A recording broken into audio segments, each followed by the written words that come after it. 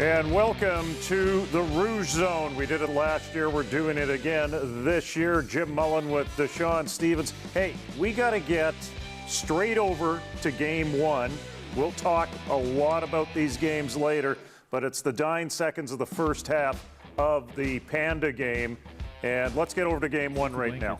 For DeYoung on that one. And good job of DeYoung not panicking, just getting out of there when he had the pressure applied to him by Pizzuto on the edge.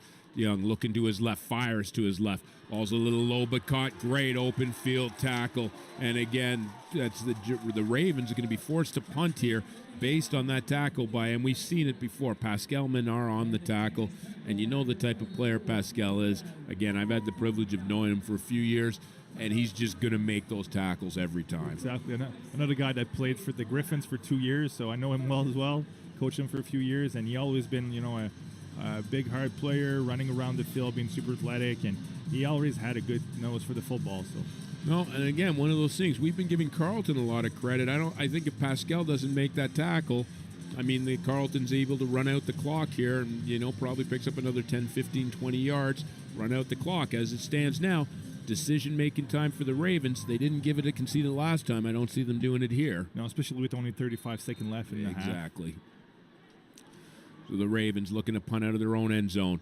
And again, confidence in the punting game. Not quite as long a kick as that wind kind of. And again, you talked about it. It's so light, the wind, but once it gets high enough, it may hold it up a little. And that's what happened here.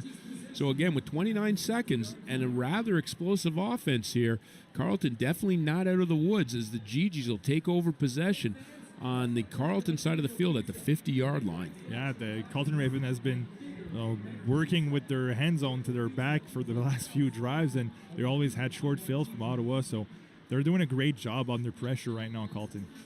So 29 seconds to go here. Now, again, Seb, are you thinking touchdown on this, or are you thinking just get into Fair's range? How do you handle this if you're Coach Taylor? Well, I think you'll try to get the chunk of field on the first few plays and then see how it goes. So Miracle giving up the middle. Simonkind, a huge hole up the middle for Simonkind. He's going to drive it down to the 30. And Seb, you've heard this expression a million times. You could have driven a Mack truck. Heck, Seb Tetral could have run the ball right up up the hole up there. There was a huge gap in the middle, and it seems like Carleton was probably waiting for a pass there because everybody was running backwards at the beginning. So great job for the O-line and the play calling here. Another good call by Coach Taylor. Simonkind content to give it to run the ball up the middle there. Sorry, that was Miracle giving it to Simonkind. Simonkind content to kind of give what the defense is, or take what the defense is giving him here. And again, Dances does a nice job of not losing yards, picks up another 3. And again, I think right now the GGs are pretty much in the field goal mentality right now. If they're not going to go for it now, and it looks like they're going to run that clock down to zeros and go ahead and try the field goal. Yeah, so you got your answer right there. Even though they got a good chunk of field on the first play of the drive, they still decided to they were comfortable just running the time down and get a field goal out of it. No, and this again, it's one of those things where field position becomes a huge play in this, where you spend too much time, and the Ravens dodging a bullet are right back in the same position here, and so we'll see if the GGs can make this one a 6-point game going in the locker rooms at half. Fair's going to kick this one from about the 35-yard line. Fair, it's up, and Fair misses to the right, and they're going to get it out of the end zone here as well. So we might have a return here, folks, and it's brought down at about the 12-yard line. So again, back-to-back misses by Fair, or I shouldn't say misses, but back-to-back misses by the field goal team, by the GGs. And so the Ravens, clearly their coaching staff knows what they're doing as they come away giving up 0 points. And so, Seb, at the end of the first half here, we've got a bit of a dogfight. And although the statistics probably say there's a lot more offense than the score indicates, if you're just joining us, looks like a defensive battle. Really isn't. No, exactly. It isn't. Although the Carleton Ravens defense has been doing a really great job for the past few drives. But obviously, if you look at the stats, like you said, there's been a lot of offense. That audio down, I can introduce everybody to. Well, like we said, you got a chance, folks. We're at the half right now. Go grab yourself your favorite. There we go. We can pump that down. Deshaun Stevens joining us for the full marathon of football games. Deshaun, thanks for joining us. You've got a whole lot of exposure on the Crown Countdown and the Crown Gridiron Nation circuit over this last week. How does it feel to jump into the deep end? I mean, it's pretty good, right? I think it was super cool appearing on the show. It was my first time, but you know what? I think it's good to always sit down with you, talk through some U Sports and CJFL football, and have some insightful conversations. So thanks for having me here. Yeah, and tell people before we get too much into the Panda game that we were just watching the tail end of in that first half. What Persevere is all about? Yeah. So essentially, for those who don't know, a lot of people don't know, I used to play university football. I was at the University of Waterloo from 2015 to 2020. And listen, the long story is this. Every summer, I'll come home to Toronto and I'll find myself training with some Division I athletes, some CFL athletes, and like the odd one or two time, like an NFL Canadian, right? I was never that good though, all right? But listen, one thing I always noticed was that the work ethic is there, the passion is there, right? I think the drive and desire is there. The only difference is that, listen, everyone knows who the Division I player is. Everyone knows who the CFL player is, and everyone knows who the NFL player is, but no one knows who the Canadian university player was. And I think that's due to lack of media exposure, right? So when I was in my fourth year at Waterloo, I founded Persevere. And essentially, Persevere is a athlete empowerment brand and sports media company that seeks to deliver athlete-driven storytelling while reimagining the Canadian university sports fan experience. So currently right now, we're the largest university sports media company in Canada and one of the fastest growing independent media companies in Canada. And our goal is really to just really give Canadian university athletes that exposure that they deserve. So I started in football, right? But we don't only cover football. I mean, we cover all university sports, whether it be football, rugby, basketball, hockey, soccer, everything. If you look at university sports here in Canada, right, there are over 97 universities, home to over 1.5 million student athletes or 1.5 million students, right? So university sports in Canada is an integral part of the sports pipeline. I think you can see university athletes in Canada go on to play professionally. They go on to play at the Olympic level, the international level, right? They do amazing things representing our country. And so I think it was time to, really put together an actual product that's able to really shed light on that. But then also like have a sports media company where there's sports coverage, but U Sports coverage be the primary, thing that we focus on. So that's a little bit about Persevere. If you're interested in following Persevere and getting more Persevere coverage, follow us on Instagram. We have almost 20,000 followers at Persevere_, Twitter at Persevere_. Follow us on TikTok as well at Persevere. But that's a little bit about Persevere. There you go. I thought we'd get the plug in there right at the very start of this because people should follow what you are doing online. Now, let's shift over to the Panda game. The last time we saw Campbell Fair was last week. He was kicking a 55-yard field goal to decide a game against Laurier. Very different result in the last 2 minutes of this first half of this Panda game. First of all, a block and then a miss from about 26 yards out. That's a potential momentum deflator for the Ottawa GGs. Yeah, 100%. I think, listen, Campbell Fair, in my opinion, I had him as that team's MVP last season. I think he's still that team's MVP this season. So to have one of the players that you consider your leaders kind of have a blocked field goal, but then miss a field goal to kind of end out the half, it can kind of be deflating for the entire group in general. But the good news is, right, it's still just a 3-point game, and there's still one half left to be played. So it's been a defensive battle all throughout, right? And I think, just looking at both the defenses on both teams, looking at that blocked field goal from Carleton, you can tell that, listen, defense might take charge in this game. So in the second half, really and truly, listen, you're going in, 3-point differential, still two quarters left to be played. I'm looking at Ottawa's run game. I'm looking at JP Simakenda. Can he come alive in the second half for them? He's one of the top running backs in the nation. Can he come alive and take charge in the second half? And then for Carleton, I'm looking at Tanner DeJong, and I'm looking at that passing attack. They're 7th in the nation. Can they come alive? You're looking at the first half, like I said, defensive affair. But in the second half, someone needs to step up to take charge and win that game. So we'll see which offense stands out in the second half. Okay, Deshaun, I'm going to let you make the call on these 4 games that I've got in front of me right now. I've got Toronto, Waterloo early in the first. I've got Western and Mac early in the first. And I've got over in the AUS, Acadia and SMU. Which one do you want to go to here as the feature one? I want to take a look at Western and McMaster. Okay, let's go. Let's go to game 3, Western and McMaster. In terms of national attention, they've got to be probably having a chip on their shoulder because everyone talks about Greg Marshall's running game and their ability to push people around with their big offensive line. Don't be sold short.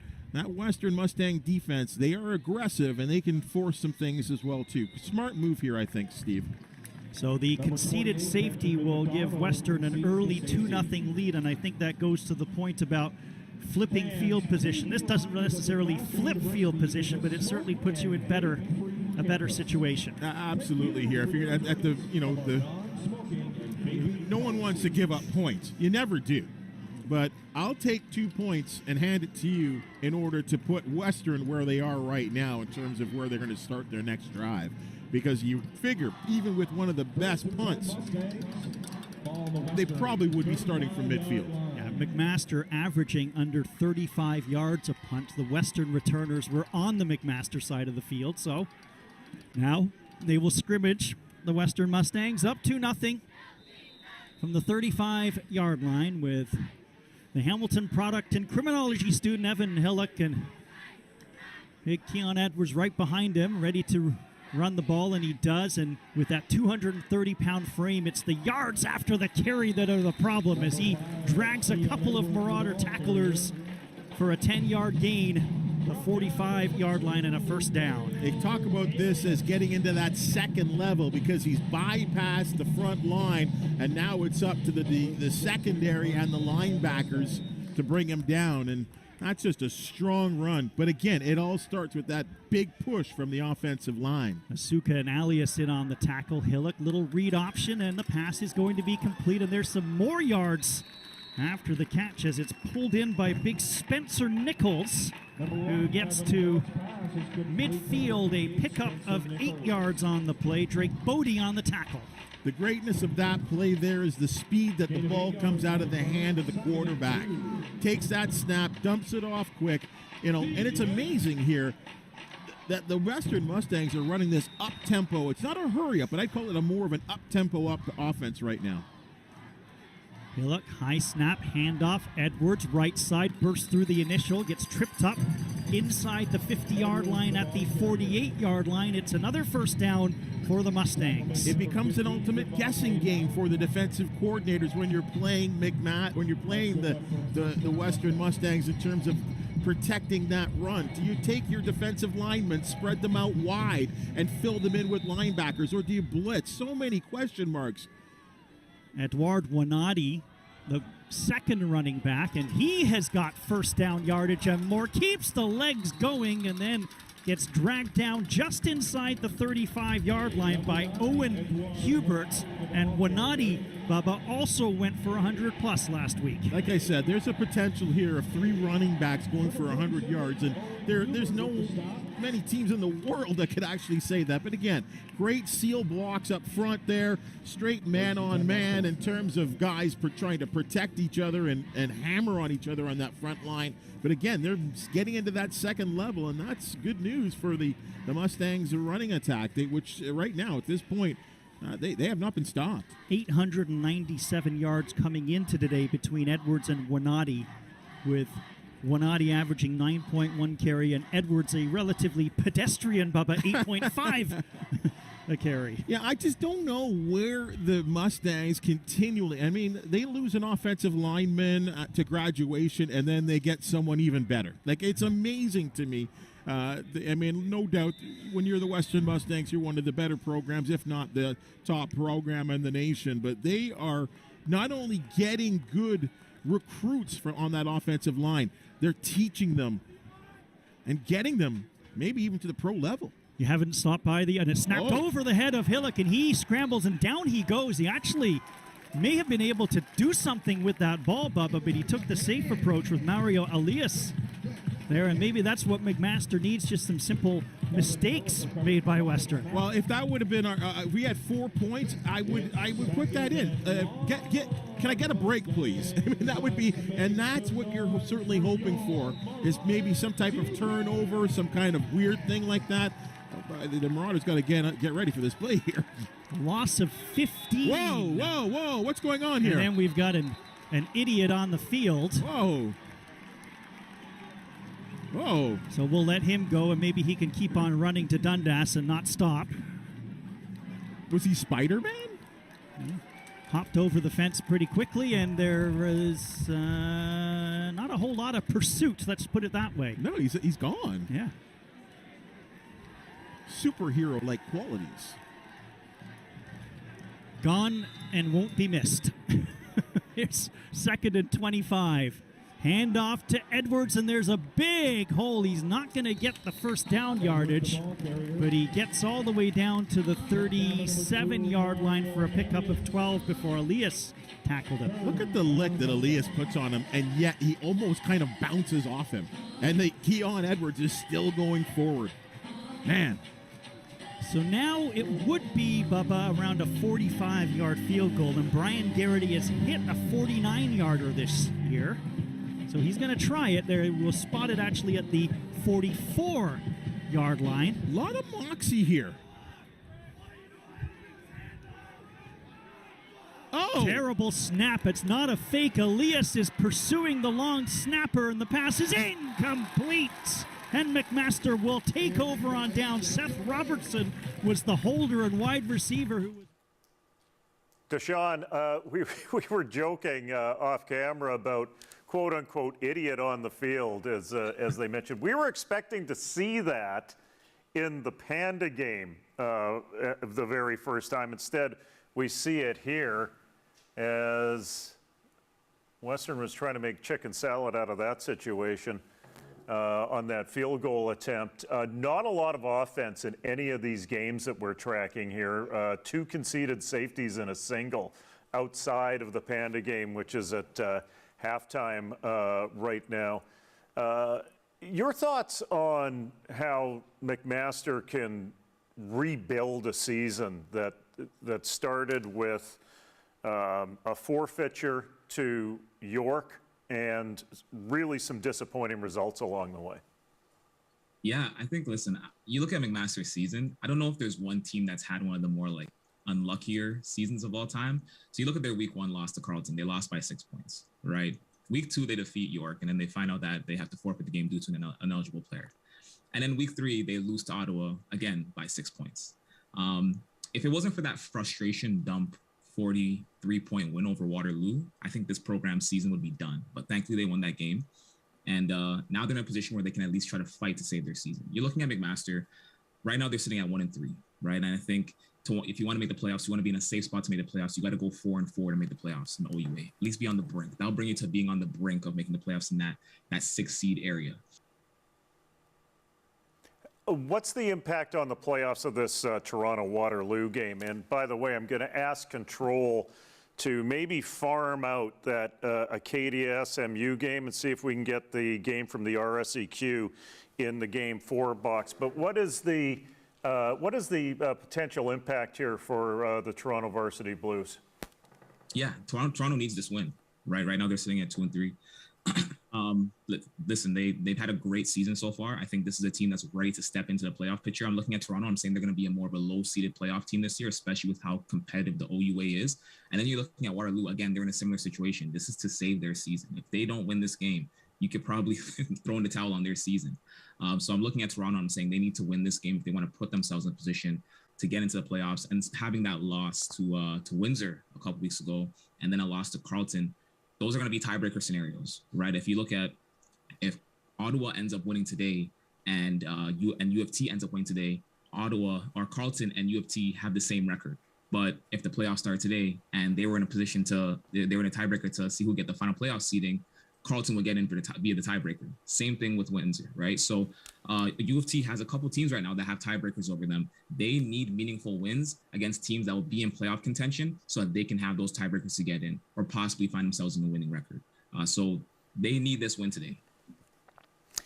How frustrating is it watching the OUA year in and year out? And I think that Waterloo, especially with the Ford brothers there, was the exception to the rule of that group of teams, the Torontos, the Windsors, the ones that are just that one step away from breaking through, that sometimes early on in the season, especially with a friendly schedule, show some signs and then they slowly flatline through the year. What is it going to take for that group of teams to find a way up into the upper echelon other than 2 prodigal twins that came down from the heavens that were really well recruited by a coach? You know what? It's tough because even if you look at Waterloo, right? All those years they had, I think the past couple years that you've seen of Waterloo might have been the best years in that program's history, right? Of course, they had the Ford brothers, but they also had players such as Tyler Ternowski, Dion Pellerin, Richmond Nketiah, Mitch Kernick, Curtis Gray, right? List goes on. But even with all that, they were never able to go above 500, right? It's like a lot of people don't take that in. They've never been above 500. They always had 4-4, 4-4, 4-4, 3-3. So I'm looking at the OUA and I'm saying like, hey, it's great to see teams such as UFT and Windsor take strides at getting better. But I think it's frustrating to see that at the end of the day, like the upper echelon of the OUA will always be dominated, one by Western.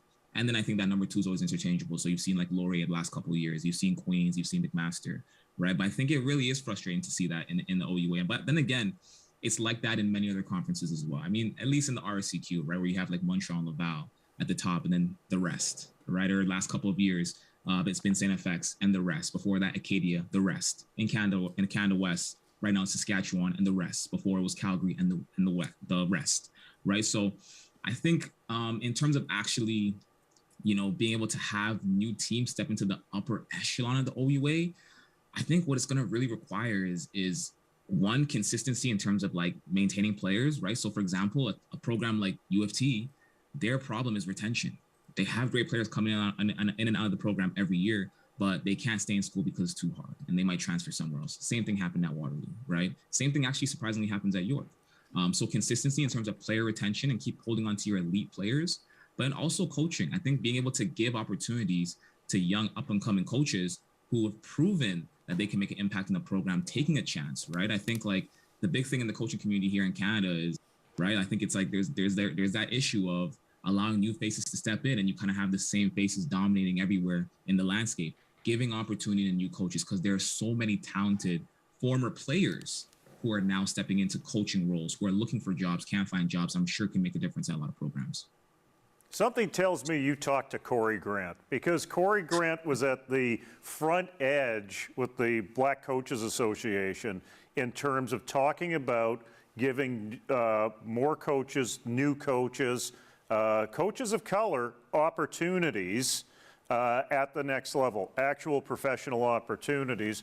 Lo and behold, when there was a change in Carleton, he ended up as the head coach of Carleton and is trying to steer that program to higher expectations that were always there with their alumni group that supports that program. Did you have the opportunity to have that discussion with Corey? Because I've had a number of discussions with him about that area for new coaches and new opportunities. In fact, Corey is actually one of my good friends, and I met him through doing some work with the Black Canadian Coaches Association. So I was doing some work with that organization in the early days and kind of helping them get their foot off the ground from a media standpoint. And he was one of the members there. And so I was able to meet a lot of, Black Canadian coaches through that organization, whether it be Corey Grant, whether it be Darrell Adams, who's actually my defensive coordinator at Waterloo, Gary Waterman, right? So I've had a lot of great conversations with Corey. I still keep in touch with him to this day. I was at the U of T game when they faced Carleton, and before the game, he ran to the sideline and gave me a big hug.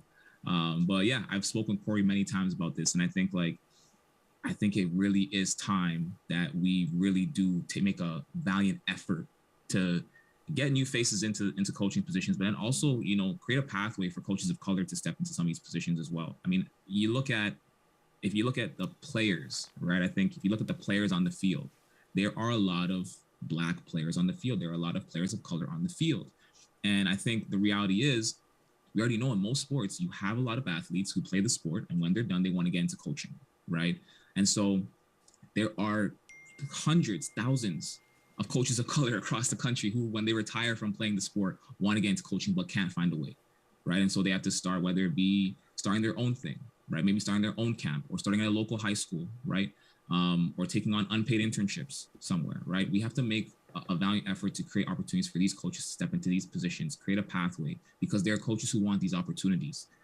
So spoken with Corey many times and other coaches many times, and you're starting to see it. You're starting to see some, internships pop up here and there around youth sports, right? For coaches of color to step in, as well as female coaches as well to step in and hold these positions. But we need to see more. We need to see more consistency because that's how you truly create change.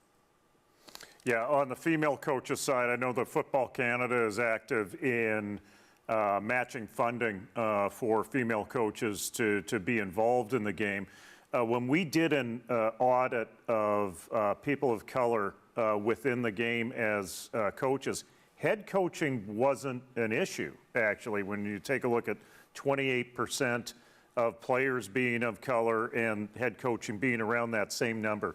It was those coordinators, those supporting positions, down around 13%, 12%. And that's where the door is to get into coaching as a vocation. So it's certainly something that is a work in progress, at least over the last couple of years. It's been something that's been identified by leadership. So that's the plus on that. Outside of the Panda game, who's going to score the first touchdown of this of these group of games that we have in front of us here? Who's going to score the first touchdown? I'm looking at Keon Edwards. He's got to get into the end zone, right? Keon Edwards is. I'm looking at Keon Edwards, and of any player right now playing right now currently across the country, Keon Edwards is the most impressive player right now of any player playing across the country currently, right? So I'm looking at Keon Edwards. Let's just punch up that Western game right now to see if that was Keon Edwards.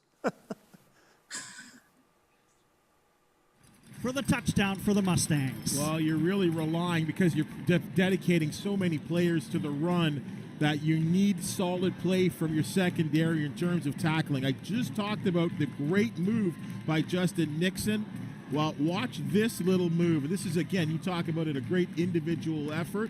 While we talk about how good their wide receivers are, look at this little juke, up you go. 2 moves, Cumber bites, and he is gone with great speed. Great individual effort by Griffin Campbell. Wow. So Campbell, second touchdown reception of the season, as the extra point is up and it's good. Western 9, Bubba. McMaster nothing. A minute 57 to go in the first quarter, and the big play striking for the Mustangs, and they have a number of athletes who can make big plays. You know, and again, I talked about this earlier, the fact that, you know, Hillick is not going to really, he's not one of those attack guys in terms of pushing the ball down 50, 60 yards downfield. Not his game, but he's going to be able to complete with a good, strong arm, shorter passes into that 5 to 10 to 15-yard range, and rely on his receivers to make outstanding moves with what we call... He's saying, well, they can do it, we can do it too. Williams a single back. Jumbo formation for the Huskies. Williams gets it, and Williams will leap over top, in for the touchdown. Yep. So Malik Williams caps off the drive. He got it started with a couple carries to pick up the first down for the Huskies. You can see in the replay, Steve, just too big and strong as they've pushed that front of the defense for the Axemen. St. Mary's able to get the first touchdown of the afternoon. Absolutely. That's a big offensive line for St. Mary's. And Acadia's D-line is they don't have a true one-tack playing for them this year. They have two guys that play literally 3 tacks, and they just don't have those big bodies to get in there to go against anything short yardage like they have there. So the Huskies will go for 1 here. Nogler back on for the extra point. Trent Price will be the snapper as the Huskies take the lead with 2:59 remaining. Stoppage and play here. You see what the official ruling is. They'll set up. Well, nobody had Griffin Campbell in the pool, did they? 3 touchdowns. We asked the question, who's going to score the first touchdown of these games? And then just as you come up with your answer, they break in. Each of these games break in with a TD within about 90 seconds of each other. That's how quickly this stuff moves. Yeah, no, that's crazy. No, I definitely didn't have Griffin Campbell, but then again, he's a vet on the team, right? He's a better receiver, one of their best receivers. But it's just crazy to see, like, how we were just talking a couple minutes ago, no scoring, and then within a span of 90 seconds in all 3 games, first score break. So it's cool. I think we're finally getting to see some action break out across the country and get tuned into like how these games are going to go. So it's cool to see. Let's head back over to the Panda game. It's been back underway for about 4 minutes' time. Ottawa leading Carleton 17-7, but you know that game, regardless of what the records are, it's always volatile. Let's go to that. A quarterback slash, a slasher running back too sometimes. He's staying in the game actually right now. So Carleton on the move here on about their own 38-yard line. DeYoung in the pistol formation. He looks to give. He's going to hand off. It's going to be up the middle here. And again, met by a group of GGs. 2 or 3 yard gain, but not much more after that. That was a name we've called. I mean, basically, we've been called Ferdinand Josh Ferguson.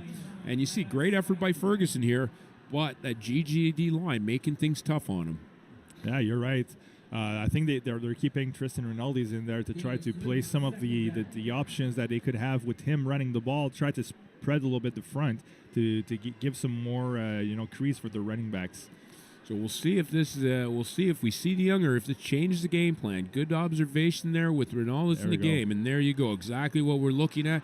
Clearly, they're seeing something that they wanted to execute, or maybe they're not getting what they want out of the pass here. No, exactly, and as I said earlier, they're built to run the ball, and with DeYoung in there, he's a good quarterback, but he's not that running type. Now they bring in Rinaldi, who's definitely a dual threat running quarterback. He's also a little bit more of a running back than a quarterback, actually. So with him back there, it gives a different perspective for the defense. Different perspective and a different set of problems for the defense as well. So with that, Rinaldi's run 1st and 10 Ravens. Happy to keep it on the ground option. We haven't seen it yet. That's Ferdinand trying to get the edge, and that's Menard's going to break it down. And again, didn't make the tackle there, but you see the speed of Pascal Menard. He forces that, doesn't let Ferdinand get the edge, and instead of that being a 10, 12, 15-yard play set, they keep him to a yard or two. Yeah, exactly. They're coming out with the good old triple option, with the toss behind. You've known some of those play, right? We were joking about that before the game, actually. But with Rinaldi's, it's actually a whole different playbook. So with that brings up 2nd down and 8 for the Ravens. 7:32 to go here in the third quarter. Rinaldi still in at quarterback. Or check that, DeYoung back in at quarterback. Takes a snap, gives up the middle. And again, the Ravens going to be knocking on the door of a 1st down here. And Seb, I think you're in 3-down territory here at this point. Plenty of time in the game, but you got to start considering time. Yeah, you have to, although you're only trailing by 10 points, but you haven't been able to do much on offense other than that one drive at the beginning of the first quarter. And with the way Ottawa is going right now, first drive of the second half, they drove the field easily, scored a nice touchdown. So you have to think that you cannot start to trail by too much point right now. So if you want to stay in that game, obviously you have to score right now. No, well, we saw it. You know what? It's kind of mirrors, in a way, both the first 2 games that we did at home, Seb. We saw it with Guelph, where you just got that sense that Ottawa was rolling, and eventually Guelph, okay, you have to answer, and you have to, because you're not stopping it on the other end. And then we saw it, flip side, Ottawa the victim to it when we watched Queens, in a very tight, but it was like, this is a close game, but I have the sense that it could get out of hands quickly. Yeah, Queens is, you know what I mean? The score says one thing, but we saw something else, and you see it unfold. So with that, the Carleton player comes off, again, on his own steam, doesn't look to be anything major. That's number 58 for the Ravens, the injured Raven. That's O-lineman Dylan McCoy out of Sturgeon County, Alberta. So McCoy, a 3rd-year guy, and again, looks like Dylan's doing pretty good, and we'll probably see him very shortly. Brings up a 3rd and 1 here for the Ravens. They forward, picking up 3 yards on the carry. It was jumping up on the defense. If I could, you've got to give such praise and adulation and respect. Whether you don't like the Mustangs or not, I'll continue after this play. 2nd and 7, and how big is this play for the McMaster defense? Hillock settles wide open in the end zone for the touchdown. Justin Nixon. Nobody was around him. It's an 18-yard connection and a 15-0 Mustangs lead with the point after pending. Well, watch Hillock, right? I mean, the wide receiver, he could have crawled to the end zone. But watch his little hitch here by the quarterback here. And I don't know if the Marauders bit.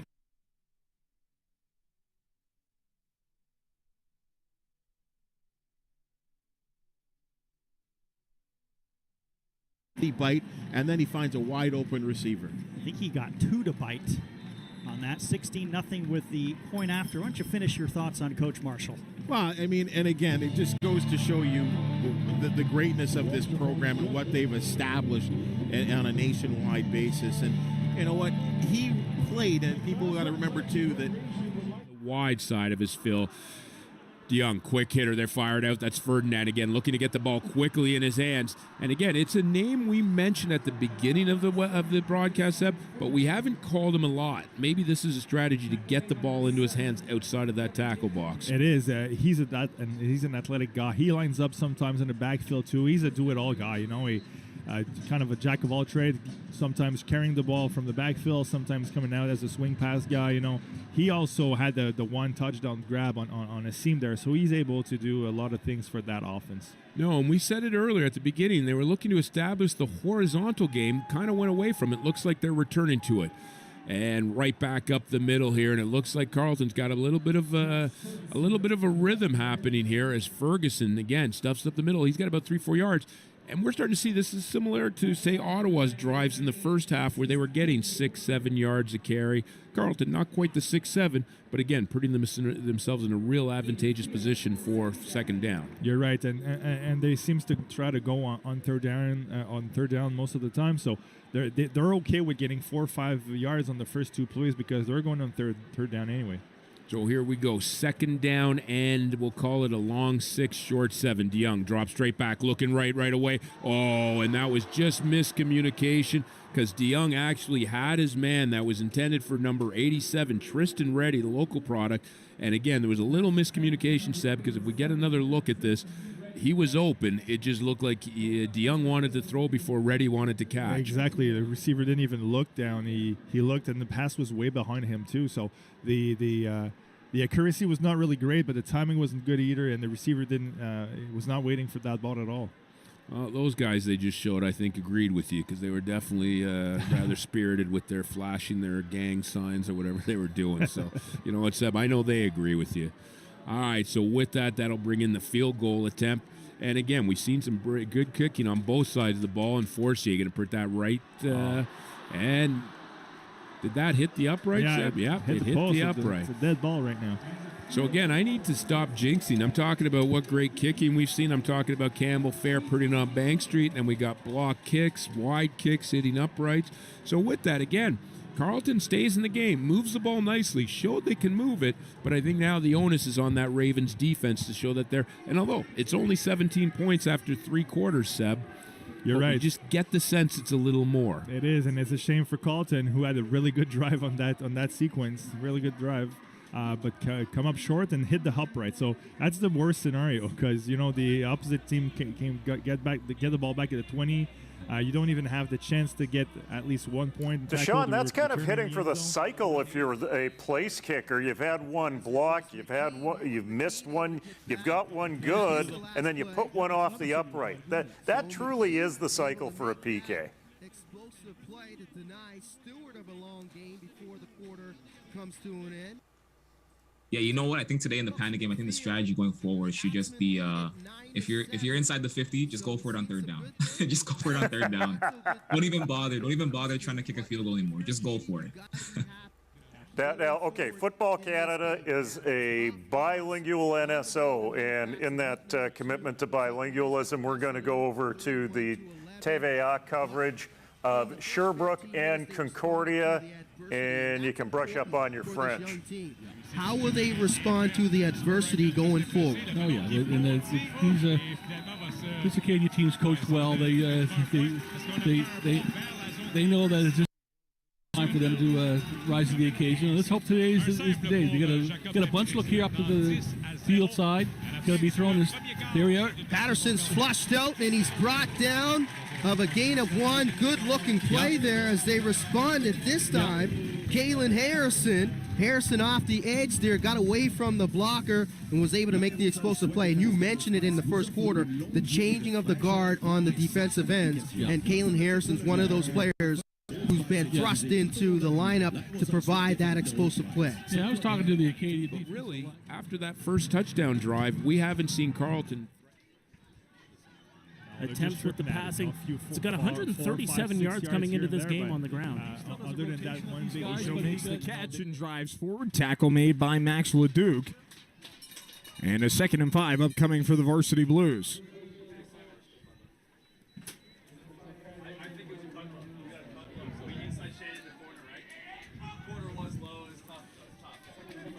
Phillips, 6 touchdowns this year, 840 yards coming into this contest. And that's just in the air. So this pass gets out quickly, and it'll be right at the line to gain. They'll give him an extra yard, so a gain of 6 will give the Varsity Blues a first down as Michael Lehman makes the catch for Toronto. Second catch of the day is up to 14 yards. Antoine, domination du Varéor, 7 premiers jeux contre 1, 100 verges au sol contre 25 pour les Stingers. Alors vraiment, un premier quart, on ne pouvait pas demander mieux chez le Varéor sur la route. Et c'était, avant le match d'aujourd'hui, la pire attaque terrestre de la Ligue. 94 verges en moyenne par match, déjà à 100 après 15 minutes aujourd'hui. Les Stingers ont le ballon à leur ligne de 35. Premier jeu et 6. Olivier Roy ramène en charrière à Chembe. Chembe est arrêté au 40 après son gain de 5 verges. Il y avait 2 joueurs au plaqué, dont Nicolas Charvet. Tu vois, la Dylan Côté, le 99, était fin seul dans le champ arrière. Ça aurait pu être une perte qui a été transformée en gain de quoi, 5 verges, juste par un bras tendu. Deuxième essai 5.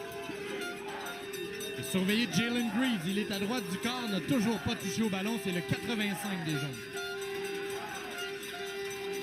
5 receveurs chez les Stingers. Justement, Roy qui regarde du côté droit et la passe qui n'a pas été maîtrisée. On visait Kevin Foster. Alors, 3e essai. Alors, 3e et 5 qu'on doit dégager. Ouais, Foster aurait dû faire l'attraper, mais regardez bien le 85, je vous en parlais. Jalen Greaves se libère sur cette défense de zone. Il était une option juste entre les deux couvertures en même temps.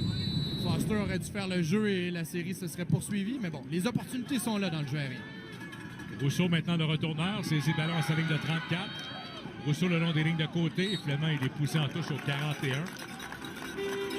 Maxime Rousseau sur le retour et une bonne position sur le terrain pour le Varéor. Tu sais que lorsqu'on mentionne que tout est interconnecté dans une gestion de match, Denis, n'importe quel coordonnateur offensif veut instaurer son jeu au sol. Tu installes ton jeu au sol, tu prends l'ascendant sur le match et depuis 3 séries, le Varéor est presque toujours en bonne posture pour débuter les séries offensives. Yeah, the one thing I love about watching football in French is I know I understand football French. I was understanding everything that was going on in that play-by-play there. But the one thing that sometimes I don't understand, Deshaun, is quarterbacks that have tremendous seasons that should be growing in their position and then fall back. And we're seeing that out of Olivier Roy at Concordia this year. He was lights out last year. He was Mr. Excitement last year, and he has flatlined this year. Maybe a similar comparison is Garrett Rooker over at UBC right now. He's still posting good numbers, but is not posting results. But we've seen it before in the past, too. I'll even go back to Michael O'Connor in terms of being somewhat of a productive quarterback after being a Vanier Cup MVP and then falling back a bit in his second year. Why is that in your mind? I think the biggest question is, listen, like, how are these offenses able to evolve their offense over time? How are these offensive coordinators able to evolve their offenses over time, right? I think you look at Olivier Roy and the Concordia Stingers last year. He was the nation's leading passer. They had the #1 ranked passing attack in the country. He was lighting it up, right? But the biggest thing last year was they also didn't have a run game. They had no run game, and they were relying heavily on their pass game. And obviously, the season before, there was no season before. 2019, they had a completely different quarterback, everything. So I'm looking at this year, and everyone's looking at Olivier Roy this year and his passing attack with Jalen Greaves and Jacob Salvale, and they still don't have a run game. right? And they still don't have a backbone to lean back on. They still don't have a run game to play off of. So if I'm a defensive coordinator, I'm saying, hey, let's just focus on shutting down the pass. Let's see if you can force them to, run the ball. They don't have a run game to lean back on. And that's an easy way to shut down that offense. Whereas if they have a run game, they have a run game to play off of. When you have the run, it helps you build the pass, right? And I think if you look at, for example, what made Trey Ford at Waterloo so special, what made that offense so special, and really what made that offense so unstoppable for 4 straight years was that they had a run game in Trey Ford himself, but then also Brandon Metz and Dion Pellerin.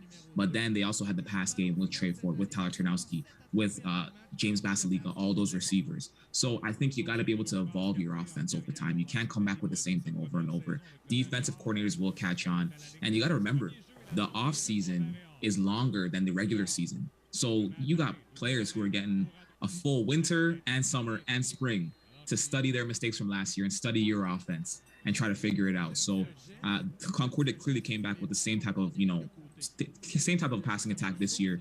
Still no run game, and they're paying for it. Second and goal to go coming up for Sherbrooke from the Concordia 5. Let's go back to the play-by-play from TVA. En étant projeté dans les airs, il y a beaucoup trop de mauvaises choses qui peuvent se passer. On a amené Bruno Sénéchal dans le champ arrière cette fois. Doré est blessé. On avait Dalin. Maintenant, c'est... Ça me surprend, mais imagine première course, premier touché. Pourquoi pas? On va y aller par la passe. Picard s'installe. Et la passe est complétée dans la zone des buts. Touché. William Marchand, son premier touché de la saison. Et c'est maintenant 16-0 pour Sherbrooke. Énorme attrapé puisqu'il s'amenait à l'intérieur et le ballon a été lancé à l'extérieur. Donc a dû servir de ses mains. Il est à gauche de votre écran. S'amène le numéro 8 et rebrousse chemin. Regardez ça. S'élargit. Quel catch. Son premier touché de la saison. Je m'attendais à un grand match de William Marchand. C'est vraiment bien débuté, bien parti pour lui et pour l'attaque du Marin. Semaine maintenant pour la transformation. Morin est le teneur. C'est réussi. C'est 17-0 pour le Vert et Or. Alors, c'est le premier match en deuxième demi. Well, this is why we have Adam Kordick on payroll for Gridiron Nation. He was thinking exactly what I was thinking, is that Sherbrooke is last year's version of the Concordia Stingers, finding ways to win close games, push the challengers like Montreal to final minute victories. Sherbrooke's in this to win this. Yeah, and I think if you look at Sherbrooke, right, I think what makes them different from Concordia last year is the reality is Concordia last year, like they had one of the top offenses in the nation, but if you look at Sherbrooke this year, their passing attack is in the bottom 10 in the nation. Their rush attack is in the bottom 10 in the nation. But some way, somehow, their defense is able to keep them in the game. And I think, listen, anytime they say defense wins championships, if you have a defense that can limit your opponent, right, you don't need a top 5 offense or a number 1 ranked offense to have a chance, right? And so I think their defense is giving them chances. And that's all you need. You look at their game against Concordia back in, week 3, where going into the half, they let up, 24 points. But in the second half, they shut out Concordia completely, right? And were able to put 24 points on the board and win the game via field goal, right? If you look at their game against Montreal, they were able to limit Montreal to just 24 points, which is really, really good considering that they have Olivier Roy and a lot of great receivers and Bertrand Beaulieu in that backfield. So I'm looking at Sherbrooke's defense. I'm saying this defense is serious. And in a lot of ways, they're not statistically like Concordia last year, but in terms of that shock factor and being that team that could maybe shock people in the RCQ, they're the Concordia of this year for sure. Well, okay, Ottawa is in possession over in the Panda game, just outside the 25-yard line. Let's go over to the Panda game now in the fourth quarter. Simonkinda dances around, voids the first tackle as he always does, but the GGs will be short here. And again, 10-point lead, 2-possession game. Do you kick the field goal and keep it at 2 possessions? Yeah, I think you send the kicker. No, and again, maybe about an hour and a half ago, I'd be telling you this is almost automatic for Fair, and you trot him out there. But we've seen Fair have one block today and miss one, and we've seen an upright. So nothing is automatic in this great game of football, particularly in Panda. You're right. Fair's going to line up here. He's going to let this one go from about the 40. They're going to, they're going to hold it right on the 40. Fair's going to be on the right hash. And again, doesn't change a lot, just makes it takes it out of the field goal touchdown combination for Carleton to tie things up. Waiting on the snap, ball's down, kick is up, Fair's kick, right down the middle this time. And with that, and 14-13 to go in the third quarter, it is the University of Ottawa GGs adding to their lead, 20-7 over crosstown rivals, the Carleton Ravens.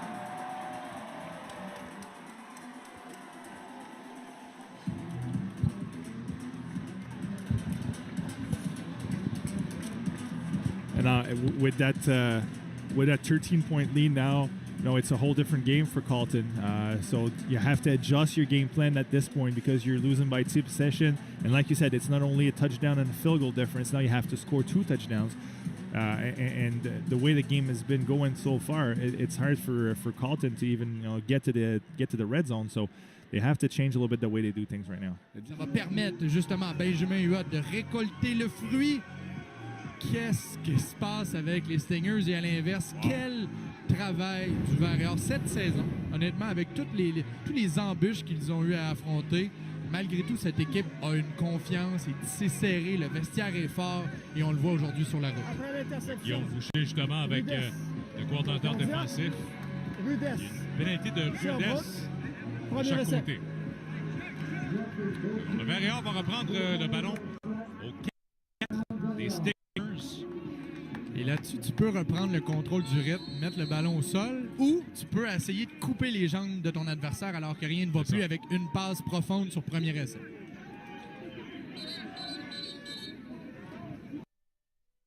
Les jeux. Je crois qu'ils veulent remettre le chronomètre des 20 secondes. Parce qu'on avait perdu le tableau indicateur là, dans la zone début côté Est. Il y a un ailier rapproché du côté droit. Donc, les 2 receveurs seront en mouvement. On va remettre également le chronomètre des 20 secondes à 20. Et à droite du carrière, 2 receveurs en mouvement. Donc, on va arriver avec beaucoup de rapidité. Voilà. On regarde le ballon au sol avec Lucas Dallain. Et en plongeant, se rend jusqu'à la ligne de 40 pour un gain de 80.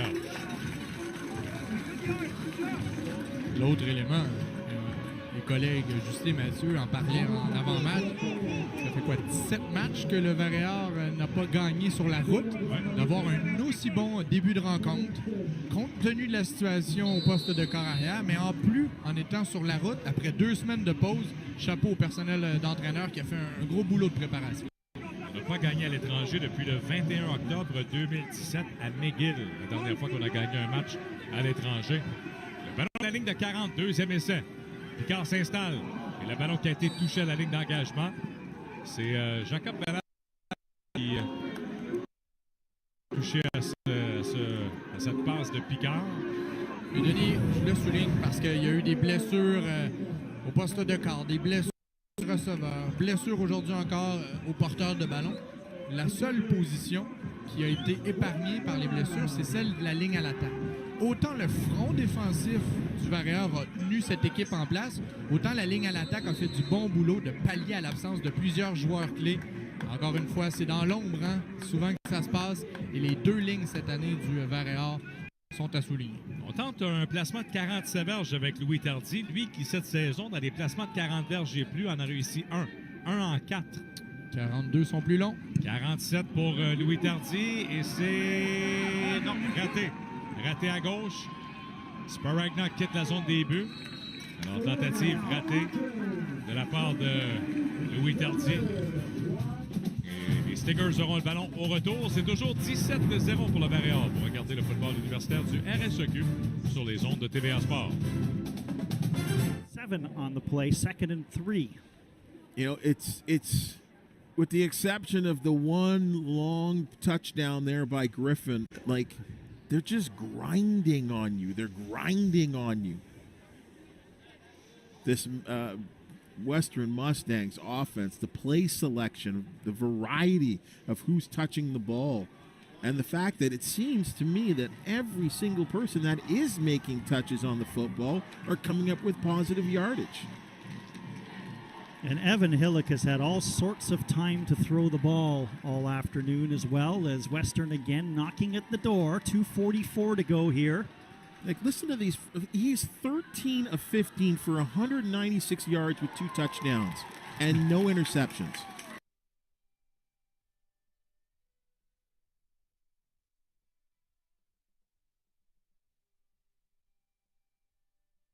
Feel in all situations when he's going to pass the football. Eric Anderson, left tackle. Alex Berwick, left guard. Elliot Beamer at center. Phil Grayovac at the right guard. Zach Fry at the right tackle. Those are your offensive linemen. 305, 275, 290, 305, and 325, by the way. 305 and 325. Look, I mean, again, I cover a lot of pro ball, and like, those are guys. That's pro size fellas. Yep. Right? That's pro. And here you are. Imagine if you were a second-year defensive lineman for any school and you got to deal with that. It can be frustrating and make for a very long afternoon. 2nd and 3, 18-yard line, and the handoff will go Edwards. Bounces off one tackle inside the 50.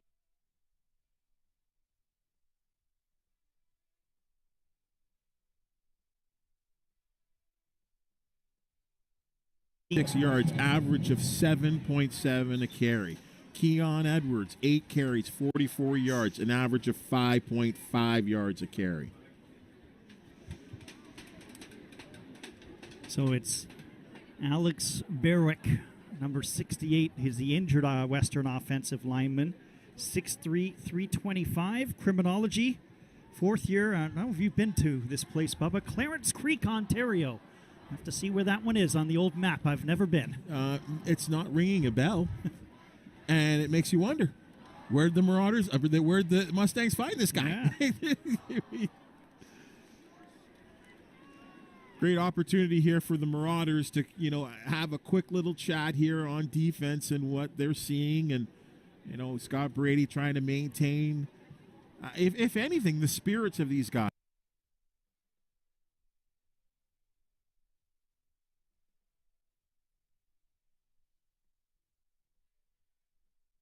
I would say to you that the MAC have come up with some good defensive plays. Just checking in our crack research staff. Clarence Creek, just a little bit east of Ottawa, Bubba. Interesting. East of Ottawa. Apparently the cooking is good. Yeah. Is that really concerned as he needs help by 2 teammates to get off the ice as he's very gingerly walking off the field. Boy, you were really slick with that correction there. You were really good. I know. I mean, like, and for folks that don't know, my partner here is the outstanding play-by-play guy for the Niagara Ice Dogs, who played a wild one to open the season at home. Fun game it was, yes. Boy, that was great. 4-3 loss.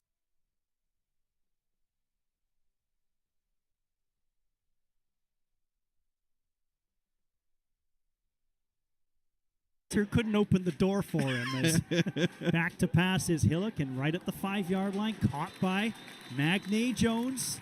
Right again at the first down marker, looks to be 1st and goal for Western after a 10-yard pickup. The identification and execution of the play is just outstanding. I mean, ultimately you want every play to go for a touchdown, but it doesn't. Good defensive play to stop the play. Okay, let's switch to 4 here. So we've got Western deep in the red zone against McMaster, and we've got Toronto on the march against Waterloo. I think Western's going to do the expected here over these next down or 2 downs, Deshaun. But a little bit about Toronto-Waterloo. We talked about them early in the first hour. Toronto's rolling a bit on Waterloo right now, and that's got to be an encouraging sign for the guys from the GTA. including myself as a Toronto native. Yeah. Yeah. Well, yeah, how do you reconcile that though, Waterloo guy? Hey, what? Listen, like you've got your home area, right? But yeah, you've also got that allegiance from your Waterloo days. I think the way I see it is once I get that diploma, like once I get that certificate, that's it. I'm back to my home roots, right?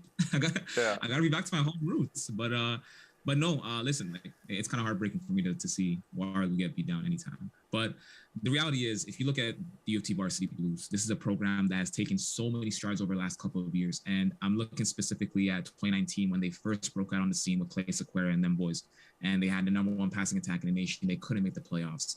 And then last year, you saw they were able to finally make the playoffs despite the divisional alignment and all that stuff. They still made the playoffs. Okay, got a home game too. All right, first time in 25 years.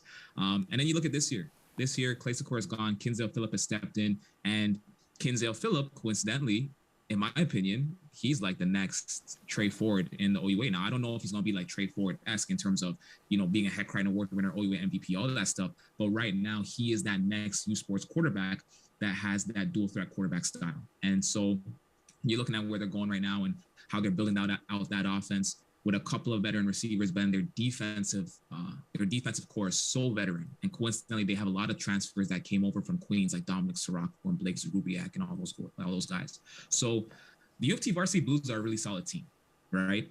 They've had a bit of a tough schedule. They have a bit of a tough schedule awaiting them, right? And I think the easier part of their schedule really ends today.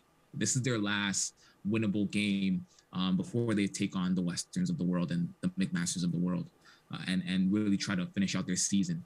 So I'm looking at U of T, and I think they're a solid playoff team this year. And this is a big must-win game for them. But I'm looking at Waterloo, and it's kind of unfortunate to see how that program has kind of fallen off a little bit this year, right? You look at the loss of Trey Ford over last year. You look at the loss of Tyrell Ford, and over the years, they've lost a lot of other pieces like Curtis Gray, like Michael Reed, Tyler Turnowski. So the glory days of Waterloo, in my opinion, are a bit behind us, and they're kind of entering that rebuilding phase. They're trying to figure it out at quarterback with Nolan Caban and Nick Orr.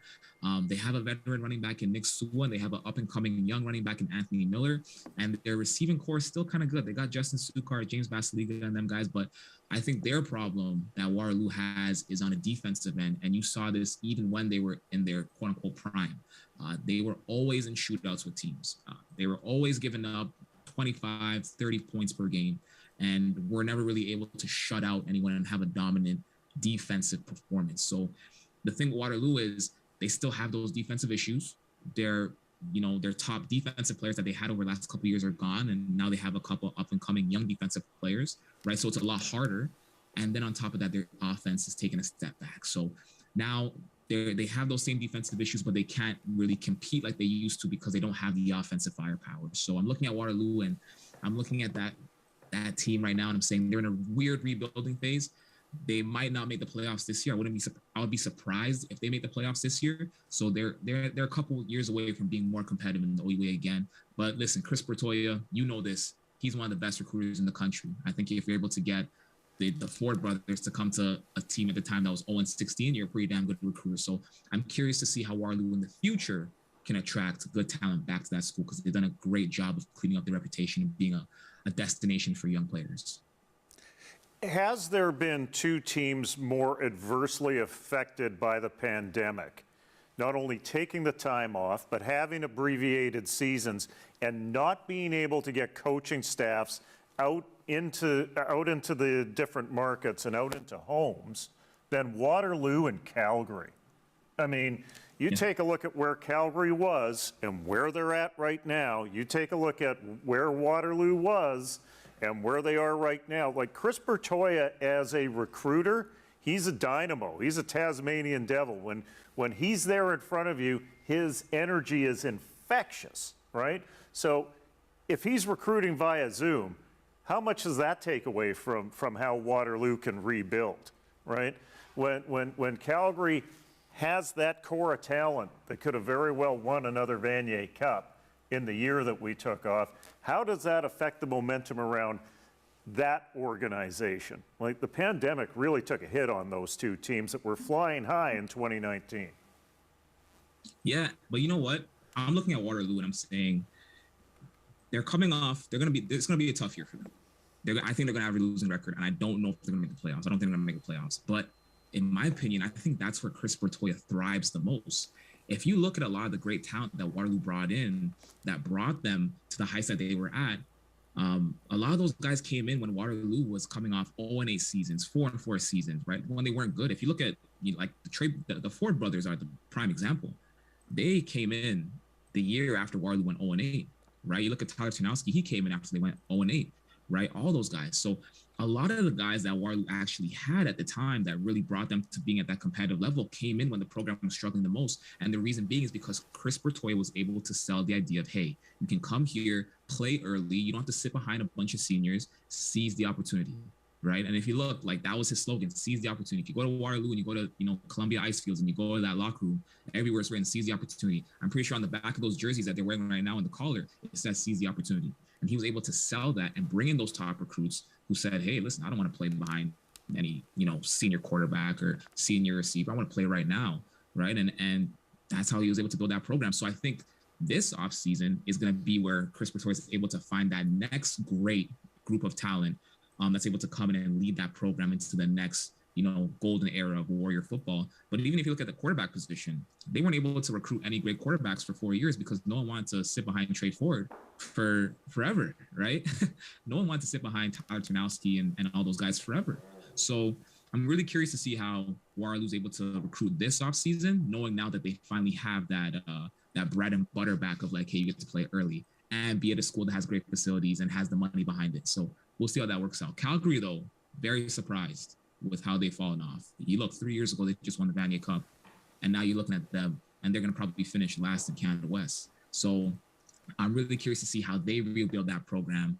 And if they can even rebuild it to the point where they're a national powerhouse, or if they can just rebuild it to the point where we're just a competitive team. I want to see how that rebuild happens in Calgary. So I'm predicting Waterloo will have a fast rebuild. I think they'll be back in 2 or 3 years.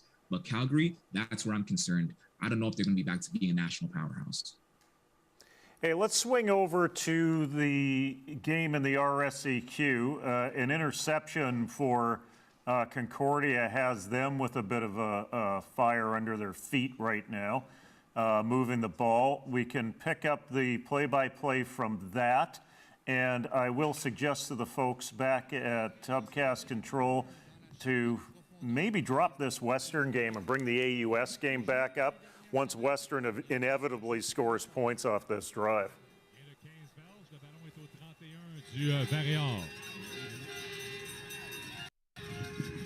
Fin de remise à Ducat.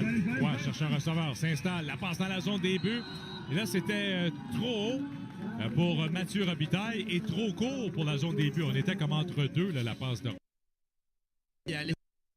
Mais depuis le début du match, le Varela élimine la menace verticale. Régulièrement, 3 sur de fond. Regardez Roy, là, qui cherche Greaves, mais n'a jamais cette option verticale. Donc, une défense un petit peu plus passive. On sait que la menace aérienne dans ce fameux jeu d'échecs, pour l'instant, c'est le coordonnateur défensif du Varela qui gagne la bataille. Deuxième essai, 10. Roy cherche un receveur. Encore une fois, la passe à la ligne de 5 est complétée. Santino Sparagna, premier essai à la ligne de 5, un gain de 26 verges à Sparagna. Superbe ajustement de Sparagna. Si je vous disais que les demi-défensifs étaient profondément, regardez ce que le 83 va faire. C'est à droite de votre écran. Vers la fin, il va s'arrêter. Il va aller trouver l'entrezone. Au lieu de se rendre aux maraudeurs, il va mettre les freins, va travailler dans l'entrezone et Olivier Roy avait vu la même chose. Alors, il reste 3 minutes à faire à cette première demi. Les Stingers menacent au retour de la pause. Premier jeu et la zone des buts. Mon moment préféré, c'est quand j'ai aidé papa à trouver un lit dans le ciel. Surclassement. Et on a... Of the goal line. Pajolski amongst those. Did that clock even move? Leader. That's how close he was, Bubba. Oh, I'm being serious. It was 29.6 seconds, yes. All right, fair enough. Timekeeper is just down the way, Bub, if you want to have a word with him at halftime, too. Well, we've run into our fair share of timekeepers that... It's a handoff to Edwards and stood up at the goal line, but he...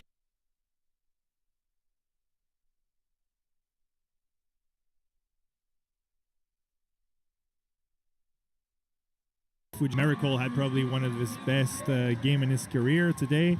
Moved well, threw some really good passes. On the other side, De Jong was not able, to get things going properly. The passing game was okay, not great. So just comparing those two, it's a great stuff. And then, if we talk about the man of the hour right now, Simikin, who just finished that drive, he hit the whole drive was him basically, and he just drove that fill 8, 10, 12 yards per carry, and then he just finished it with a 15 yards for a touchdown, making 3 or 4 guy miss on that run. It's actually funny because again, I don't want to get you in any hot water here, but an ex-player of yours might have an argument that he's the man of the hour. Oh yeah, I mean, he had a great first half. I'm just talking about that drive right now, and the way they ran the ball in the second half. The second half wasn't bad either. It wasn't bad. It wasn't bad. It's funny. He's not playing for you anymore, Seb, so he's not feeling that love. Simonkind is the new shiny car. And I'm just messing with both of you. Again, incredible play, but we can't say enough. Again, Seb, I utterly impressed with the game that Miracle played today. Consummate leader. I mean, at times, you've heard it in our broadcast, you've heard it. Un contre un partout. Va faire le tour du demi-défensif, est en bonne posture et malgré que la passe l'a forcé un peu à ralentir, son saut lui a permis d'aller au pencher essentiel des Stingers. Alors, on a profité de ce revirement, l'interception de Louis-Philippe Leclerc. Là, on amène notre reporter Ariel Semaoui pour effectuer la transformation. Le teneur est Adrien Gay.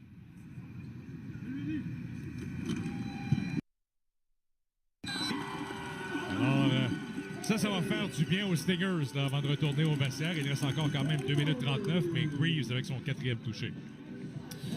Les statistiques offensives des Stingers. So we got a spear. There you go.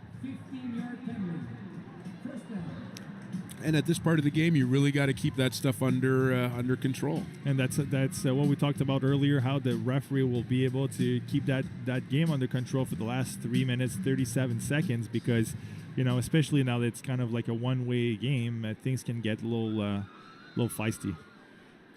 No, 100%. So Carleton going to start in the shadow of their own goal post here. About 3.5 to go. Let's see if they can get something. DeYoung looks to his left, going to look to his right, pull it down, throws. He's got a man going down the sidelines. Lucky that wasn't intercepted. Very, very lucky. If Victomi looks back there, I think that one's picked off. Yeah, you're right. And a great play by Eric Cumberbatch coming in across the field, too, trying to make a play on that ball. So, again, right now, this is just the old adage to the victor go the spoils. Well, these are part of the spoils right now. Just a chance for the GGs to have some fun right here as you see that defense still flying around, knowing that Carleton's got to throw for any chance of getting back into this one. DeYoung, 3 receivers out wide. Looking to his left, stands in the pocket, fires over the middle, and he just misses completely. And again, more sense of desperation, but again, not his wheelhouse, not what the Ravens wanted. You brought it up earlier. And we see what happens there. And that's I believe that was number 1 for the GGs with the, or check that. That was number 8, I think. That was number 8 with the reception for the GGs. That was Abawaju Guyan with the reception, or with the interception there, and basically putting the exclamation mark on this edition of the Panda game. It's going to be important for both teams to stay disciplined here at the end of the game.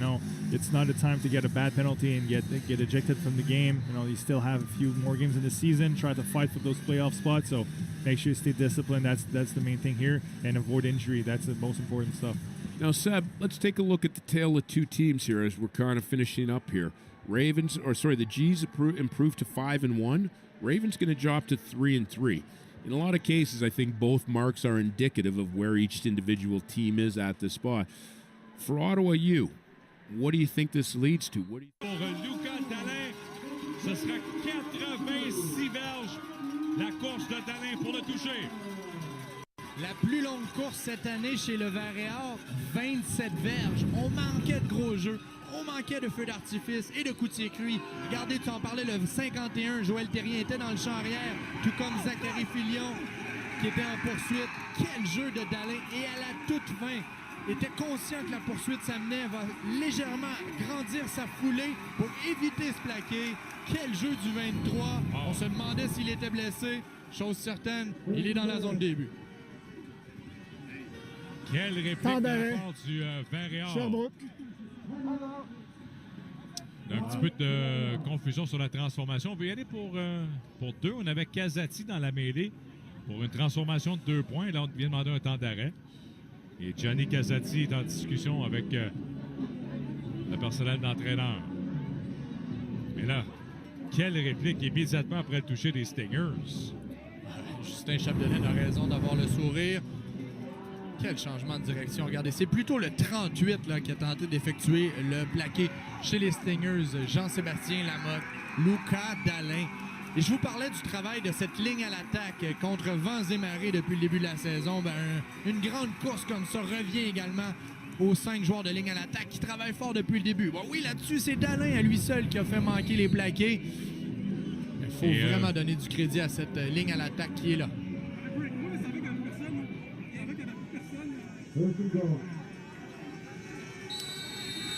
On s'amène pour la transformation de 2 points. Gianni Casati, Sénéchal dans le champ arrière. Casati qui remet pour Sénéchal, mais ça n'a pas fonctionné.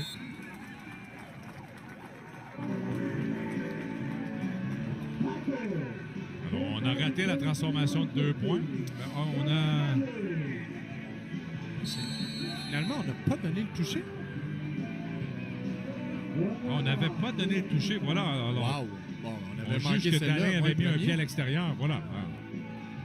Casati qui est à la ligne de 3. Deuxième essai et 3. Formation à 2 alliés rapprochés. La Casati garde le ballon facilement. Touché. Gianni Casati, on le mentionnait, on avait marqué vite l'an dernier au sol avec les Géants de Saint-Jean. Et là, il marque son premier touché dans les rangs universitaires. Juste avant de montrer le toucher, là, regardez la confirmation. Ah, juste là, voilà. Oui, bon, on l'avait manqué avec notre angle. Désolé pour ça. Le résultat est le même, c'est Casati, avec le même jeu que sur la tentative précédente, mais cette fois-ci, au lieu de remettre, il conserve. Bien designé par le coordonnateur offensif. Je faisais des calculs tantôt, Denis, là, de 25 à 7 plus 2. J'essayais de comprendre pourquoi il allait pour 2. Je me disais, prendre les devants par 20, oui, je comprends, mais c'est pas 3 touchés. Finalement, Alors, finalement, on juge que Dalin avait quitté 83 verges le jeu, au lieu de 86 pour le toucher. Il va par 2. Il va pour 2. Picard, la passe incomplète. La vie, c'est une grande roue qui tourne. Mais en bout de ligne, Charles-Antoine, avec 25 points, le Vert-et-Or, c'est un sommet cette saison. Imagine-toi, on avait marqué 24 points contre les Stingers lors du premier match et 21 points contre McGill, 20 points contre les Carabins dans la défaite. Alors déjà un sommet pour Justin Chapdelaine et l'attaque du Vert-et-Or avec 25 points marqués en première demi. Un sommet cette saison pour l'équipe, le plus grand nombre de points marqués. Ton point est intéressant. Et en fait, ce sont des sommets dans à peu près toutes les catégories statistiques. En cette première mi-temps, le Vert-et-Or a marqué plus de points qu'on le fait en moyenne par match, plus de verges au total qu'on le fait en 4 quarts habituellement, plus de verges au sol également. Et de loin, la meilleure demi de football de l'équipe de Mathieu Lecomte. 25-7 pour le Vert-et-Or. 1 minute 52 à faire à cette première demi. Ce que je trouve intéressant aussi, c'est de voir une équipe, je le dis, qui a été résiliente depuis le début, malgré les... The makings of a potential championship team when you can completely control and dominate your opponent in that fourth quarter. And you can look at what we've seen here in the fourth quarter. That's been the GGs. That's been the GGs all I the mean, way. they took over this game late in the third, early fourth. And again, not to take away from the game Miracle had, because we could talk a whole broadcast. Phenomenal game, phenomenal leader. Again, I think if Gendron doesn't have all those catches at the beginning of the game, Miracle's your hands-down player of the game, and still make an argument for it. But in terms of what really turned the tide here today, or really was just that O-line in the running game, being able to just drive it in the fourth quarter. And you see by the fourth quarter, they're exhausted. even in the third quarter where you see no pressure on Miracle, no rush on Miracle. Again, testament to the O-line dominating. We have a hold there, no flag on the play, and this is going out to the flats here. We got about 31 seconds, and see what the G's elect to do. I just talked about how the GGs don't let up in the fourth quarter, even though they have a big lead. It was 3rd and 10 here at the 15-yard lines, and the GGs decide to go for it and get that first down. So they just want to dominate people. No, well, I think here we're going to see them possibly take the knee here, although you never know in Panda.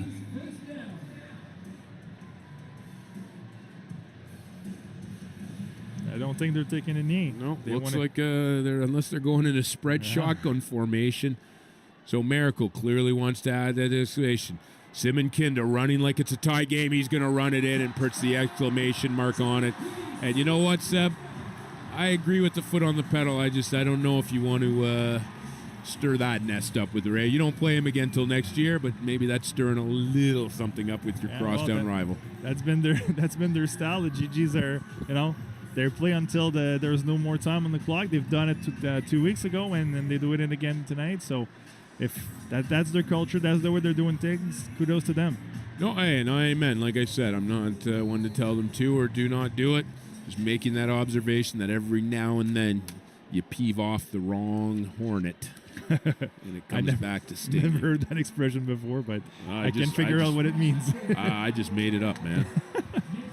But then again, you're talking to a guy who, well, you know what? I'll leave you with the thought, and I thank you for it.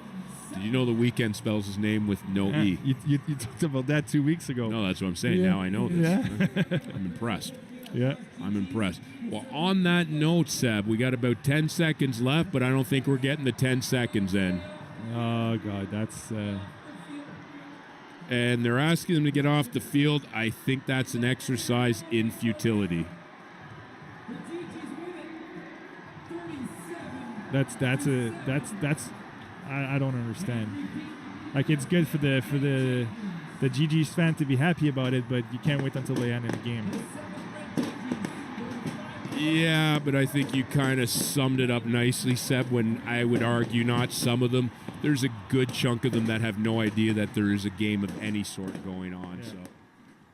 Well, we'll get away from the value judgments of the play-by-play and color guy from that game and focus on what Ottawa just did to Carleton. Not only a convincing victory, let's deal with some of what we saw there in the last minute. If you're a coach there, Deshaun, it's a crosstown rivalry. Are you still sending that signal that you're going 60 minutes? Are you taking a knee and getting out of there? I think if you're a crosstown rival and you're in a rivalry as heated as it is between the Carleton Ravens and the Ottawa GGs, and you're playing in front of 20+ thousand fans and probably the biggest game of the year, you might just want to punch it in. You might just want to play 60 minutes, right? I think like the rivalry between these two is heavily documented. I think we know how important it is and how important it is to bring home Pedro, right? And I think with all your fans there, it's the year after COVID, right? The first time you could have a Panda game with a full stadium, right? I know they had it last year, but this year there's even more fans there and everyone's riled up. I could see why they punched it in with 10 seconds remaining. Certainly not the drama that we've associated with Panda in the past. There was a tremendous run there starting in around 2015 through 2018 with some fantastic, impossible finishes in those games. Were you surprised at all with this result that we saw today? No, I wasn't surprised at all. The Ottawa GGs are a far better team this season than the Carleton Ravens. The Ottawa GGs, in my opinion, they're vying for that number 2 spot. The way you're looking at this team, they have a defense that is top 10 in the nation right now in both stopping the pass and stopping the run. You're looking at their run game. JP Simon Kenda right now is a top 5 running back in the nation. And you're looking at their passing game. Ben Miracle today showed that if needed, he could sit back there and sling the rock and throw touchdowns. So the Ottawa GGs right now are a team that are vying to be that number 2 team in the OUA. Right now, in my opinion, it's between them and Queens. And if you look at the last time Ottawa met up with Queens, that game was like delayed by like lighting delays and all that stuff. And so there's a little bit of an asterisk there when it comes to that loss. So I'm looking at the Ottawa GGs and I'm looking at right now they're sitting at 5-1. vying for that second spot in the OUA, I'm not surprised by what I saw today because they have higher ambitions. They're looking to get to a Yates Cup, whereas the Carleton Ravens, in my opinion, are just looking to make the playoffs.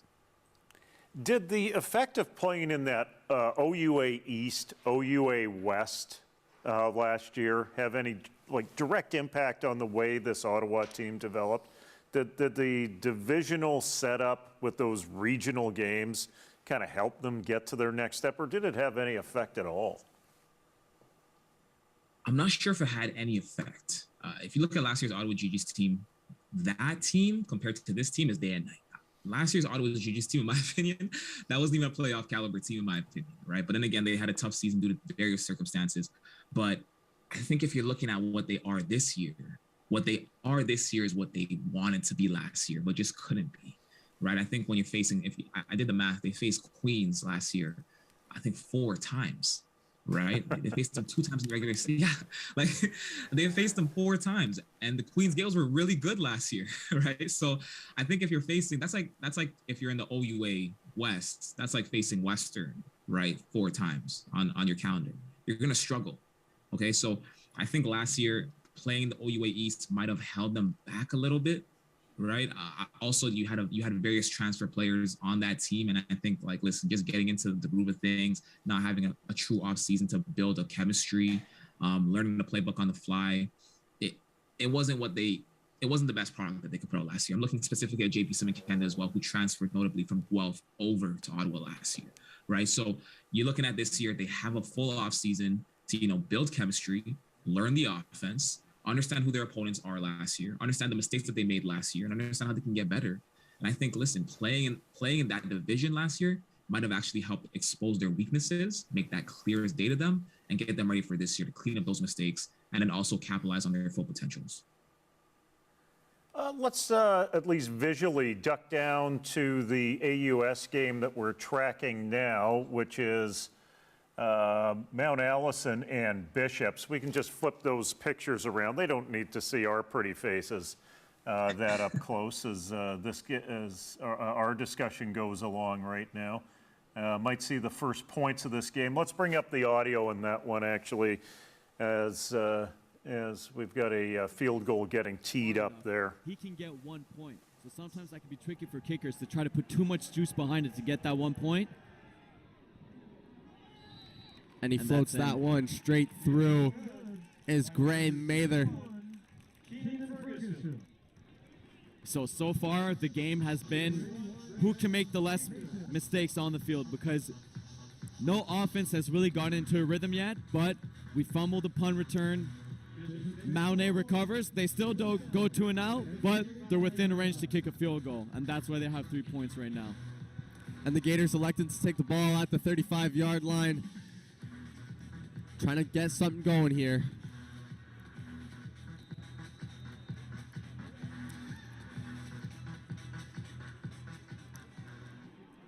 Mason McGriskin, joined by David Chalou in the backfield. 1st and 10 on their own 35-yard line. Play action, hitting the receiver clean in the hands. The ball brought in by Nicolas Pierre-Mas. His first reception of the game. Nicolas Pierre-Mas, probably one of the best set of hands on the Gators team. Whenever the ball is thrown to him, usually completes the ball. He focuses on making the catch before running upfield, and you saw it right there. Expect to see a lot more of him this game. Now quads out to the left of McGriskin as he hands the ball off to David Chalou. And a very nice gain, a very hard run there to bring us to 2nd and 5 now. Great run there by Chalou, and the last thing the Mounties want is for the Gators to establish their run game. So far, they've been doing a great job at stopping the run game, but the moment that they get into a rhythm, that's where the play action comes in, and that's what opens up the passing game for the Gators. And this dual threat backfield that the Gators have brings in Marco Briones. 2nd and 6, Briones looking to block, and a great block by Briones. And a very nice pass by Mason McGriskin, putting that one right where Oliver Burnett could go up and get it. And Burnett, off of that fumble from the punt, coming back into play, gaining the confidence, getting the first down for his team. And the Gators moving into the offensive half. Ball on the Mounties' 45-yard line. Mason McGriskin still commanding the field as he receives the snap, this time handing it off to Marco Briones. And Briones with a very powerful run. The Gators here getting into a rhythm. What I like there, you saw in that replay on the last play to Burnett, McGriskin is not scared to throw into those tight windows. There's 3 defenders around Burnett, but he found the window on the dig. 12 yards, go inside, find the zone. That's usually the rule on the dig route. You just want to find the window. They found the window. Jeremy Murphy, le voilà son premier touché de la saison. Et on réduit l'écart à la fin de la demi sur cette passe de 6 verges de Roy à Murphy. Oui, elle était magnifique cette passe tracée en coin. Très difficile à défendre en situation 1 contre 1 parce que le receveur, regardez à droite de votre écran, peut écraser son tracé à la toute fin pour s'éloigner du demi-défensif. Le ballon était placé parfaitement près des lignes de côté. Même si c'était Valiquette-Dion, le demi de coin, l'excellent demi de coin qu'on avait utilisé à l'intérieur, Murphy a été très bon là-dessus et ça fait du bien de le voir retrouver la zone des buts. Vous voyez en conversation avec Corey Watson, ça c'est un des meilleurs receveurs de l'histoire des Stingers qui a joué une dizaine d'années dans la Ligue canadienne de football et qui est de retour à son alma mater comme entraîneur. La formation qui est réussie par Ariel Semawi. Finalement, Jeremy Murphy et Jalen Greaves, je mentionnais, ça passe par ces 2 receveurs étoiles. Et Greaves a un touché, Murphy a un touché. Les Stingers sont de retour dans le match maintenant. L'écart est de 11 points seulement. Avec ces 2 joueurs, même si défensivement c'est hermétique, même si les gars ne sont pas dans une position parfaite à tout moment, le ballon, le fameux 50-50. Tu dis, on lance dans l'espace, puis on a à peu près 50% de chances qu'ils réussissent. Ça permet justement, lorsque rien ne fonctionne, de se dire, bon. Well, an encouraging sign there out of the RSEQ where we might actually have a close game this afternoon. The one thing that this slate of games has offered us is a lot of comfortable victories so far. So maybe there's some old magic that we saw from last year out of the Concordia Stingers waiting for us in the second half of that game, as this kickoff should be the final play of the first half. Let's talk a little bit about the AUS, and I'm not wanting to really take much away from X and what they've been able to build up. And I know you're a big fan of the top 10. You're one of the biggest fans of the top 10 out there, but given the level of play that we've seen out of the AUS, and given the track record and the history, I think this is a legitimate question. Should AUS teams be in the top 10 for what we've seen so far? Oh man, that's a tough question. That's a tough question. I'm gonna be careful what I have to say because I got a couple friends that are playing out there in the AUS. I don't want to disrespect them. All right, I love them. All right, but the reality is this: I think that the top 10, because it is not used to determine the playoffs, is not used to determine anything postseason related. I truly believe the top 10 should be ranked on, should be determined based on how well a team is doing in their regular season. We don't see any crossover competition during the U Sports regular season, right? Now, if you want to talk about the Northern 8 or something else like that, then it's a different conversation. But because we don't see any crossover competition during the regular season, I think it's a little bit weird for us to sit here and kind of say like, hey, why is Santa Fe in the top 10 when, Guelph could beat them in the regular season? Unfortunately for fans, we don't get to see Guelph versus Santa Fe in the regular season. All right, so we can't actually sit here and say Guelph would beat Santa Fe because we'll never know unless they meet up in the national semifinal. So I think until the top 10 becomes something that helps determine the playoffs, then until then we can't sit here and say AUS teams don't belong in the top 10, because realistically I'm looking at the Santa Fe X-Men and they haven't lost a regular season game since 2019, and that's remarkable for any U Sports program, and there's no U Sports program right now that has a streak like that. Western's lost a game since 2019, Saskatchewan, right? So Montreal, Laval. Santa Fe is the only team in the country that has not lost a regular season game in basically 3 years. So I think when you look at stuff like that, it's like that has to be recognized, it has to be rewarded. it has to be acknowledged. But until the top 10 is something that determines the playoffs, I think AUS teams can find their way into the top 10. But it's just going to be a little bit harder. You might need to have certain streaks, such as what Santa Fe is on right now, to legitimize them as top 10 worthy teams. ELO has some effect on determining the top 10. There is a formula that's involved with that. And part of the ELO is based upon national semifinal games and the result going back some period of time. Just the mere fact that AUS teams play in a national semifinal gets them into a top 10. True or false? Listen, Listen, I think that's tough because the way the playoff system is right now, they're going to be playing a national semifinal game, right? Which means that there's going to be a team every year that has that backing them going to the next season, right? Like, oh, they were, like, for example, it's been St. FX last year. St. FX was in the national semifinal last year. So they have that clout carrying them into this year. And that's why, you know, if you look at the beginning of the season, look at the rankings, they started in the top 10. Do I think that should count towards teams being in the top 10? I don't think so, right? I don't think so, because at the end of the day, I think that the top 10 should truly count based on current performance, right? I think that's where kind of like an issue comes in. That's where you have some legacy voting. That's where you have some type of legacy teams that kind of get in there. For example, you had Guelph get in there with a 1-2 record this season, which I thought was absolute like craziness in my opinion, because you had a bunch of teams that were 2-2 at that time, or even at 500 or having winning records that didn't get in, right? That were playing significantly better. So I think the issue with ELO is that it brings in the legacy performance. It brings in past performances from previous seasons, and it allows some teams that, to be honest, sometimes don't deserve to be in the top 10 to sneak their way in there. And you see it every now and then, right? I think last year you saw it with Calgary. They were the defending Vanier Cup champions, so they had ELO was on their side, right? And they were in there for a number of weeks where they didn't deserve to be in there. I think they were in there 2 times last year with a losing record over teams that had winning records and 500 records. So I think that, like, I think the top 10 should really be based on current performance. And I think, like, unless we're using it to determine a playoff system or something like that, we should keep it just in the present.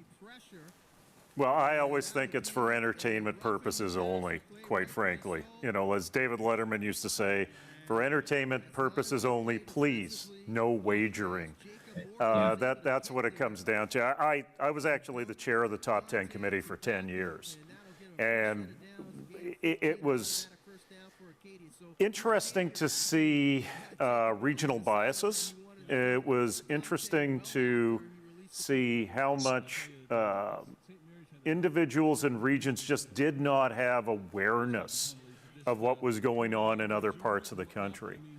And the thing that occurred to me is that with 27 teams, really all you can count on, especially for an elite class of teams, is a top 7. A couple of years ago on the show, we used to have a power 7. We like the neatness of that 10 number, but if we were to blow this up and do it from scratch, do you think a power 7 might be more applicable to 27 teams than a top 10?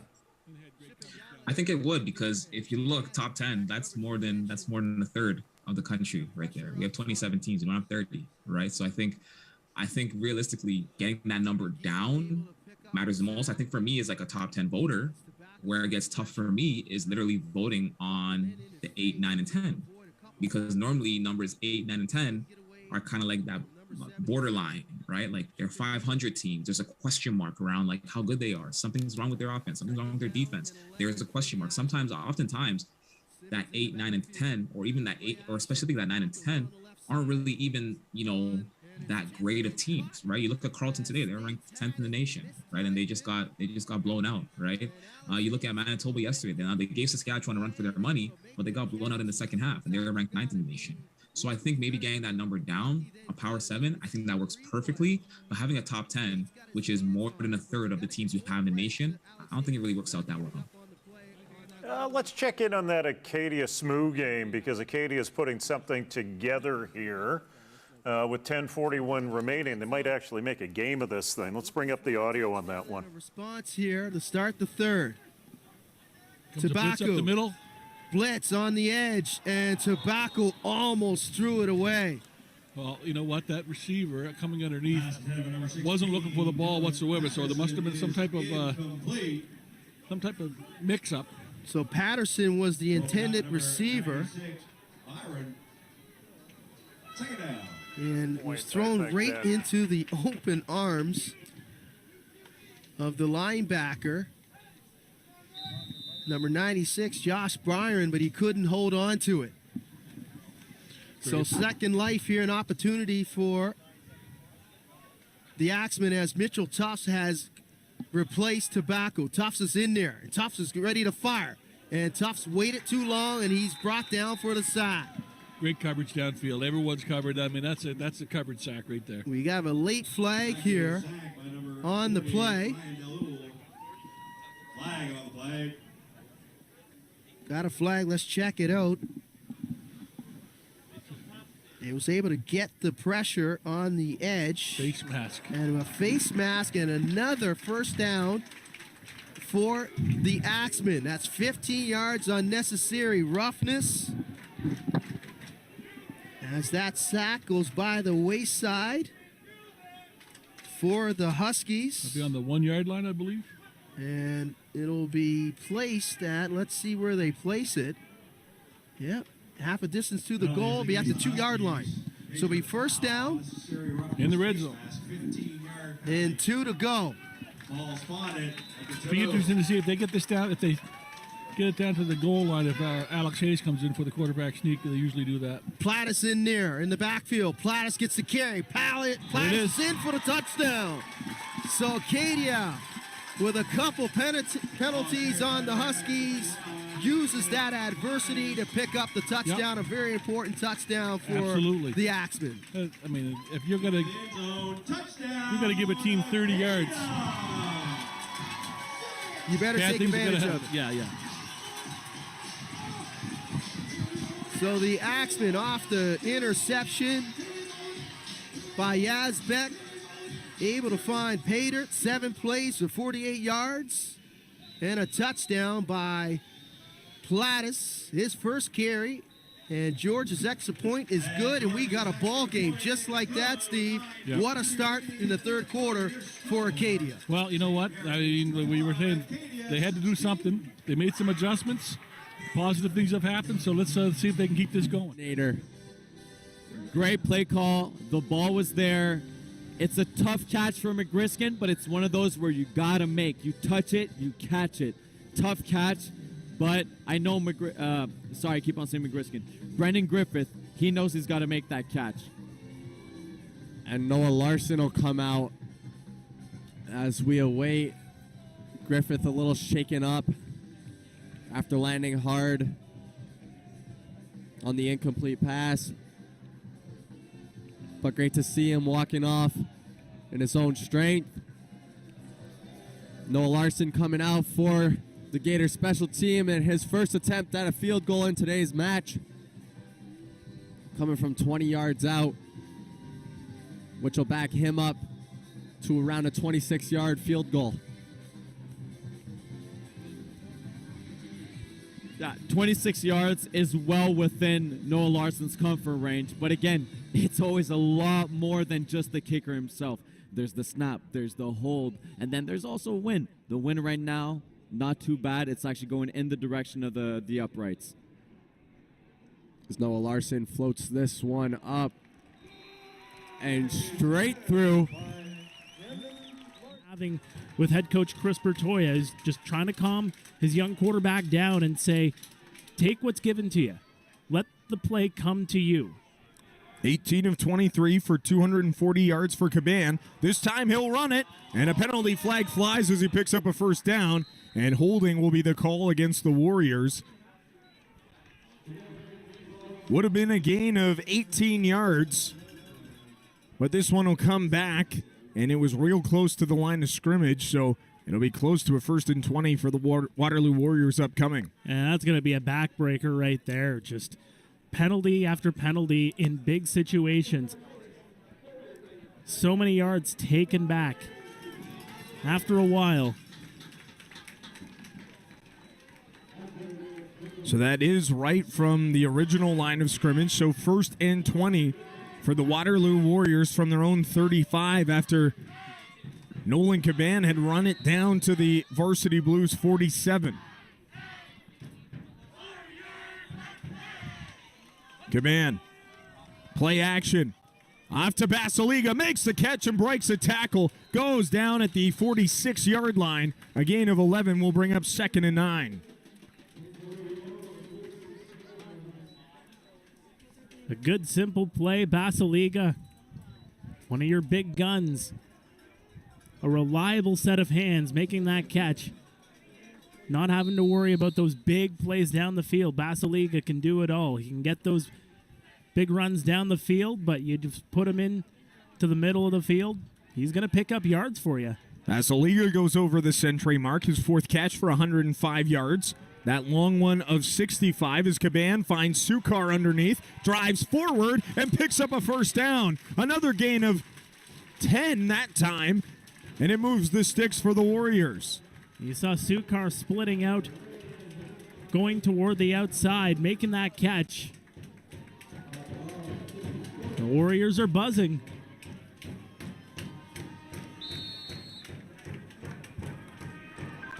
First and 10 from the Toronto 54. So even with that holding call, they're still able to pick up the 1st down and get into plus territory. Play action to Miller. Caban spinning away from defenders, but he goes down. Jeremy Sinclair gets to Nolan Caban once again. And it'll be 2nd and long for the Warriors. Looked like he was looking to the far side. He was trying to find Gordon Lom, but he was covered the whole way.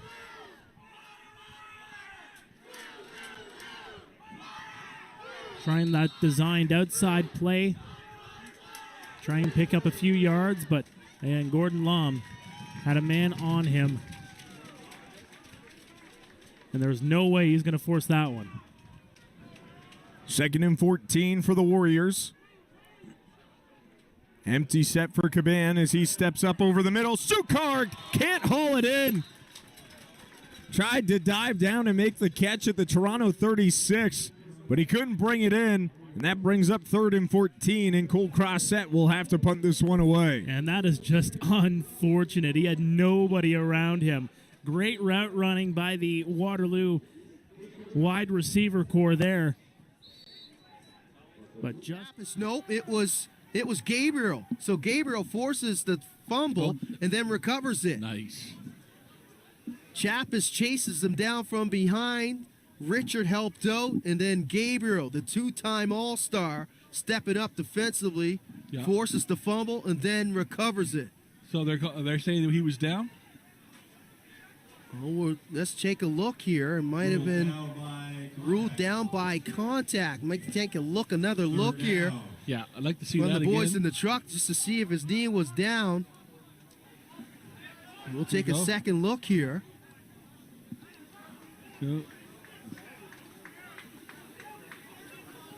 Oh boy. Can't really see if that right knee was down or not from that vantage point, but St. Mary's getting a gift here potentially, but that was a bang play, and it looked like the right call, Steve.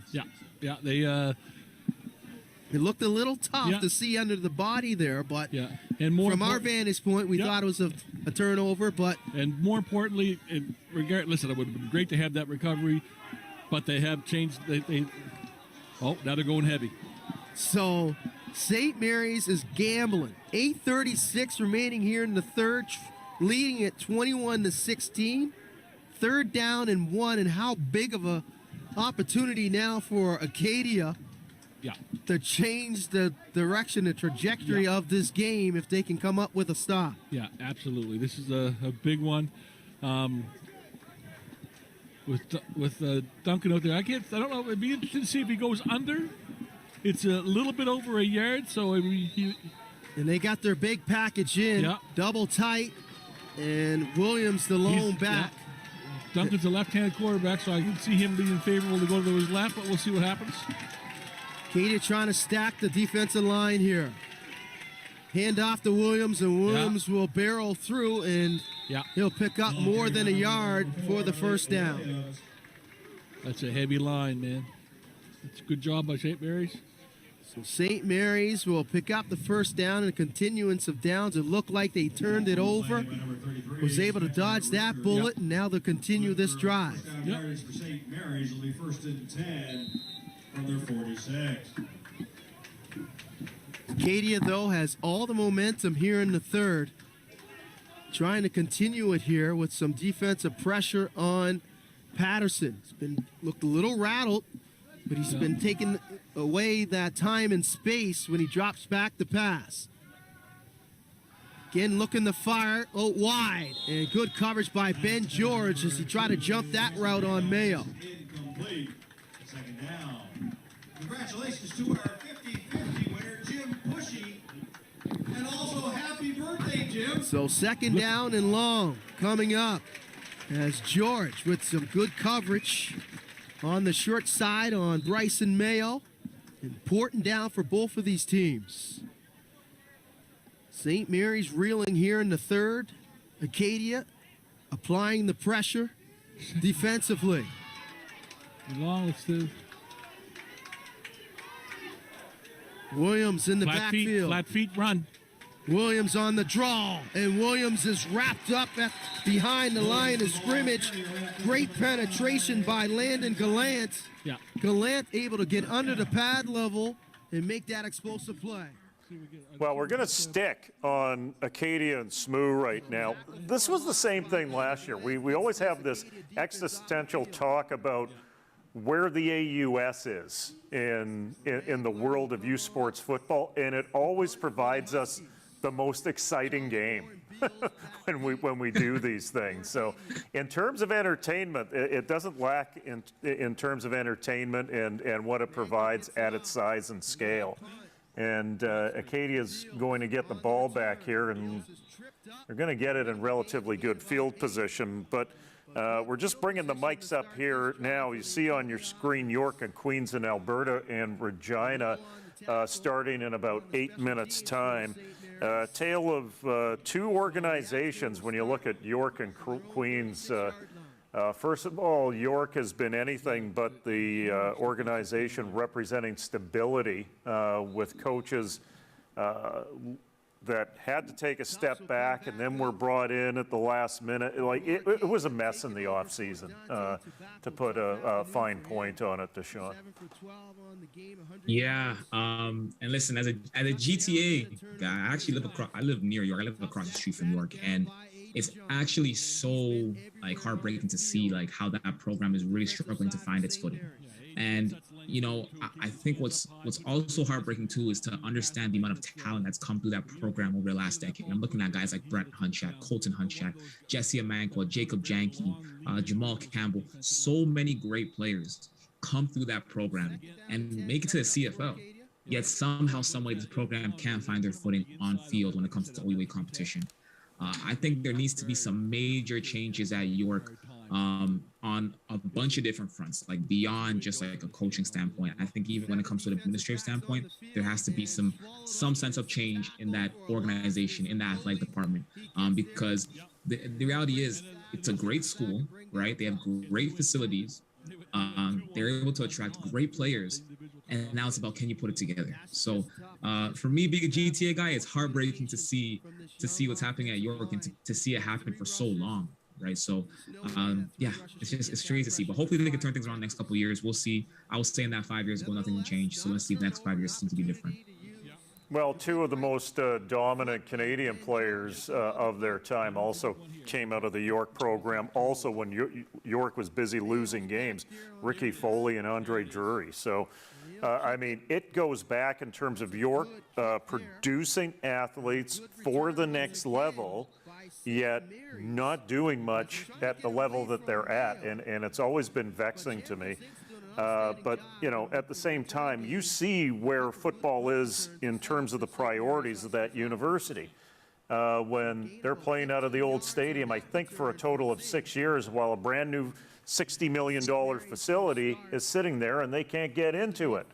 The other thing that, and you're from that neighborhood, it's always, I've never been able to draw the line between the two, but that is a university program that should have a major connection to the neighborhood. It should be woven into the fiber of that community.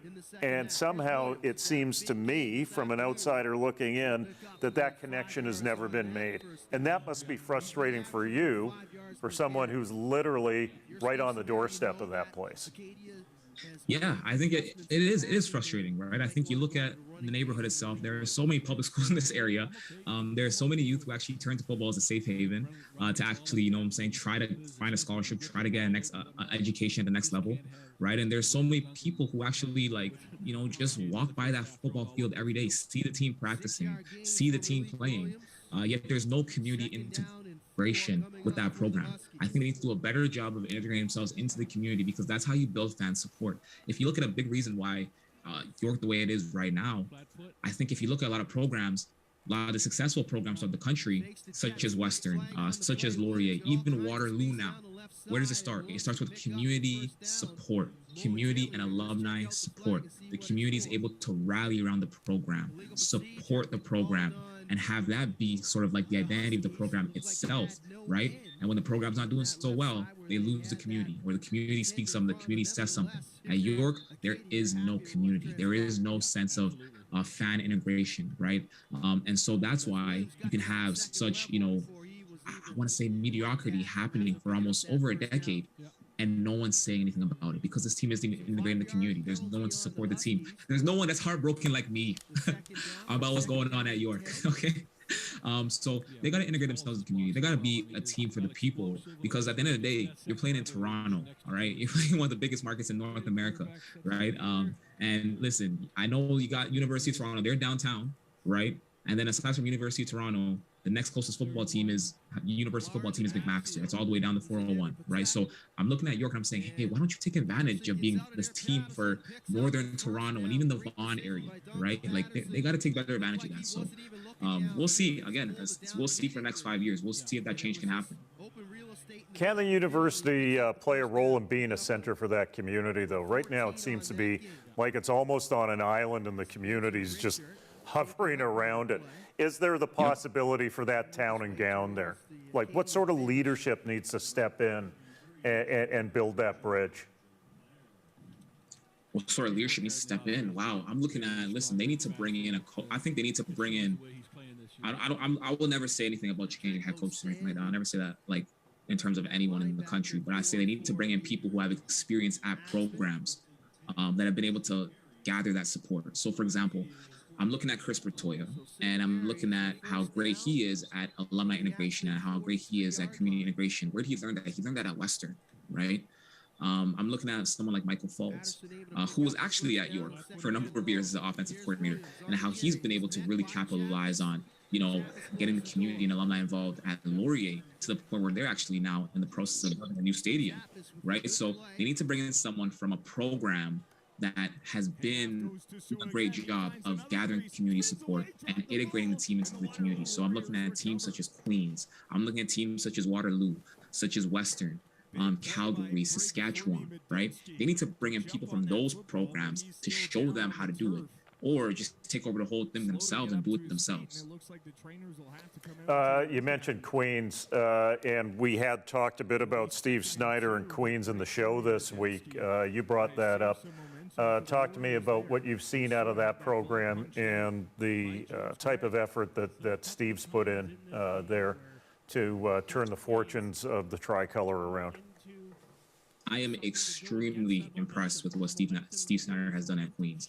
I'm looking at this team, and I said it on the show. I said last year they went 6-0, but they were the most controversial 6-0 team in youth sports football history.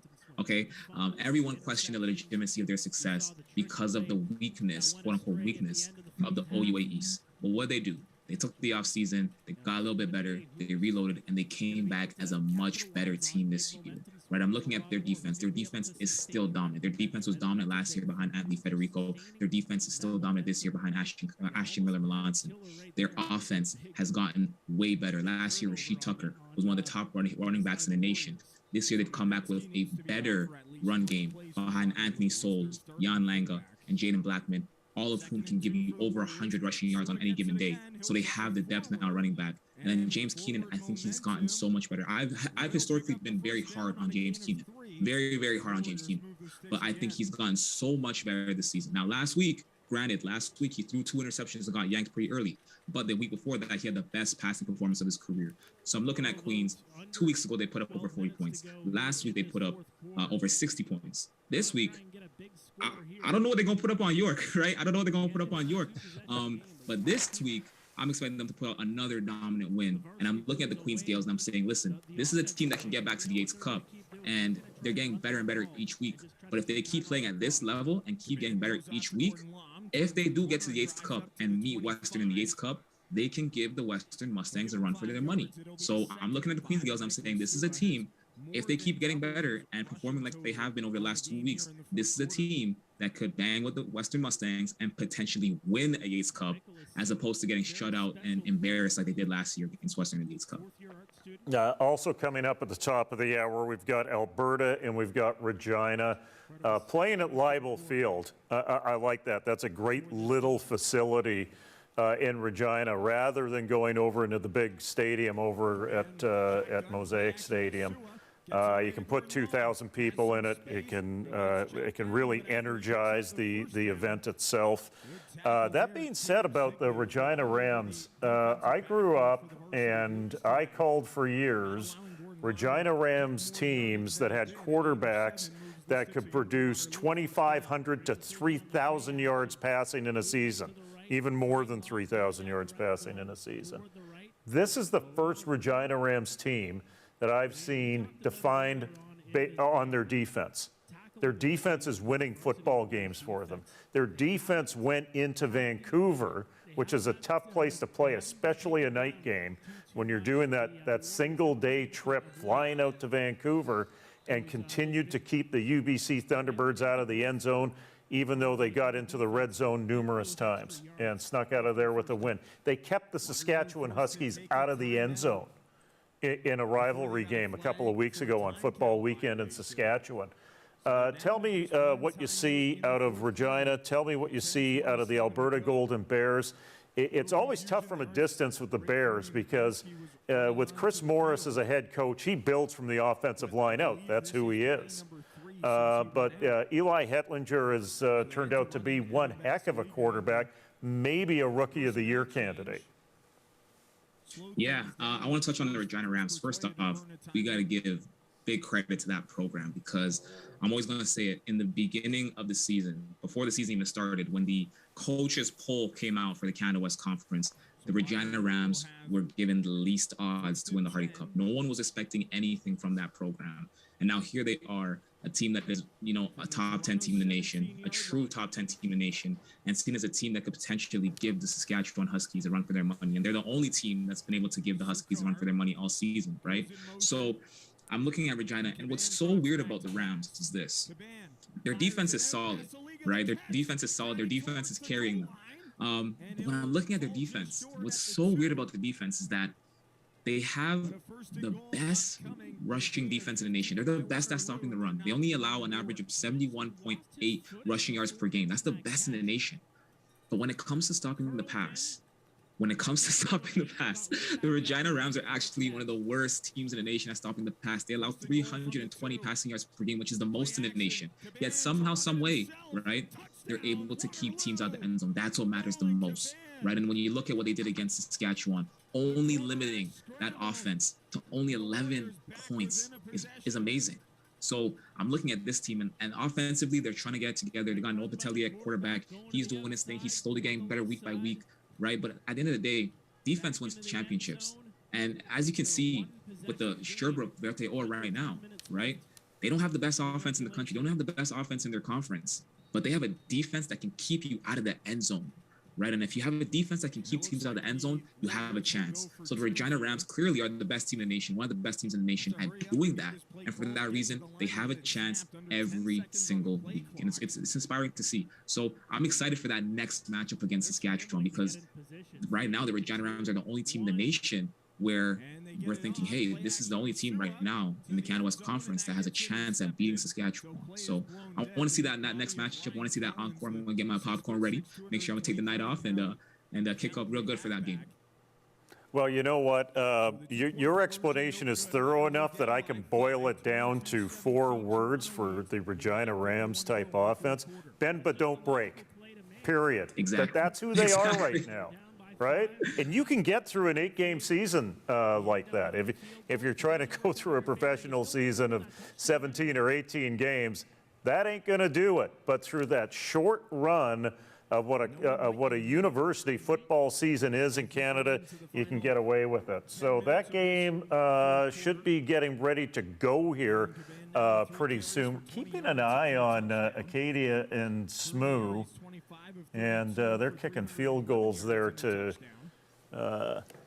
get some points back and get it to within a 5-point game, 24-19 now in that one. So Acadia hanging around in Wolfville, Sherbrooke, and Concordia. Every time Concordia gets something started, they're coughing the ball up in that game. It's frustrating to watch. Actually, considering where they were last year. And Waterloo hanging around against Toronto as well. I'm going to ask you, which one do you want to go to out of those 3 right now? Because they're all kind of closing in on each other. Let's go to the Concordia game. That's looking like a really close game right now. A lot of momentum being swung back and forth. I want to see how that game continues. Okay, let's go to the big screen for Sherbrooke and Concordia, and we'll bring up the play-by-play en français. Voilà. Le filet du quart réussi. Alors, Charles Picard, on le mentionnait tantôt quand même à 6'3", 225. Sans Un bon cabaret. hésitation. Il est allé, là, il s'est penché, il est allé se coucher sur le dos de son garde, travailler dans le sol, ses jambes étaient actives. Tu vois, en première mi-temps, certains des revirements du Variable n'ont pas été capitalisés par l'attaque. C'est un moment assez pivot dans cette rencontre puisque les Stingers avaient été excellents, ont marqué tous leurs points au deuxième quart. Un revirement suivi d'une possession offensive qui pourrait mettre l'adversaire dans le pétrin. Premier essai, 10. Sénéchal dans le champ arrière maintenant derrière Picard. Fin de remise. Et la passe là qui...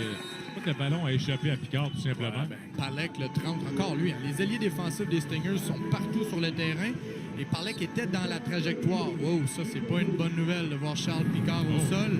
Il est de retour d'une blessure. Et regardez bien le numéro 30. Il va s'amener.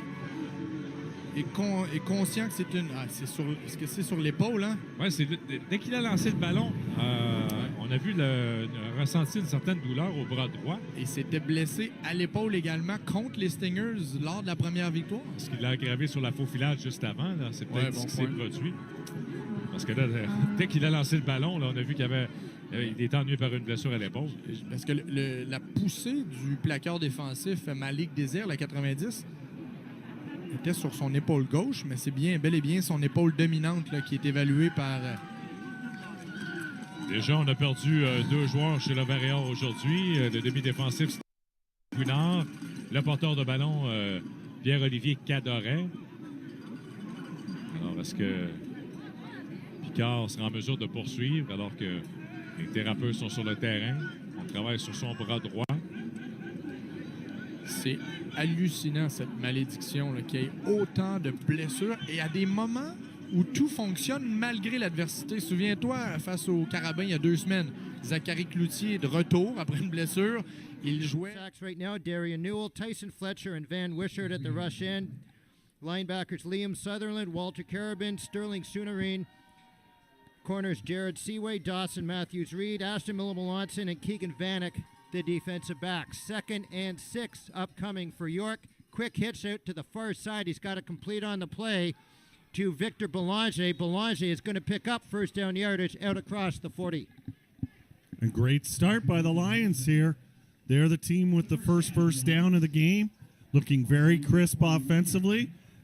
Little run to one side and then a bubble screen, and they had it blocked up nicely. So again, going with a 6 wide receiver formation here. Motioning into the line of scrimmage, and it's a play action fake. Craney rolling out. He's got a receiver wide open downfield. Alfred Olay into the Gales end of the field, down to the 48. Outstanding play there on the play fake. Yeah, I don't know what the flag was. Might have been a headshot, but I don't think it was intentional. As Finney went high to make this catch. Look at this catch by Finney. Great concentration. And you can see it. The shoulder contacts the helmet of Finney as he takes the blow by McPhee. So McPhee might have dodged a bullet in the first half on a tackle against Finney in the running game that knocked his helmet off. Might have wanted a call there, but this time he doesn't get away with it, and that's another unnecessary roughness call on this defense for the Huskies. That's 4 in the second half. Now, I don't know. I don't think that's what Jeff talked about for their adjustments, but my goodness, that. So Acadia knocking on the door once again in the red zone. At the Husky 20-yard line. Finney on the carry. Excuse me, that's Plattis. And Plattis is brought down by Bennett. As Nicholas Plattis picks up a couple yards. He's got a touchdown on the afternoon. A 1-yard plunge for Nicholas Plattis. His first touchdown on the season. Inside the red zone here, it would be awesome if they could. You got to come up with something. Either a touchdown or even 3. The way this game has been going and the momentum shifts, you got to come up with some points. Tough snap. Plattis in the backfield with him. Plattis goes in motion. He'll throw it out to Plattis. Plattis with the catch. Breaks the tackle. Spins away, but he couldn't get away from the second tackler. Good tackle in open space by Ryan Butler. So field goal situation coming up for the Axemen as Ben George trots on the field. 25-yarder. Don't want to say it's a chip shot for George. Don't want to jinx him, but this is a very makeable field goal for the veteran Ben George. And like I've always told my field goal, if you're going to miss it long. At least get a point out of this. But like I said, Ben's been pretty reliable. Made a 42-yard field goal, now trying to make it 25. Snaps good, holds good, and the kick is good as well. So Ben George with another field goal. Will cut the deficit to 2. 2 points. So 24-22 is the score for the Huskies. 10:29 remaining here in the fourth. What a response for Jeff Cummins' team. As they look like they were down and out, trailing 21-9 at the half, Steve. It's nice to see them be able to generate some points. I mean, that's what we were talking about earlier. And the fact of the matter is that they've scored more points in this last quarter than they did in the last 2 games, I believe. 5 plays, 47 yards for Acadia in that field goal connection by Ben George. Okay, here we go. St. Mary's will start from their own 35-yard line. Alexander Amore in the backfield. Play fake. Patterson. Chappis is there, and Chappis comes up with the sack. So Chappis gets home. As he comes up with the sack is Chappis. Lui voler les ballons des mains. Le ballon des mains. Regardez bien le 25 là, qui est bien placé pour effectuer l'interception. Et whoop, à la dernière seconde, Murphy lui subtilise l'objet. Quelle bataille entre 2 grands joueurs. Justin Valiquette-Dion capte le ballon. Murphy fait des miracles. C'est un gain de 30 verges en bout de ligne. Fourth quarter, and he gets a major on the board for the Warriors, pulling them back within a possession. Nicholas Sui, you talked about him earlier on, just 14 yards rushing in that first half. My goodness, he is finding himself a step here in the fourth quarter, making some big plays at a big time. to try and keep this Warriors team within reach. In a big game situation, 1-3 the record this year. Gold cross set puts the extra point through. Waterloo's down by 5. Now 1-3 record so far this season. You need these wins because you look down the line. You got to play Laurier. You got to go into Carleton and Windsor to finish off your season. The Lions are doing. They're saying, let's take away the run because they know all about what Souls did last week, and let's force Alex Vreekin to beat us with his arm. And right now he's throwing into a pretty strong wind, and second and long. Silverson checking out O'Neill in on the second down play. Vreekin looking out, quick hitch there to O'Neill, but again, pass is complete, but it's going to be well shy of the first down, just out to the Gales 13. And the Lions might get some points here because the Gales may give up the safety and try and swing this field position. And the last time these two teams faced off against each other, it was a 23-2 victory for Queens at home here in 2019. And in that game, il est là depuis le début et à chaque année amène de l'exotisme, change ses schémas, est difficile à... Ses tendances sont bien camouflées et encore une fois cette année il fait du gros boulot avec le groupe défensif. Deuxième essai et 4 verges à franchir. Olivier Roy avec une passe au centre et Murphy.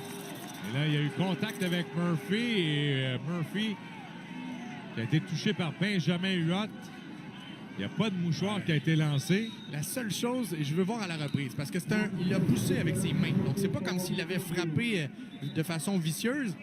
Il ne peut pas assumer que le receveur va échapper le ballon. Regardez, 1, 2, c'était peut-être un peu tardif. Pas nécessaire. En fait, le voir à la reprise comme ça, ce n'était pas nécessaire, mais il ne s'est pas projeté tête première comme un missile. Ouais. Donc, a mis ses mains devant lui. Cette position-là, c'est la plus difficile pour cette nouvelle façon de voir les choses. Et je suis le premier à dire qu'il faut éliminer la tête du jeu. C'est ça. Mais tu arrives comme maraudeur, tu as un mandat, c'est de faire perdre le ballon au receveur. Ce qu'il a fait de bien, c'est qu'il a mis ses mains devant lui. Dès qu'on sort les mains, on limite le plaqué. Maintenant, on parle toujours de la notion de joueur vulnérable. Un receveur qui est en train de capter le ballon est dans une position vulnérable. Il a frappé un petit peu avec son épaule, a présenté l'épaule gauche. Mais c'est parce que là, Murphy ne s'attendait plus à être frappé après que le ballon lui était passé entre les mains. Murphy connaît un bon match avec en fait, un touché. C'est particulier parce qu'il a fait des gros jeux, mais c'est sa deuxième passe échappée. Ouais. Facile. En début de match, on avait un dans les mains. C'est inconstant pour lui. Et ce que je trouve dommage pour lui, c'est que depuis 3 ans... So with the tackle on the play. Yeah. Good for first down yardage for the Huskies. First and 10 at the 40-yard line of the Axemen. A man down, shaken up on the play is Kalen Harris, number 42 for Acadia. Yep, first-year player. Harris, who's made an explosive play this afternoon. A couple of them on couple tackles for loss. Yeah, I saw the young man in training camp. He's going to turn into a very fine young player going up. He's got that baby fat on him that's going to turn into man muscle later on down the road. But really good skill set, really nice footwork, and it just, he just needs to have years under his belt to get a little bit better. And he's playing the defensive line your first year at Acadia is quite an accomplishment. Anywhere. I was just about to ask that. Anywhere. That's one of the positions that you just can't step on the field at the next level from high school to university because it's the measurables that count, the size and experience. Here's Patterson. He'll look deep. Taking a shot downfield and double coverage. Yeah. Outstanding coverage there by Ben George along with Connor Jacobs as they swallowed up that opportunity. Absolutely. So they try to capitalize on a play where they try to burn Ben George on that hook and go by Mayo, but this time Connor, was able to make that play. Jacobs over top. Yeah, and again, they're getting a little bit more pressure this half against Duncan Patterson, which is making him throw. At the 10, finally, by Raekwon Lewis-Gibbs. But all day that time for Vreeken to throw the ball. Could have made a sandwich back there. And that's just unfair to the linebacker, Matt Dean, number 9. He can't cover Burton that long. And you see he gets in a trailing position, and Burton's got plenty of room because the other receivers had taken the defensive backs to the other side of the field. So not quite first and goal from the 11. Run blitz up the middle. Scholes has a big hole inside the 5, down to about the 1. And a nice job done by the right side of the Gales line there. Berta, DeVries, and Grant seeing the run blitz and then able to open up a big hole. First 2 run plays on their opening 2 series, Gales went left side. York overloading that left side because that's where the Gales are strongest on their offensive line. So the Gales say, fine, the right side of our offensive line is pretty strong too, and they go that way. So on first and goal from the 1, Dawson Waldner and Jackson McEwen come in. Of note, Vreeken has been the short yardage quarterback earlier in the season, already 2 rushing touchdowns. So first and goal from the 1. And it's going to be a handoff to Souls off tackle on the right. And Anthony Souls picks up the first major this afternoon. 6:13 to go here in the first quarter. There's a difference, though, Donnie. When Alex was coming in as the short yardage quarterback, that was because the starter was James Keenan. Now that Alex is the starter, I think you want to just give it to the guy that's scoring the touchdowns this year, Anthony Souls. Reaches over the top, and they've spotted the ball. They haven't marked where it is, and it looks like they want to say first down, Toronto. Might have been that extension right over the line. And it is a first down for the Varsity Blues. They get inside the 4 and have first and goal from the Waterloo 3.5. I think indeed it's going to be that extra extension that was made by Phillip right at the line. Went over the line, extended the arms, got the football across before he was held down toward the right side of the line. Can Toronto make this a 2-possession game with 3.5 to go in the fourth quarter? Kinsale Phillip hands off. Adam Williams drops to a knee right at the line of scrimmage, maybe a bit behind. They'll mark him a yard short of the line of scrimmage. Second and goal from the 4 for the Varsity Blues. Yeah, he did drop to a knee there.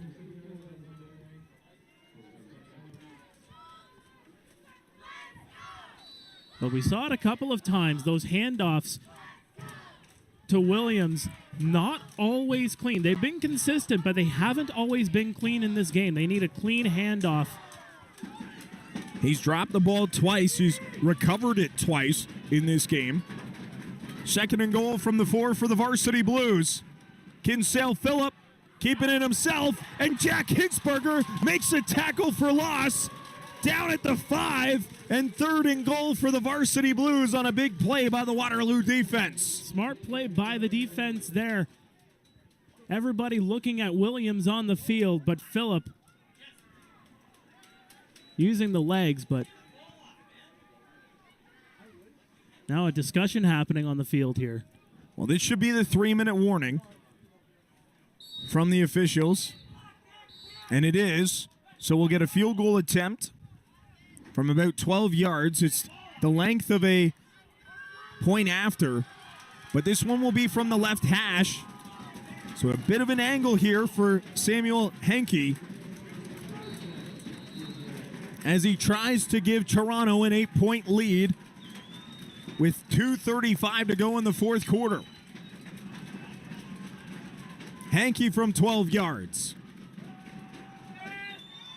It's good.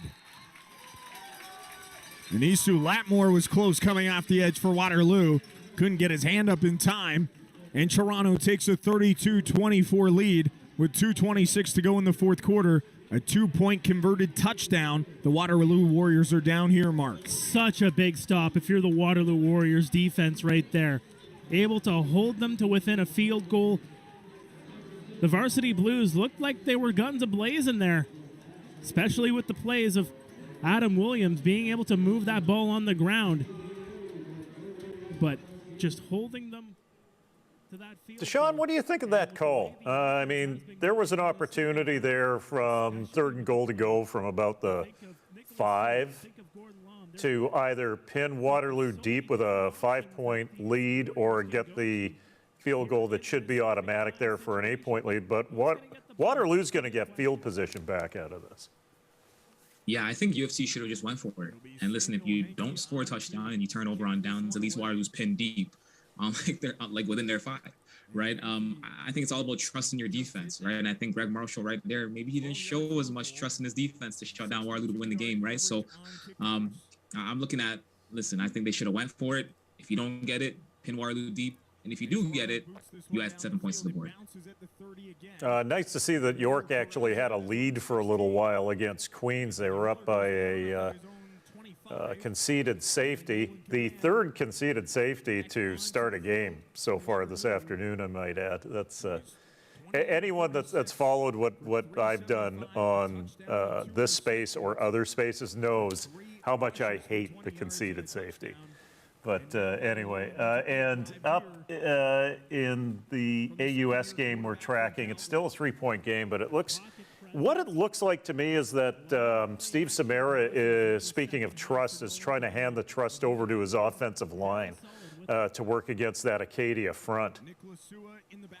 Yeah, I'm not even surprised because if you know anything about Steve Snyder or Steve Samara and his work at Carleton, right? I think back in the day when he was at Carleton for those number of years, helping rebuild that program, they oftentimes had one of the best offensive lines in the nation. And he was a, pound the rock, what I'm saying, with his front 5 type of guy.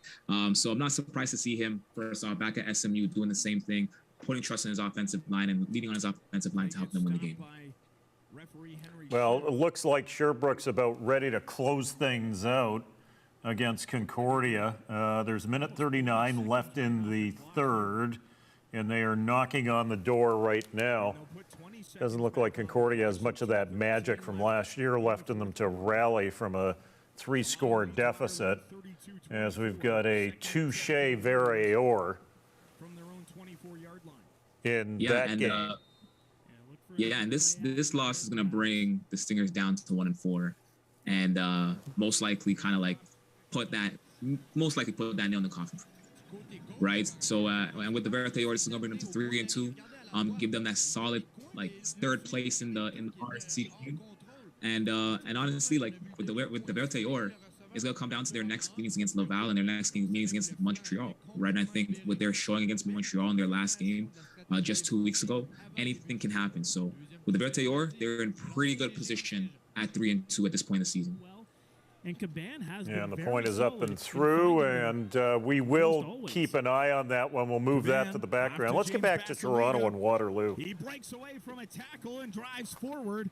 He'll get up to the 42-yard line. A gain of 6 will bring up 2nd and 4. Basiliga having such a big game already over the century mark.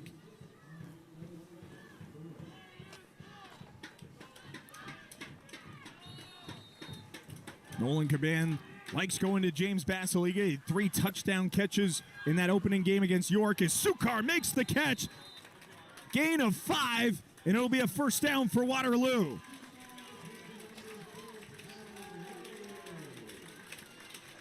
And that's another thing that we're seeing here in this second half, Jack. The receivers, they have the wherewithal. They know where the sticks are. They've been able to find the sticks very well. It's not always pretty, but it's effective. Just get to the sideline, get up in front of the sticks, and pick up those 1st downs and keep the drive going. Makes the catch, stays right there, makes sure that his forward momentum picked up a 1st down. Caban, looking for a receiver, finds James Basiliga, drives forward. A gain of 9 will bring up 2nd and 1. And it's just picking at the yards. We've been saying it all throughout this game. You haven't seen as many of those big bombs, those big plays in this second half as we saw in the first half, Jack. But they're able to be effective and get those small yard gains, those 5 to 10 yards. Get those 1st downs. Keep the chains moving. Handoff to Sua, spins away from defenders, picks up a first down, and goes down at the Toronto 45. A gain of 9 and a first down for the Waterloo Warriors. Lots of time still on the clock. You're in the territory of the Varsity Blues. And they have momentum on their side, and this crowd is buzzing. Handoff to Sua again. He bounces it up the middle. Nicholas Sua down inside the Toronto 30. A gain of 16 this time, and Nicholas Sua has turned it into a higher gear in the fourth quarter. He has been unbelievable in this game. And it's just finding those lanes, and that's another credit to the offensive line. We talked about it with Adam Williams on the other side for Toronto. Nicholas Sua is able to find those lanes on the other side for Waterloo, and he's been able to capitalize. Pass for Sukar falls incomplete. 2nd and 10 upcoming from the Varsity Blues 30-yard line. 1:02 to go in the fourth quarter. 32-24. Toronto leads the Waterloo Warriors. Jack Moore and Mark Perry with you from Warrior Field in Waterloo.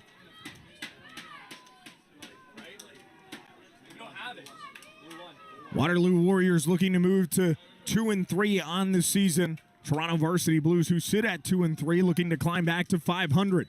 Caban drops back to pass, finds Gordon Lom. Lom will be taken down. They'll give him 6 yards, maybe 7, and it's 3rd and 3. And Waterloo calls a timeout. Yeah, I had to think that was coming.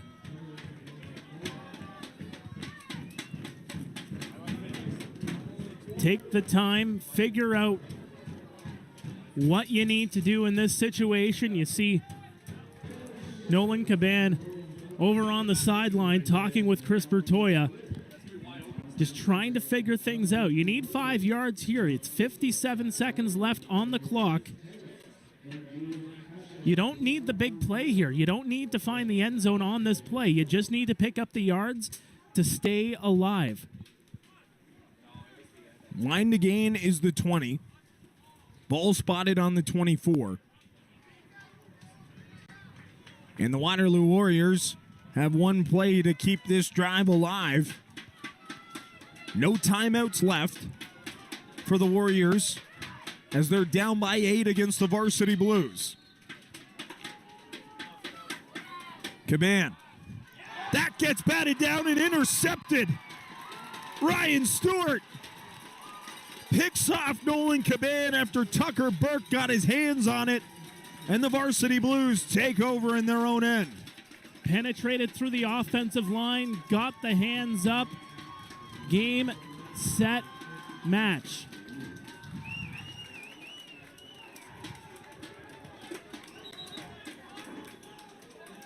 They were going for pass.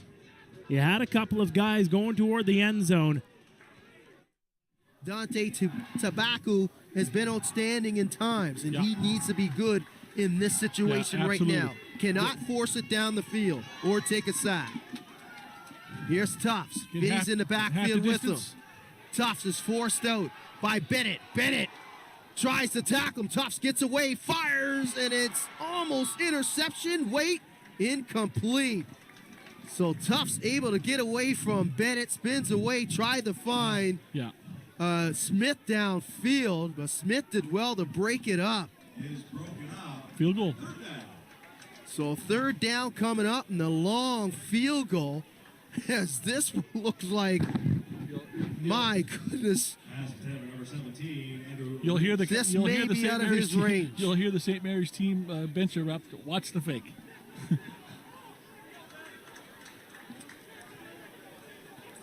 So on for the field goal attempt. 56.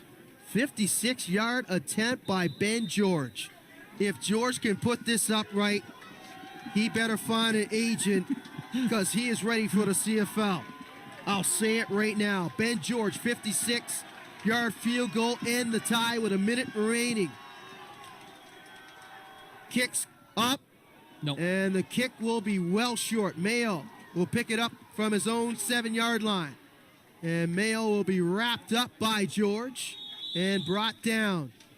So a little overzealous here as Jeff Cummins decided to kick a field goal instead of punt it, but it turns into a pretty good punt for Acadia. 59.7 remaining in regulation. St. Mary's will scrimmage from their own 21-yard line. So a couple defensive plays on this series coming up, important for Acadia. They need a 2-0. Yeah, you'll see a lot of holding that running back up, ripping at that ball in the next few plays. They'll be double clutching that ball. He better be double clutching package that ball. coming out for St. Mary's. Yeah. Williams is back there, the lone running back. They'll give it to Williams. Williams is Kick down near sideline to Alfred Olay at his 5-yard line. And he gets out just across the 20 where he's going to be wrapped up there as the Lions get things started from their 22. Aiden Vint on the tackle that time for the Lions. First quarter stats, total yards, Gales 114 to 35 for the Lions. 37 of that for the Lions through the air, -2 on the ground. As we mentioned, Alex Vreeken has been perfect so far, 8 of 8 for 101 yards. The Gales, though, struggling a little bit on the ground so far this afternoon. So Craney from his 22 is going to be looking near side, now back over the middle, and he's going to get wrapped up. Coming backside with the pressure is Wells Carabin with a big sack there on the first down play. He had crossing patterns underneath, and the Gales just had great coverage. And then the pressure came and just nowhere to throw the football. So a loss of 8, 2nd and 18. So now if you're York, just try and don't blow up.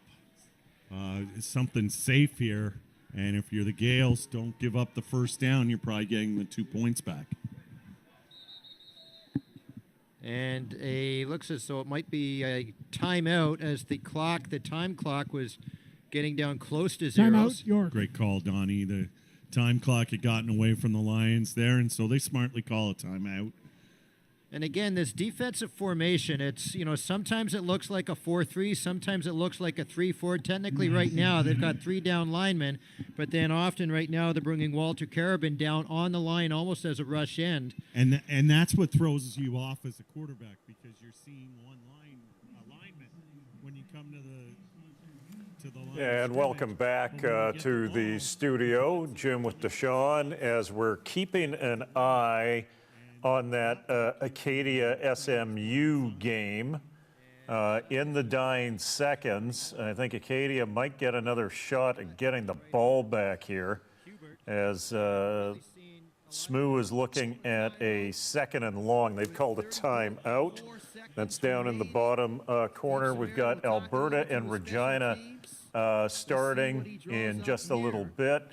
We've got York and Queens. This thing already starting to get out of control for York, and Sherbrooke has put the throttle down against Concordia.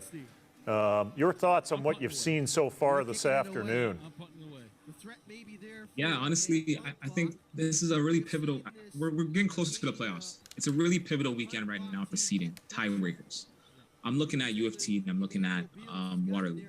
For UFT, that was a huge win for tiebreaker positioning, right? I think right now they're sitting at 500. And right now, if UFT and Carleton were fighting for one playoff spot, UFT would have the tiebreaker because they defeated them back in week 2, right? I'm looking at Western and McMaster.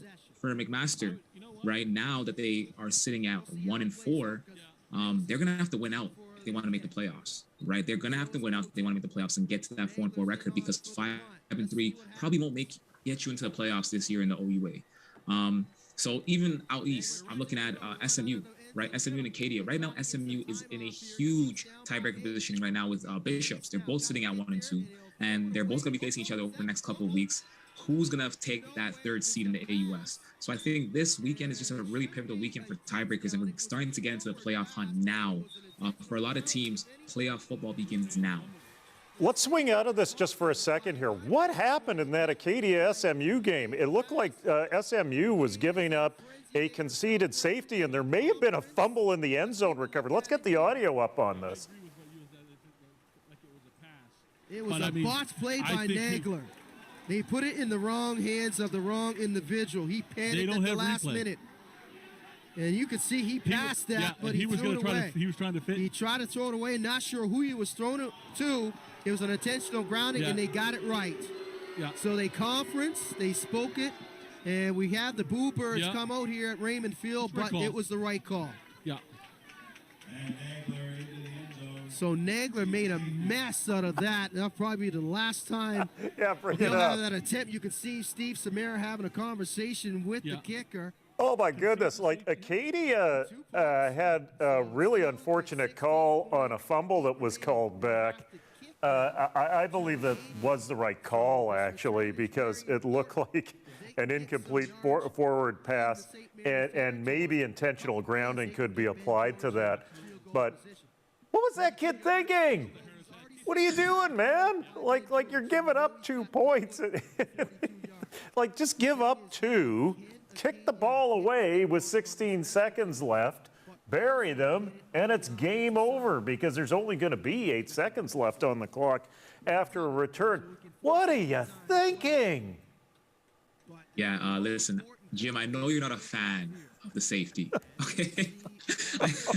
I know you're not a fan of the safety, but I think in that situation, taking the safety would have been the best thing, all right? So I just find it so ironic how we've had so many safeties today, and I know you're not a fan of safety, but in that situation, might have been the best thing. It's the only thing. Oh, dude, it's the only thing in that situation. Letting the ball go from your hands in the end zone in a 3-point game is not something that you should do. What are they ruling now? Let's bring the audio back up on this because there's a score change up on the header there, and it looks like they are giving a safety. It's still a safety. Okay. It's still a safety on the intentional grounding in the end zone. So Jeff Cummins will get an option. And Jeff Cummins is wondering if it was a fumble. He was hoping it was a fumble.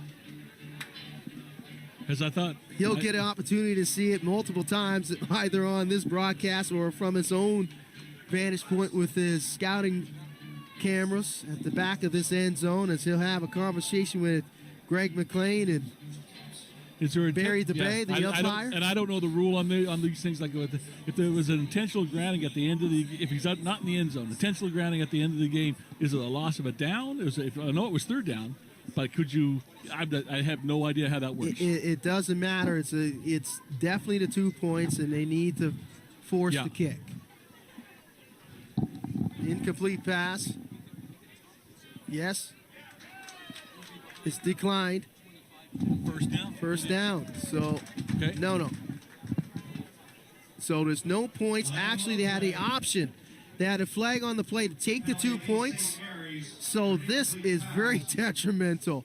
So they declined the play. It'll be turned over on down. So Acadia will scrimmage from St. Mary's 29. They overthought it. And this might cost them the football game. All he had to do was run out of the end of it. All he had to do was run under the back of the end zone and force the 2 points. So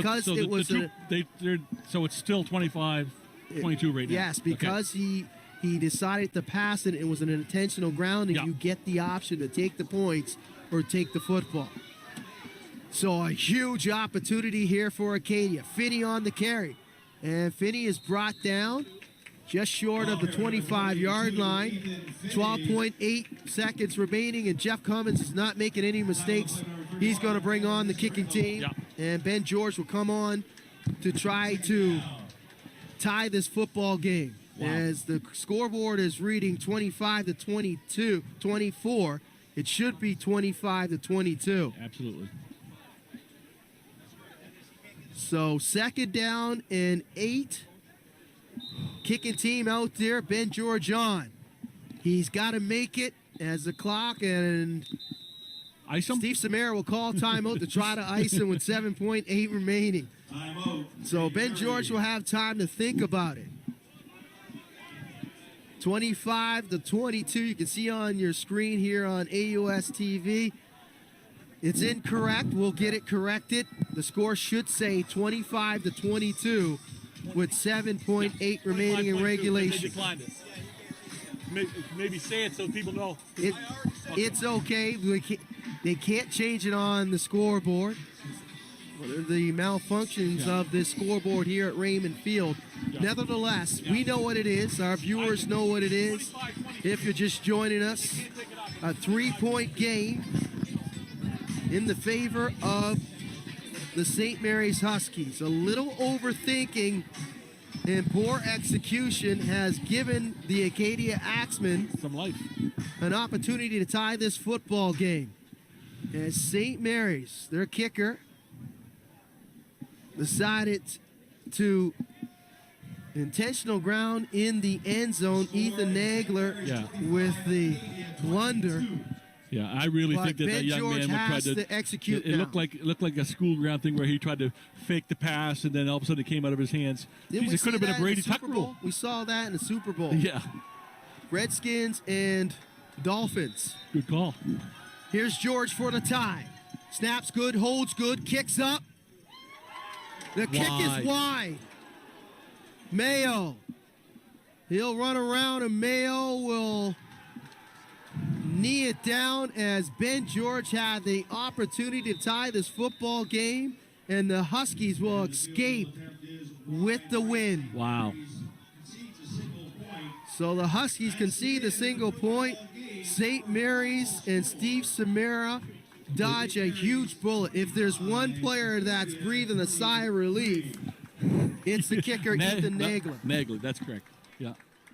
Okay. Okay. What was that, Deshaun? I mean, I could walk through the penalty portion of that, in that they declined the penalty, which means that they took 2 points off the board, essentially putting them in a position for a sub-30 yard field goal attempt, had a couple of plays to run, and then they kick it wide at the end of the game. Like, you can never accuse, at least on the RougeZone days, the AUS of not being entertaining. Yeah, are you not entertained by that in a macabre way? I'm entertained. I'm entertained. Listen, someone in the production studio just said, "Hey, imagine if there was a missed field goal," and I'm just saying, Imagine. "No way, no way." Yeah, but there imagine. you go, a missed field goal, right? No, I think he conjured up a visualization that ended up actually existing before our eyes there. So, talk about coughing up a win and then really stealing one. I'm not sure. I've seen a lot of combinations in Canadian football at the end of games, especially involving the kicking game and turnover. I've never seen a combination like that before. I've never seen a combination where the guy who takes the long snap goes into the end zone, runs around, and then decides to throw the ball under duress, where you have to make that decision whether or not it's going to be a 1-point game with a kickoff, or you're going to take the ball in the 29 to tie, right? I think obviously Acadia made the right decision to decline the penalty and take the ball in a position where you're going to make the field goal, let's say, more than like 88% of the time. I think that's a fair percentage to apply to what their kicking game is. But man, I'm almost speechless after seeing what we just witnessed there. Yeah, and you know what's so crazy? It's like just 3 minutes prior, Acadia went for a 56-yarder, and obviously it was short, right? And of course, it's 56 yards. Not everyone can make that, right? But I think to be in field goal range now and have the game on the line, it's like, okay, listen, like they're definitely not having a good kicking day. And I think just today in youth sports in general might not be a good special teams day. I'm thinking back to the Panda game where we had a couple missed field goals, a couple block kicks. And now I'm looking at this game where we have that safety in the end zone, a couple missed field goals, a missed game-winning field goal. Maybe not a good day for special teams in youth sports football, but I could definitely say I would not want to be in that special teams meeting tomorrow. I definitely would not. No, definitely not. And you know, part of that is on coach. I mean, you need to know the athlete that's taking the snap in that situation, that's going back into the end zone, that you can provide that athlete with the simplest of instructions to burn as much time off the clock as possible, and when you feel the pressure, step out. I mean, that's basic stuff. I just like I said, I'm speechless. It's funny watching you in this, because we were both staring at each other going, like, what happened there? You know, and I think, like, you talk about coaching. I think, like, what I want to know, what's so crazy is, like, what's being coached to the point where, like, your punter, like, has the courage to try and, like, throw the ball out of the end zone with the game on the line, right? I think, like, when you say it comes down to coaching, it's like, yeah, like, what's being coached, but it's also like what's not being coached, right? Like, are you telling your players, like, hey, listen, you're better off taking a knee and, like you said, running around, burning off some clock, stepping out? Because in that situation, like, I'm thinking that punter has courage to try and throw that pass, right? Like, that's crazy. So I definitely think it comes down to courage, or it definitely comes down to coaching, as you said. Well, coaching, courage, and the other C, creativity, because I think the athlete in question, Ethan Nagler, went back, was running around, had some time to think. Sometimes in situations you shouldn't have time to think, because he had the opportunity to think and get creative rather than just taking the hit or stepping out of bounds. And his creativity led to a rather, do you want to call it incredible finish or incredulous finish? I'm not sure. Go ahead. No, I was going to say, I think that's probably one of the most exciting finishes I've seen in the AUS in a while. But even, I think, like, even just this season in general, like, that's one of the more exciting finishes that we've seen. So I think it worked out pretty well. Yeah, I think it did too. It gave us something to talk about as we bridge into some other games here. Let's head on over to York and Queens for a little bit here. Actually, which one do we want to head to here? Do we want to go over to the York and Queens game, or do we want to go over to Bishops, which is a little bit closer? Let's go to York and Queens for a little bit, and then we'll go over to the Bishops game for a bit. They're just not showing any diversity.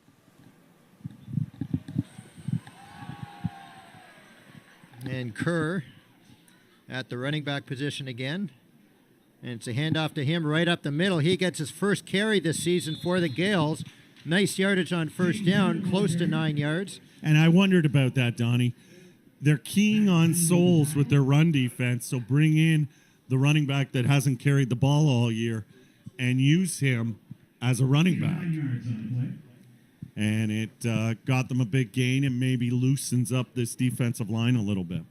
Longa and Cesare, if you've been following the Gales running back situation this season, nicked up last week in the win against Guelph. And still Blackman out with injury.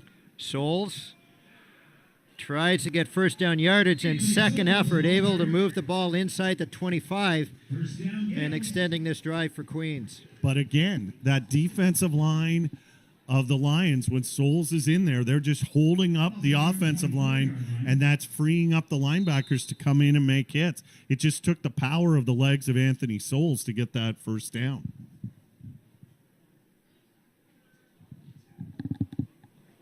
And Kerr back in for Souls on first down here. And a handoff to Kerr around the right end. Inside the 15, makes a move inside the 5. Down to the goal line, and he's going to be spotted just at the goal line, it looks like, as the officials come in from the sideline. Well, I think the ball came out, but the whistle had already gone. So a 23-yard gain all the way down to the goal line. And Kerr's upset with himself because he didn't get into the end zone and also because he fumbled the ball at the tail end. Got spun around. Tuioti, Waldner, and McEwen coming in. And on the last time, Vrikin handed the ball off to Souls.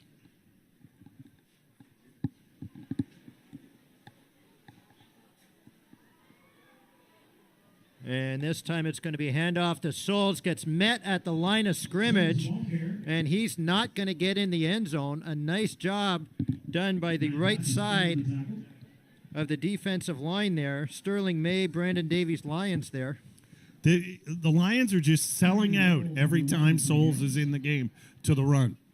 So I'm not sure if the Gales will come with some play action down the road off of that, but give the Lions credit. When Anthony Souls is on the field, the Gales are struggling with the run. And this time it's going to be Vrikin who's going to try and dive over, and he doesn't get in. Although it looks as though the ball might have fallen loose, and right now Jazz Kara is standing in the end zone saying, look what I've got. But it's going to be spotted at the one again. And the interior of the Lions defensive line doing a great job here throughout this afternoon, and the Gales now forcing to go for it 3 times here from the one. Well, and this is a moment for the Gales offensive line. They have a lot of pride, and they've been stuffed these first 2 plays. Handoff, Souls at the line of scrimmage, up and over, and Anthony Souls with his second touchdown of this afternoon. That extends the lead to 20-2 with 3:53 left to go here in the first half. Well, and what Anthony said there was, I'm not going to try and power through because it's been a standstill right now. I'm going to go up and over. And as you look at those statistics for Anthony Souls, his father was outstanding, and we mention it every week.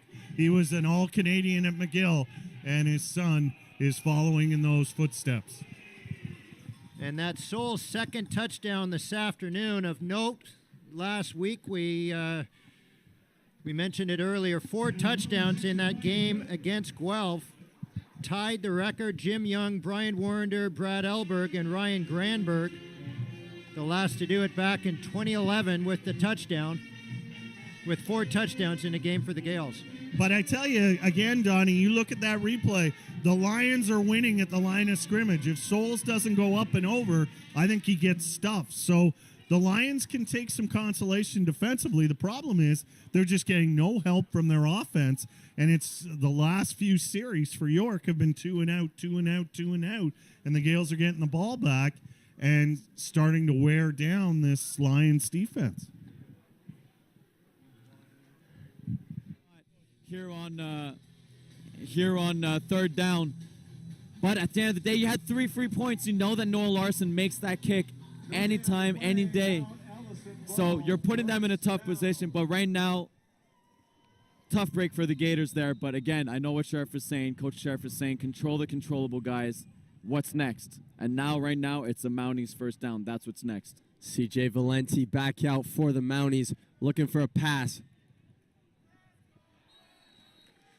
Hitting his receiver straight in the hands, but couldn't be brought in here. Mounties facing a 2nd and 10 in their own end zone. And last thing I'll say about that previous no touchdown call is that you're going to see that play on Oliver Burnett's highlight. Because on film, that looks like a catch. And I know Ollie Burnett, he's going to have that on his highlight. So shout-outs to you, Ollie. You got a nice little highlight. Unfortunately, you didn't get the stats that come with it. But now it's on the Gators. Close this game here on 2nd and 10. CJ Valenti rolling out to his right. Looking for an intended target here. Once again, hitting his receiver straight in the hands, but couldn't be brought down. Was number 3, Robbie Walker. And this has been, look, this hasn't been the easiest game for CJ Valenti. Obviously, tons of pressure from the Gators. And on top of that, when your quarterback is under pressure, as a receiver, you got to help your quarterback out. That type of all the catches haven't been easy, but there's been 4 or 5 today that are gimmies. You got to help out your quarterback, and when you make those catches, and he knows that he can make those catches, he trusts you even more, and he might throw you a little tougher one, but as a receiver, you got to make that catch.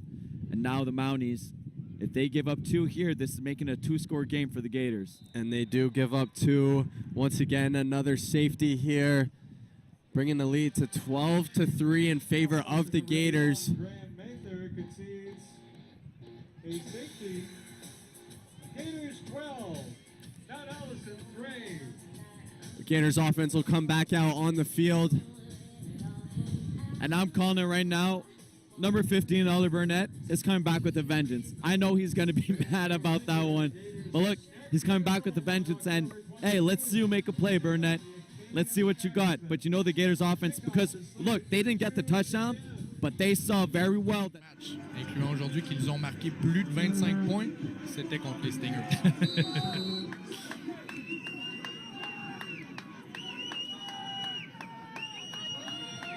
Deuxième et 10.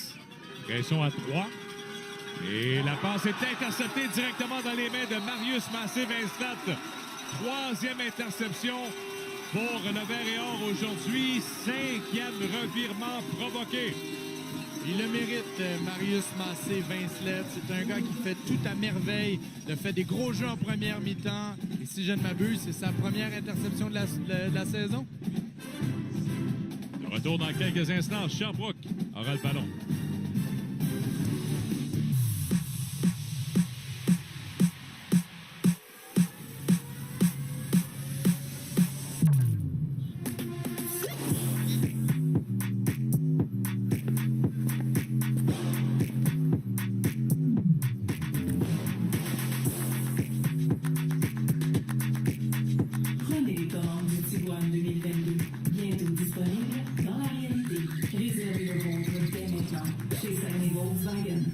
Les vaccins contre la COVID-19 nous ont aidés à nous protéger et à retrouver ce qui nous manquait. Au fil du temps, cette protection s'estompe. Les doses supplémentaires vous protègent mieux contre les formes. First and 10 from just outside the 29. Cockrell motioning to the line of scrimmage. Gales showing blitz, and it's going to be the Craney trying to almost do a redraw coming around the near side. It's going to be wrapped up for a loss on the play, though, by Liam Sutherland. What a great play by Sutherland, because Lions tried some misdirection. They haven't done that in RPO where the quarterback Craney keeps it, and Sutherland just stayed with his responsibility, the quarterback, and made a perfect textbook tackle. And now it's 2nd and long for the Lions. And now the Gales look at the clock, try and get the ball back maybe with some time left. So Craney rolling out with it, looking downfield, and almost intercepted on the play there was Keegan Vanek. It looked as though Wells Carabin, who was rushing, was held on the play. He was more than held. It was a headlock, Donnie. It was caught by referee Chris Venter, but the Gales will decline it, and they'll take the ball off the punt. Again, Craney just, to me, doesn't look as sharp when he's forced to roll out. And he was going to get sacked. If Carabin doesn't get held, I think he's getting in there on the quarterback.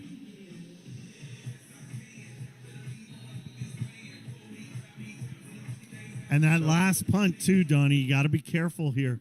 Don't want to line drive it or make it too short, because O'Neill can bring it back. 7th punt this afternoon for Walker. A high spiraling punt, nice punt. O'Neill makes a move inside his 50. Now trying to get outside. There's a lane. There's a flag in behind the play, though. Down to the York 50, 40, all the way down to the 30. There's a flag on the play. Well, it's Bolligan Jr., Raheem, that blocked the York player, Kariakis, in the back. And it was right in front of the official.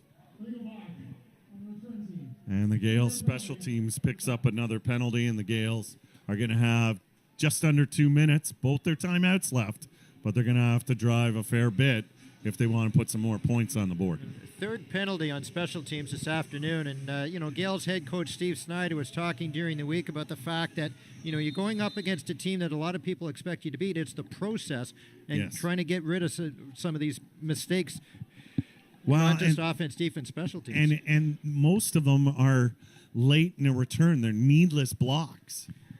So Vreekin has time looking over the middle high. Burton gets it inside the midfield all the way down to the 46 of York. What a great catch. Vreekin got that up a little high. He put it in this only spot where Burton could make the catch, and Burton just vacuumed it in. And that's big because they've had a couple of drops earlier in this quarter. Clock now moving to 1:40 here in the first half. Vreekin quickly outside to Burton, tries to make a move. He's going to be knocked out of bounds on the play by Lewis Gibbs, but not until he picks up about 9 yards on first down. Well, and York was late coming out of their defensive huddle on that play. 9 yards on the play.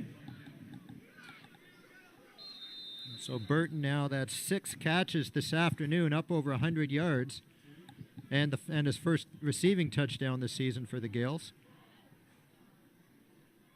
It's going to be a handoff up the middle, getting nice first down yardage is Kerr, and down inside the 25.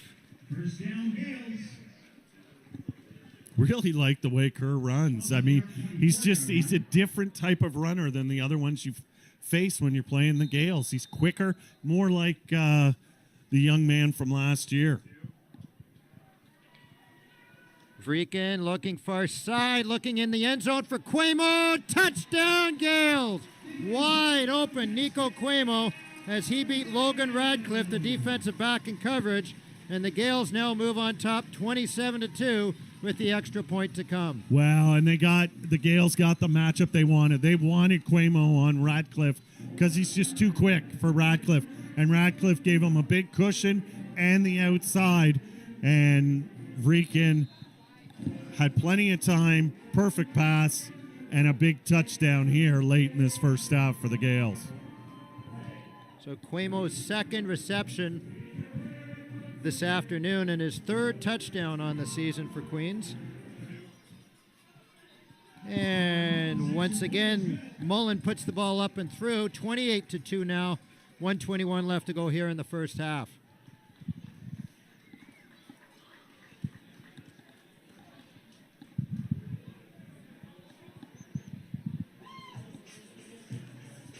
And again, people are gonna look at this score at halftime and say, "Oh, no surprise, the Gales are blowing out the York Lions with a 28-2." But I think you and I are both in agreement. Lions have not played that poorly defensively.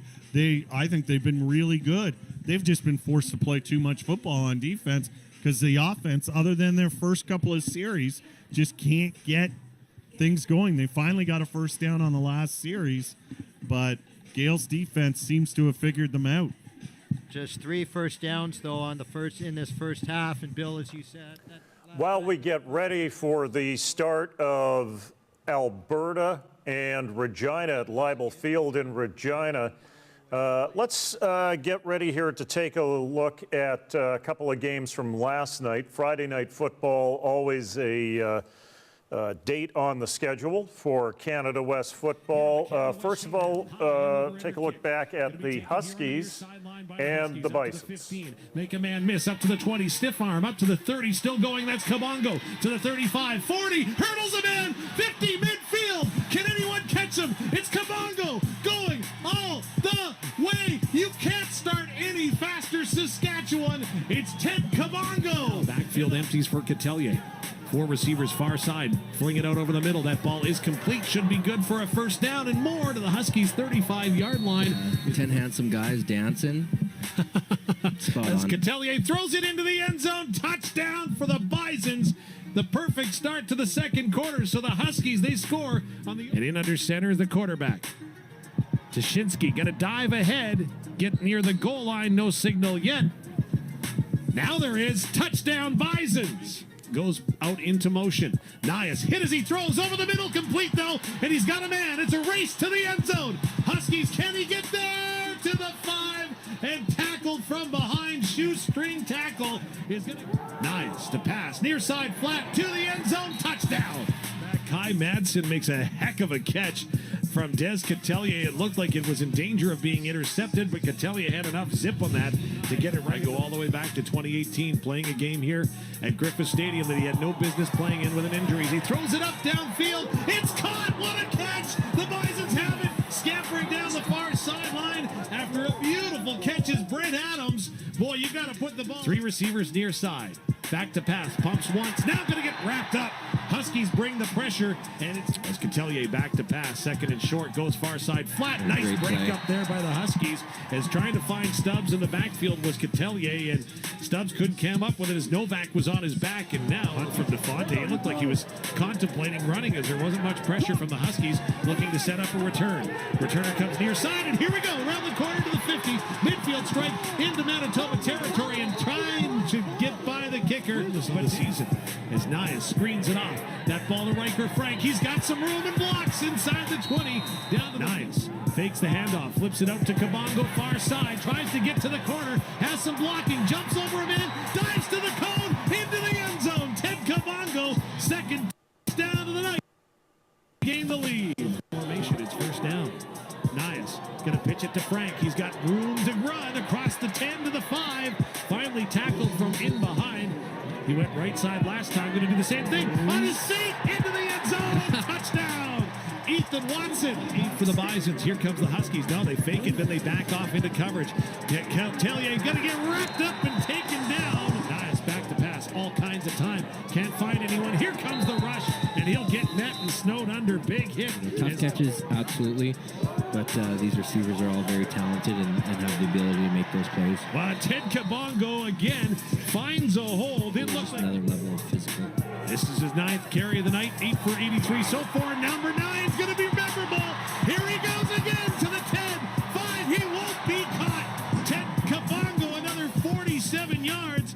Now 130 yards rushing on the night. Add in a return for a touchdown, a receiving touchdown. And Ted Kabongo, and for just the 6th time in school history, the Saskatchewan Huskies improved to 5-0 with a 43-22 victory over the Manitoba Bisons here at Griffith Stadium. You know, we had a lot of questions about the Saskatchewan Huskies coming into this season, mainly because of losses on the defensive side of the ball and at running back. But I think that in this open transfer era, the Huskies, at least on the Canadian side of the border, are the first to really profit from that because Kabongo and Ketley Joseph both come back from Maine and come back and play into youth sports programs. They land at Saskatchewan and they immediately make an impact for the Green Dogs. Yeah, and you look at Ted Kabongo. Yesterday, he was amazing. I made the comment earlier today that it looked like he was playing Madden on the field yesterday. To have over 100 yards in returning, to have over 100 yards rushing, and to add in a little over 30 yards receiving and 1 touchdown, and have 3 total touchdowns was rather amazing.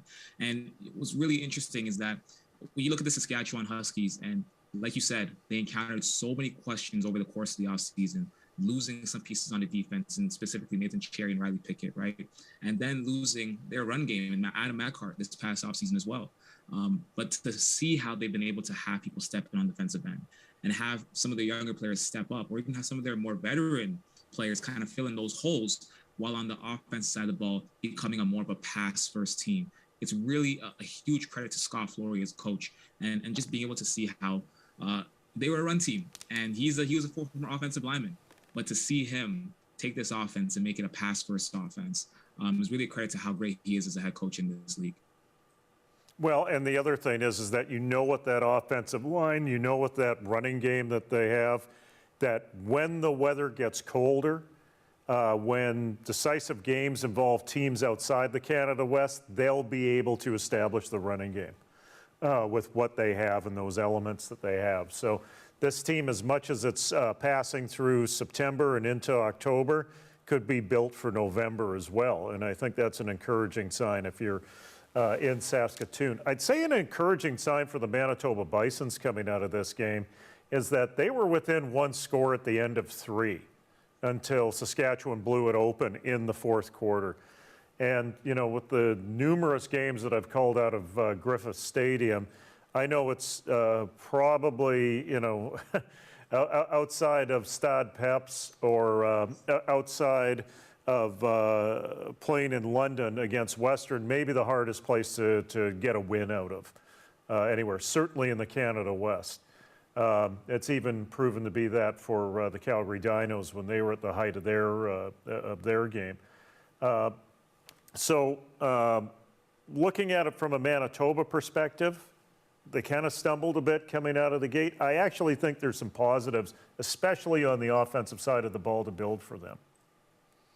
Yeah, and I agree with you 100%. I think in the Canada West, a lot of people are looking at Regina and saying Regina is that clear-cut number 2, just because of how they played against Saskatchewan, limiting them to only 11 points. But if you look at Manitoba, yesterday they entered halftime with the lead. And honestly, if you look at Manitoba from a roster standpoint, they're built to compete for a Hardy Cup now from the top down. I mean, on offense, you have Descatelli, who's their fifth-year guy who's doing his thing. Even Jackson Tuchinski is a backup quarterback. He's legit. He could be a starter on a number of different U Sports programs.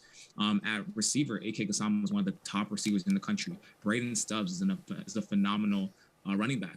On the defensive side of the ball, Cole Adamson is one of the best defensive linemen in the country. Right, so you're looking at this Manitoba squad. They started the season with a little bit of disappointment, right? They lost to Regina. They had that loss to Alberta. They got bumped out the top 10, all that stuff. They're kind of finding their footing now. They won the last 2 games, scored 67 total points, only gave up 20 total points, right? So that was the largest margin of any winning team in the nation over those 2 weeks. They ran into Saskatchewan at the wrong time. It's just that simple. You got to go through Saskatchewan in the Canada West. I consider Saskatchewan to be the Canada West litmus test. And if I'm looking at how Manitoba did for their litmus test, they had a passing grade in the first half, and they fell off in the second half. But I think if you're Manitoba, with the fact that you had one winning half of football against the Saskatchewan Huskies, they could take that, make those adjustments, and get ready for the next time that they face them. But there are a ton of positives for this program coming out of that loss. We've seen it before in the past in the Canada West, and I said this at the start of the year to anyone who would listen. I still believe that this is a year where a 4-4 team could find their way up through the playoffs, get momentum, get hot at the right time, and win this conference. So as much as Saskatchewan is well ahead of the pack, sometimes it all comes down to one game. Sometimes it comes down to a key injury at a key time, and sometimes it just comes down to the elements as well. So, you know, it still is yet to play out. We talked last week, is the Canada West over? We kind of believe that it is in the regular season, but I think by the time we get to the playoff season, it may be something else entirely. Now, one of the teams that may have something to say about that is the UBC Thunderbirds. They played the Calgary Dinos. Blake Nill has had his lunch handed to him by the Dinos in the past. I think this is the time where Blake Nill could be the cook. He's going to pass on second down. There's a long pass downfield, caught at the 20, at the 10, carried down to about the 5-yard line. And here is in the backfield. And first down, Knight will get the ball. He runs right. He's in the end zone, and UBC hits the scoreboard with a touchdown. But it's on the ground out of the backfield. Some room, 40, 45 at the 50. Midfield, UBC 50. Breaks a tackle down the sidelines at the 20 of UBC. Clark is finally pulled down. But blitz is on. Back is Sinanes. He's in trouble and sacked back at the 19-yard line. As Clark peeks out. Back is Sinanes. Reads the coverage. Pitching across the middle. And grabbed in full stride. Getting 50 to the 40-yard line. To the 30 as Carbone makes the big grab. And they're deep and well into UBC territory. However, Calgary 20-yard line. Full blitz is on by Calgary. Back as the quarterback, and he is sacked back at the 30-yard line. They're going to credit Oldham Wingy breaking through with the sack. And a first down. Give out of the backfield. Huge hole. 45. Cutting right to the open field. At midfield. BC 50. BC 45. Down the sidelines. Clark is finally driven down. But he was right in the backfield of the quarterback. But they're going to go to the air. There's a slant caught at the 20. Break a tackle to the 15. Carrying tacklers. Ryan Cowboy down to the 8-yard line. And UBC is right on the doorstep. Saintus on the tackle. But lines are down. Deep handoff. No questions asked. into the end zone for the UBC Thunderbirds, scoring a touchdown. Master season will go into the Thanksgiving bye week. Now here's a return, blasting up the field down the sidelines at midfield, and steps out of bounds. UBC in range. Couldn't agree more. Back passing, Sinanes pitching down by the goal line. That ball is caught, bouncing off a defender. Is he in the end zone? Touchdown, University of Calgary. Ball pulled in. Recruit to the air. He is back, fires a deep strike over the middle, looking for a target in full stride. That ball is pulled in behind coverage. 30, at the 20, at the 10, to the end zone. A touchdown, Soriano, UBC. CFL potential, and they just need to work on a couple of little details, working on that directional kicking, the coffin corner, if you will. It looks like we got some big stuff happening. I'll throw it back to you guys. We do have an interception. The Dinos at the 10, inside at the 5, to the end zone. Lecition, touchdown. Dinos, they needed a break. They got a break on a pick, and they have scored. With the new quarterback in for BC. He'll turn, give it out of the backfield. Running left at the 10, breaks a tackle to the end zone. Touchdown, UBC. Mastro Domenico. Hawkins Sinanes to the air. He's looking wide side. He's back, pitching to the near side. And what a sensational hand grab. Oh, my goodness. Dante Carbone pulls the ball. Outside blitz is on by the T-Birds. Sinanes throws into the end zone. The ball is caught in full stride. Pulled in. Touchdown. Dinos pulled in by McKinn. There it is. The ball game is over. The UBC Thunderbirds. Well, we are keeping our eyes on some games here that are tracking below us. Just one thing about UBC. What an important win for them, because it sets up the opportunity for them to possibly host a playoff game, but more likely find a way to play in Regina, the way things are shaping up in these Canada West standings, rather than go to Saskatchewan in the first round of the playoffs, because that's been a graveyard for them in the past. Yeah, I'm looking at the UBC Thunderbirds, and listen, I think this was a team that bowed a lot of high expectations entering this season. A lot of people, for some reason, I think because of Garrett Rooker and the excitement around him, saw the UBC Thunderbirds as being a team that could possibly make a run to the Hardy Cup or possibly even win the Hardy Cup in 2022. Obviously, I don't think that plan so far has come to fruition, but like you said, this might be a year where a 4-4 team can make a run. We'll see. But I think for them, yeah, home field advantage is so key, because in the Canada West, I think every venue, playing a lot of those CFL stadiums, it can be tough on the road, right? So I think for them, locking down home field advantage is number one. And then from there, once you enter the playoffs, you know, it takes care of itself. Anything can happen. So home field advantage, super important. Mount Allison in the red zone against Bishops. Let's go to that game right now. 5 is one of the hardest hitting safeties in the AU West and probably in U Sports. Had a great performance at the East-West Bowl last year for the Gators, and not only on the field during the game, in the combine, just crushing it with the 40, really put the Gators on the map there. Great defender, number 5, and now he's running off the edge to hopefully prevent another 3 points by the Mounties. Mather coming out for a field goal attempt here. And good for a nice little cheap shot by Mather, looking towards the crowd, telling them to calm down and to quiet down. Now we're looking at game reps together. Savard goes one way, Pelche turned the other. Run into each other, and that stopped any chance that play had for success on 3rd and short for the Rams. And Hetlinger back on the field. Michael Peloso coming up with the stop for the Golden Bears. Now they're back on offense. Hetlinger rolling out of the pocket, trying to find Rosary, and with Garish and Era Vincent all over him, it falls incomplete. There's no flag on the play, Justin. Etlinger again standing in as long as he can, taking a big shot to deliver the football. Josh White late And that might have been a little high. Lucky that there's no flag there if you're the Regina Rams. But Hetlinger, no worse for wear. This young kid standing in there already, taking a couple shots and getting right back up. Golden Bears looking for the pass interference flag. They don't get it. So it brings up 2nd down and 10. Play action out. Lots of time for Hetlinger up over the middle. And that's tipped away looking for Carter Kettle. But Chopper Hippie, the outside linebacker, if he didn't get fingers on it, he provided enough of a distraction. That looked like an old play that we used to run called the Oakland route. And Hetlinger just needs to throw it to the next window there. As you can see, Kinetic just hold him up, letting him know, hey, I'm right here. Next time you hold it for another half second, I'm going to hit you, buddy. So 3rd down. They'll punt this away. Justinian to punt. One of the best athletes on the Golden Bears. He'll kick field goals, he'll punt the football, and he's a starter in their secondary, the free safety out of Calgary. Punt taken up across the 25 and down to the 28-yard line as we'll visit with Matt Young once again. Matt? Reliable field. It brings back a lot of memories for anyone who played. Running back 10 to jump on the ball for the Gators.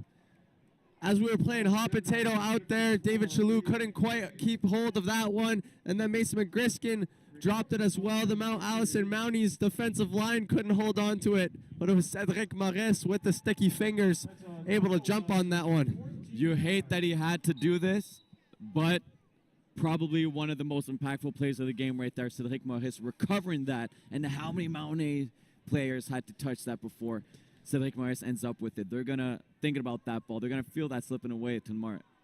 And Maurice will take the reception here. It was 2nd and 24. He'll gain a couple yards.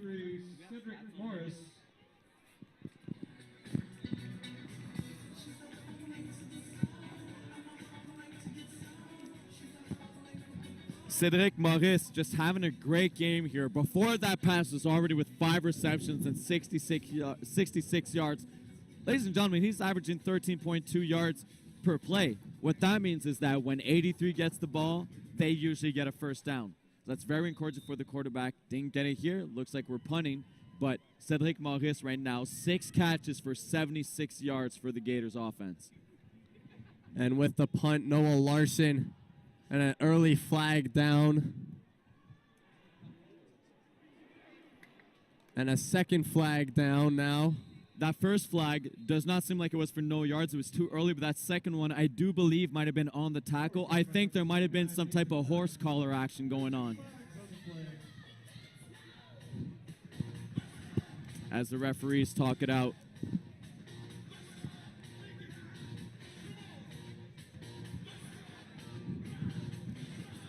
Mount Allison doing a great job against the Gators. Two-headed monster at running back, holding David Chalou to 27 yards off of 9 rushing attempts, and Marco Briones to 24 yards on 8 rushing attempts. Great job by the Mounties defense, forcing Nathan McGriskin to air the ball out. And as of now, he's 15 for 32 with 181 yards. The penalties were unnecessary roughness for both teams. And so we will have a 1st and 10 as the Mounties come with the ball on their 26-yard line as CJ Valenti feeling pressure in the pocket, deciding to bring it up for himself. Smart play there by Valenti, feeling the pressure, moving up in the pocket and gaining some positive yards for his team. Valenti keeping this drive alive. There was nothing through the air, using his feet to do the job. It goes to get 3 yards. Again, I keep on saying it, but 2nd and 7 is a lot more manageable than a 2nd and long. So good on Valenti for getting those yards when nothing was there on the pass.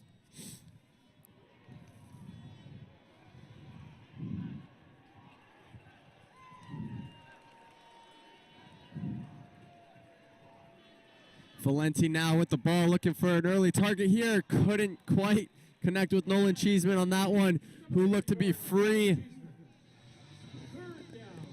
But Valenti falling back down, not what you want to see here late in the game, under 5 minutes back. Looking the way of Bennett Stusik, but just overthrows his intended target. It was a similar route to before when Pelche just missed Stusik down the middle, but this time it's a different situation. Stusik's not in man coverage. That's zone, and it's wide. DeLand is easily able to track that football because he was playing center field on the play. Ranges over, makes a sure catch for a defensive back. Critical turnover there for Alberta.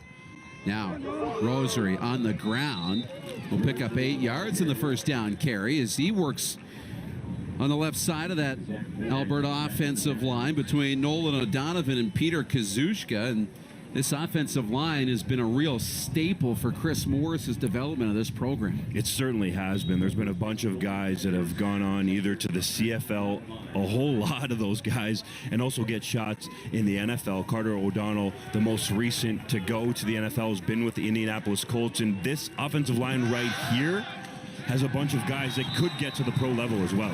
Nowhere to go on second down as that Rams defense, they come up with a stop on Rosary. It'll be third down. Sorry, second down here.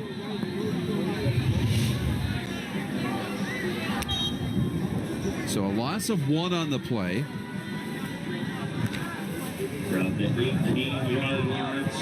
Back at their own 18-yard line. Passing situation here for the Golden Bears, who have an early 8-0 lead on the Rams. Backfield empties out.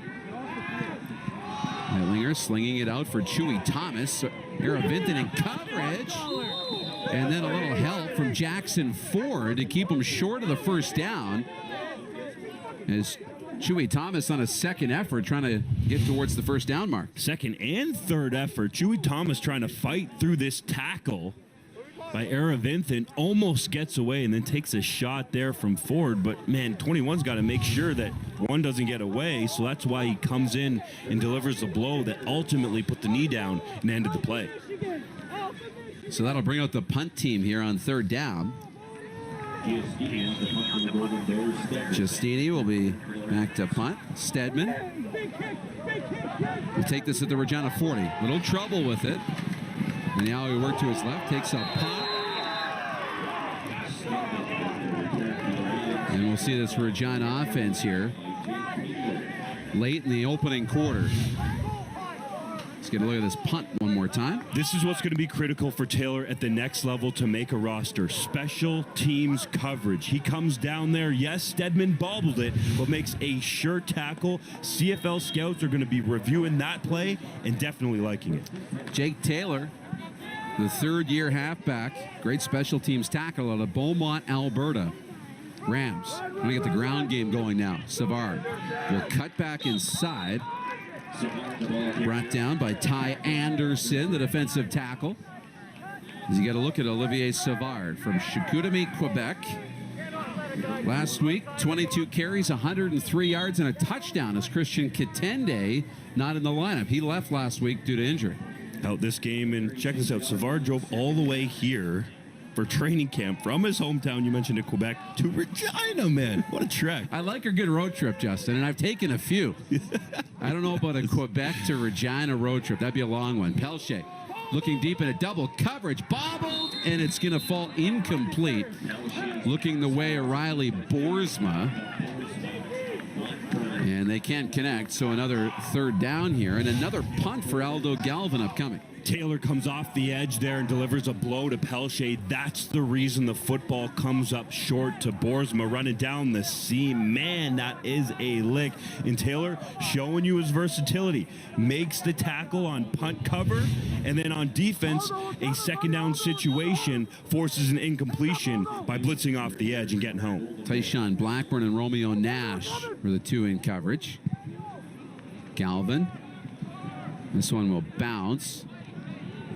Taken by Hume. He'll look backwards. And then Braden Wagg with a special teams tackle. And that'll get the crowd into it. We often forget, man, sometimes people think offense and defense is sexy, but special teams in Canadian football is a definite third of the game. Wagg comes like he was shot out of a cannon there to make a tackle, to make it an even longer field for Ettlinger and Alberta.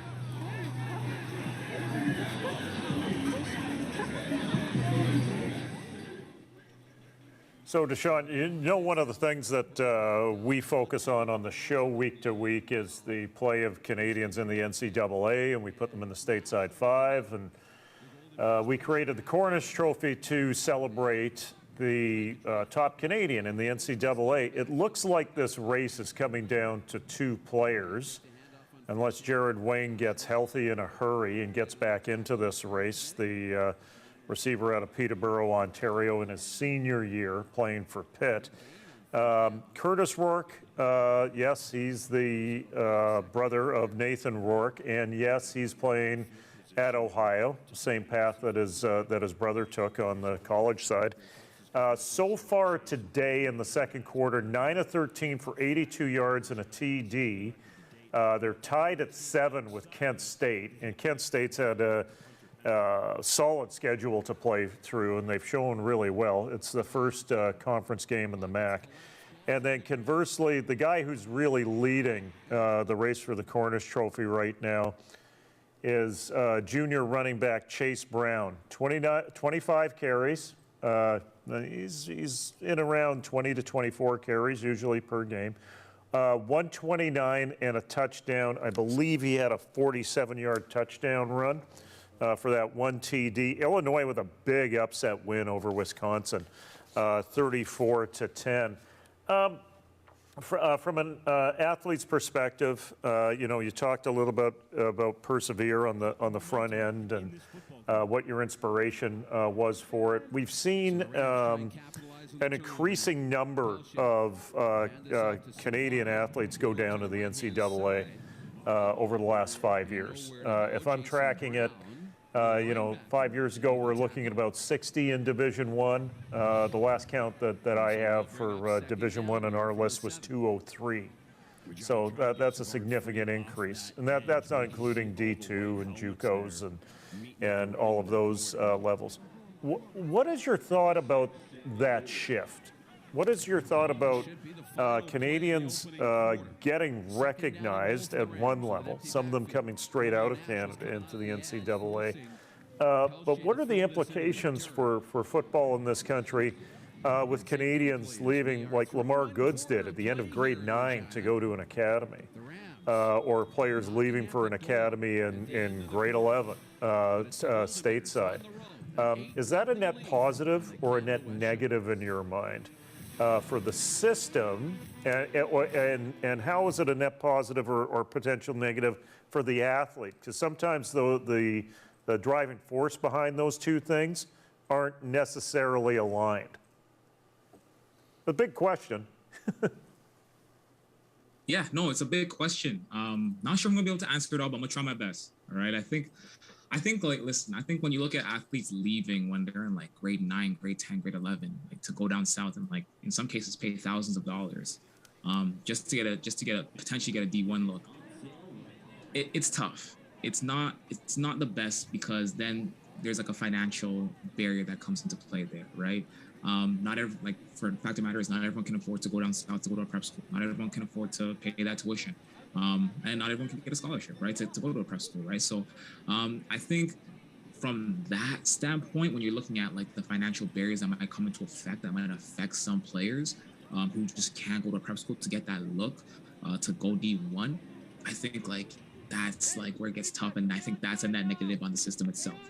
When looking at the idea of just like having actual Canadians going down south and like making a name for themselves in NCAA, to the point where like to have a Canadian player in the NFL nowadays, or to hear about a Canadian player in NCAA Division I football, is not like mind-boggling, like, oh my gosh, like that's crazy, he's from Canada, to the fact that it's a norm. I think that's amazing, right? And I think what that does is stuff like that, and you kind of see this in basketball. Like, I'm a huge basketball fan. You see a bunch of ball jerseys behind me, but what you've seen in basketball is when you have those athletes kind of put Canada on the map down south, it actually brings more coaches up north from down south to come kind of see what was happening in the local sports scenes in certain cities.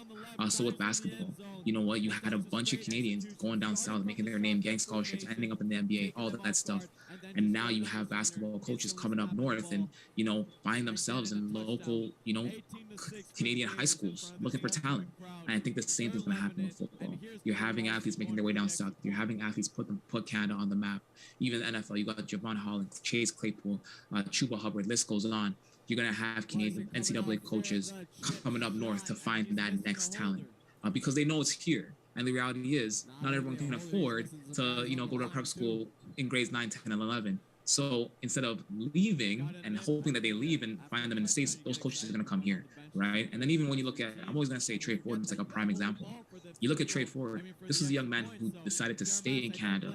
This was a young man who decided to go to a local Ontario high school, right? And then go to a Canadian university. But the fact that he went to a local Ontario high school and wrote it out at A.N. Meyer in Niagara Falls for 4 or 5 years, it's like there are, top tier NCAA worthy talents in this country who are at local high schools. So overall, though, I think it's amazing to see like NCAA players, who are Canadian doing their thing down south and getting those looks in the NFL. I think it's amazing for the culture. It only grows the culture. And at the end of the day, it only puts more respect on our name as well. Now, how do I feel about like losing some guys to the NCAA as opposed to them coming to U Sports? It kind of breaks my heart. But at the end of the day, I think what it also does is it puts more pressure on U Sports programs and athletic departments to build up what they have so that they can keep that talent as well. So you look at Queens right now. We're looking at Queens. 10 years ago, that stadium didn't exist. They played on like a natural turf, a natural grass field, and they had a couple of bleachers here and there. Now they have a full out, beautiful stadium, beautiful facility. Right, you look at Waterloo. They built a state-of-the-art field house at their facility, and are in consideration to host a CFL Combine. 10 years ago, that would have never been a thought, right? So to have a lot of U Sports programs recognizing that, hey, we're losing some talent to the States, let's step up our game. I think that's it's good for the culture. So that's all I really got to say about that. But no negatives, no major negatives. Well, I'm wondering when you take a look at a player like Tavius Robinson, for example, who was on the roster of Guelph and transferred down during the pandemic break to Ole Miss. By the way, he had half a sack today for Ole Miss. Or a Malik Straker, who's just been ripping it up at A-State over the last 2 games, 9 tackles. Last week, 12 tackles. And then a big stat line after that for Straker, and he was originally with Carleton. In this open era of transfers, where players can move around from year to year, would it not be wise for at least one U Sports program to take that step out and said, okay, we can recruit you, and we won't stand in your way, and we will help showcase you if you think that you can make the move up to a Division I program. We can stage you the same way an academy could and make it a lot more accessible money-wise. Make it a lot more accessible for a more mature individual rather than a kid going down at grade 10 or grade 11 stateside. Is that something where U Sports program could position themselves wisely in the marketplace to capture quality athletes? I think from a competitive standpoint, I think that's a pretty cool idea because then you see yourself drawing in those top recruits. And it's like suddenly you have all these top recruits who have Division I talent or Division II talent, just so maybe don't have the grades, right? Maybe don't have enough film, want to get a bit more film, get their grades up a little bit and make that transfer over. I think from a competitive standpoint, it makes a program like that competitive year over year basis, right?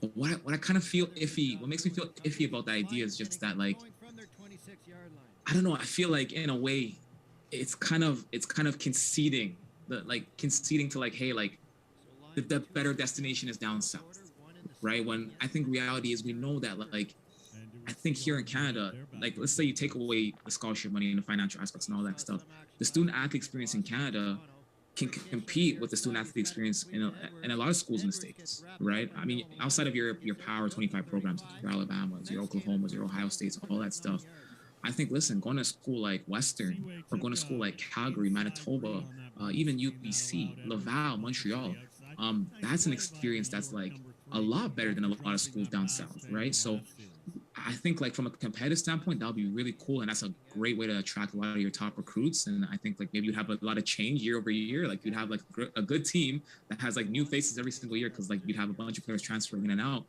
But I think what would make me feel a little bit weird about that is just like, yeah, like we don't want to give off that impression that like the better dream is down there, because the reality is there's a lot of players that come back, right? And there's a lot of players who might be down south and are American who choose to come to Canada, and they love the product or and promote it to like their American, friends and all that stuff. So I can see the positives, I can see the negatives, right? But I think the thing is just like youth sports culture is in such a vulnerable state right now, because like the product realistically is in like a growing phase.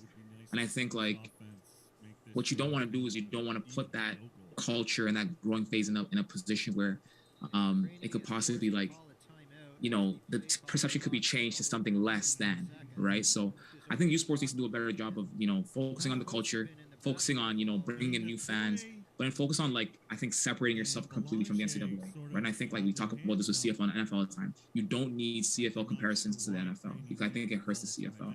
I think same thing with youth sports and NCAA, like having that comparison to NCAA, it really hurts like youth sports in a lot of ways. So yeah, those are my thoughts, but I think it'll be a great competitive idea though.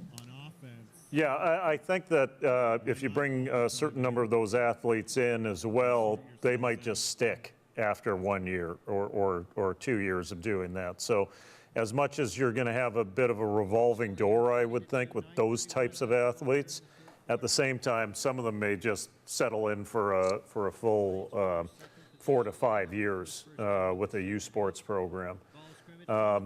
It's, the challenge with youth sports right now is leadership, cohesion, a vision, and that comes from the top right now. And I think youth sports needs to go through a process of deciding what it needs to be to inspire growth. It needs stability around the Vanier Cup. It needs other opportunities outside of the season, whether it's a bowl game, whether it's an all-star game, whether it's those sorts of things, and now I got my Football Canada hat on, talking about using the Team Canada format internationally to showcase these players. And that's very different than what happens in the United States. So the things that you can do to distinguish yourselves as a different path with a different set of experiences for the student athlete is I think the path to go. And you're also selling better education for the most part across the board.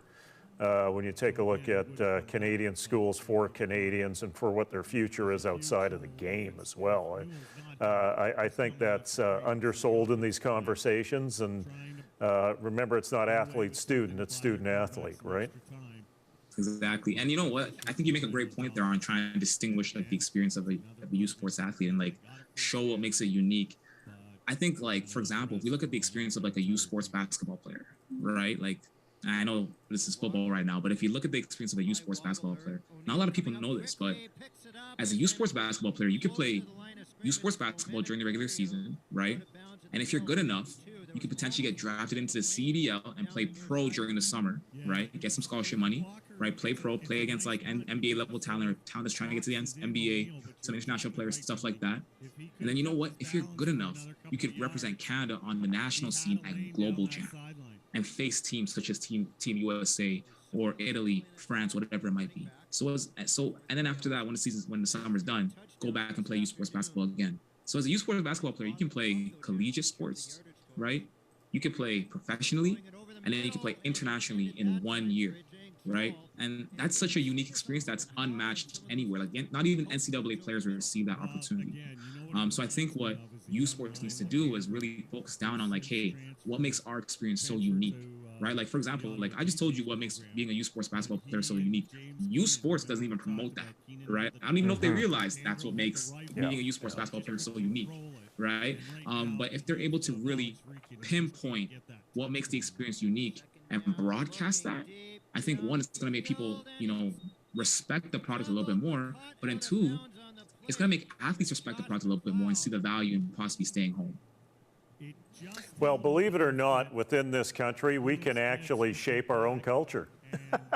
I mean, as much as it feels like we're in a continental marketplace when it comes to amateur sports and amateur athletics, especially when there is that national team factor involved, you can create your own systems, structure, matrix that feed into that, or that is complementary to what you do in the conferences and the leagues.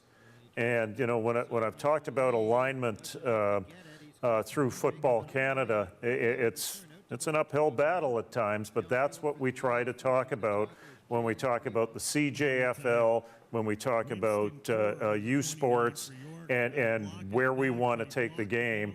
Not only on the men's side, but, you know, we started the collegiate flag championship that is played in May. That was exclusively women's flag football with teams that were recognized by RSEQ in Quebec, but really not anywhere else by any of the other conferences. So we managed to create a national championship to plant that flag, to grow it. I know Title IX is something that only exists on the American side of the border, but that's a good piece to push for gender equity and present the sport in a very different way and change the culture around the sport there as well. So providing equal opportunities around the sport is also key, I think, within that university framework.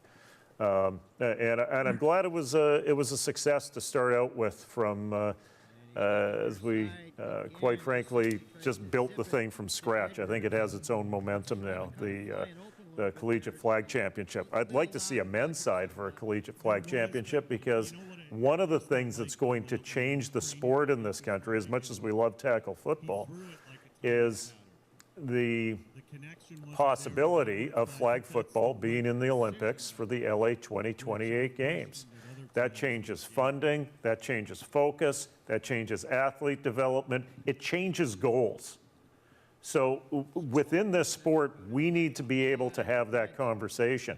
And there are a number of athletes on the field, just on this screen right now, that actually may have a skill set that is more transferable to flag football, and they don't even know it yet, that could be playing on a national team for Canada and playing for a gold medal in Los Angeles, right? We need to have those conversations with youth sports right now so we can be prepared and set that road in front of us. I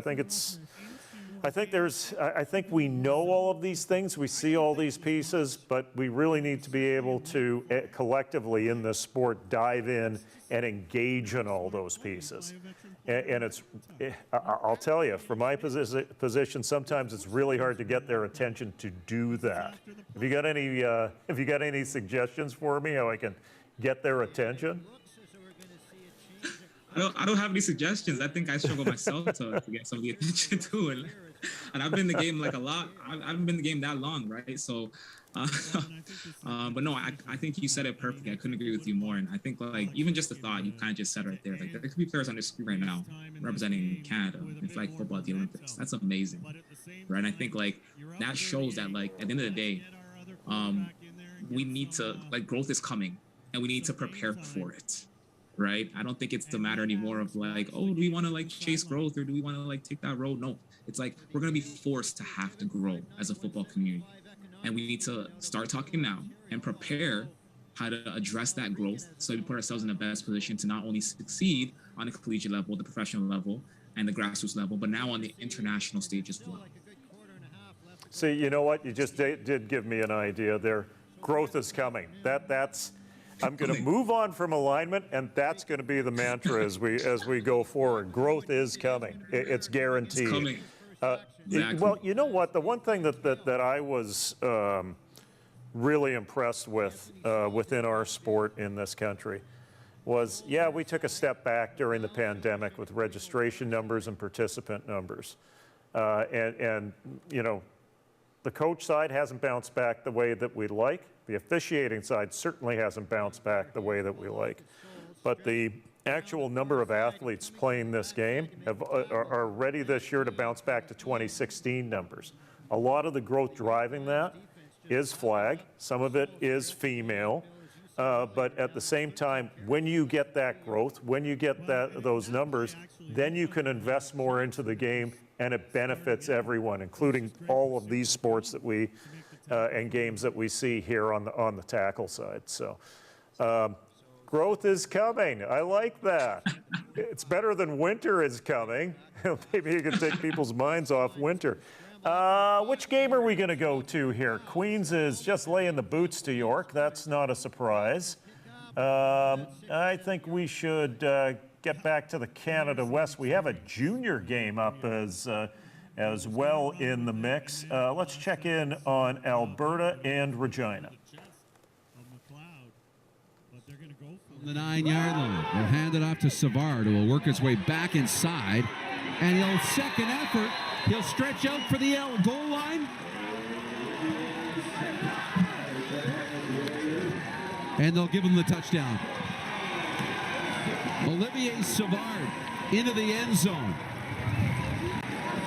Savard showing off this physical running ability that he has, well-built running back, dragging Golden Bears into the end zone and then lunging across that line. A physical run from the Quebec native who wanted to get outside his comfort zone and come to a school outside of his home province in Quebec. He actually turned down Laval University. That does not happen too often, especially if you're a running back who's born and raised and has come through that Quebec system of developing football players. But he said, no, I want to come to the Canada West. I want to work on my English out here so he can be bilingual. It doesn't matter what language he speaks, because everyone knows this is a tough, physical, nasty touchdown run. Back-to-back weeks for Olivier Savard, touchdown runs, and it's been a backfield that's just been a patchwork blanket for Mark McConkey. You start with Kyle Borsa in the backfield, torn ACL, out for the year.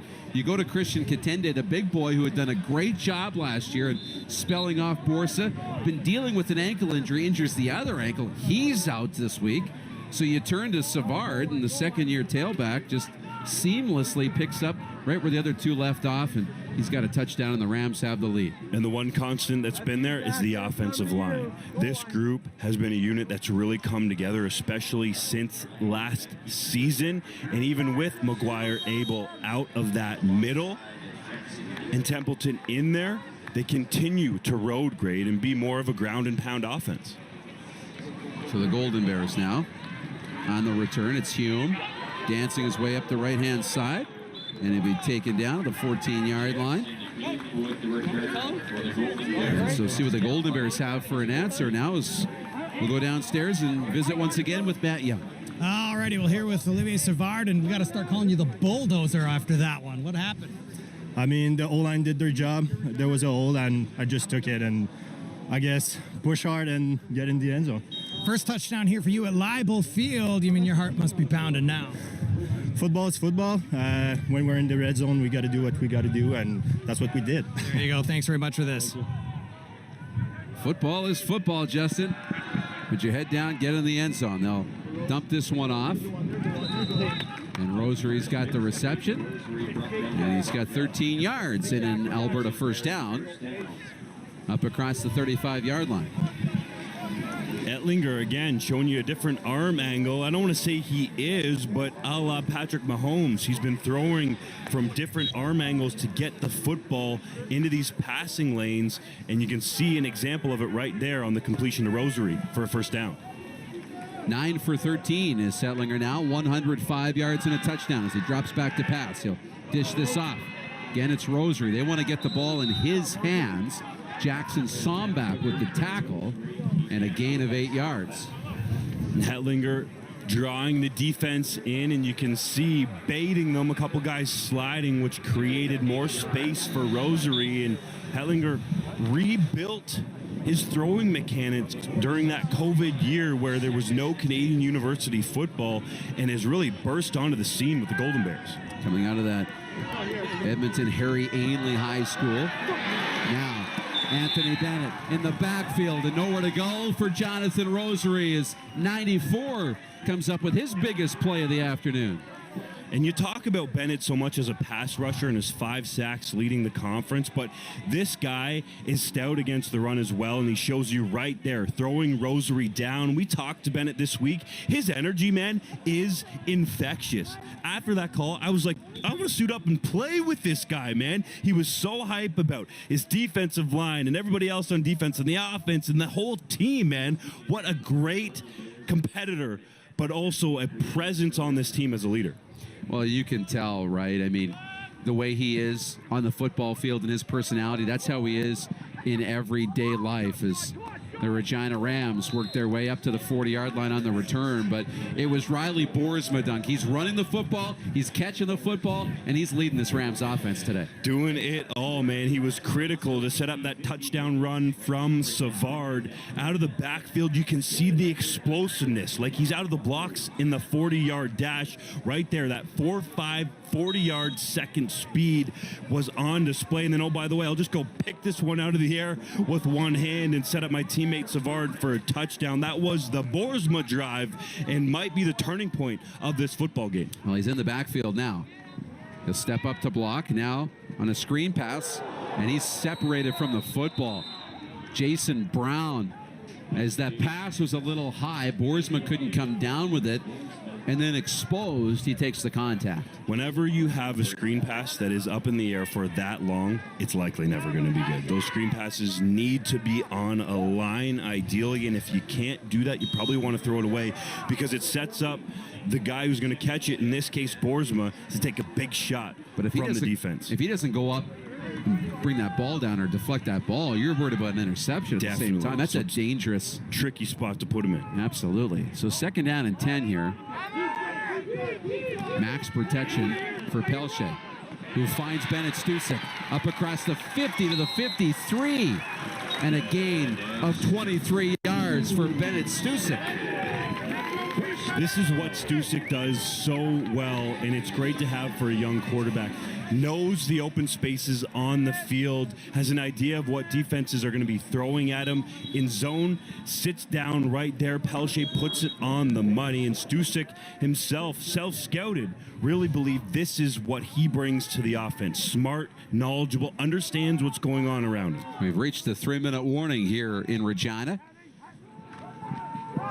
Handoff is to Savard, and he'll be brought down. Ty Anderson, 315-pound defensive tackle out of Calgary with the stop on 1st down after a gain of 2.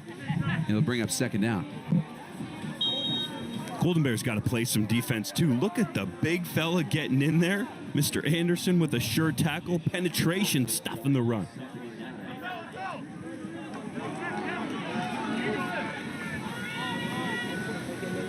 Passing situation here on 2nd down for Regina. Pelche to the outside, and that's airtight coverage from Tyshawn Blackburn on Deshaun Mims. A matchup that we've been watching closely has been Blackburn on Mims. It's been back and forth all day. Early, Blackburn drew that pass interference flag, and Mims got the better of him. But right there, Blackburn attacking the receiver and the football to force the incompletion. Blackburn, in Chris Morris's estimation, was the best defensive recruit in his year coming into the Canada West. Started as a true freshman in the secondary, is a developing talent who I believe has CFL potential. Galvin into punt 2 weeks ago in Mosaic when the Huskies came to town. His punt averaged 50 yards. This time he'll angle this out of bounds inside the 10.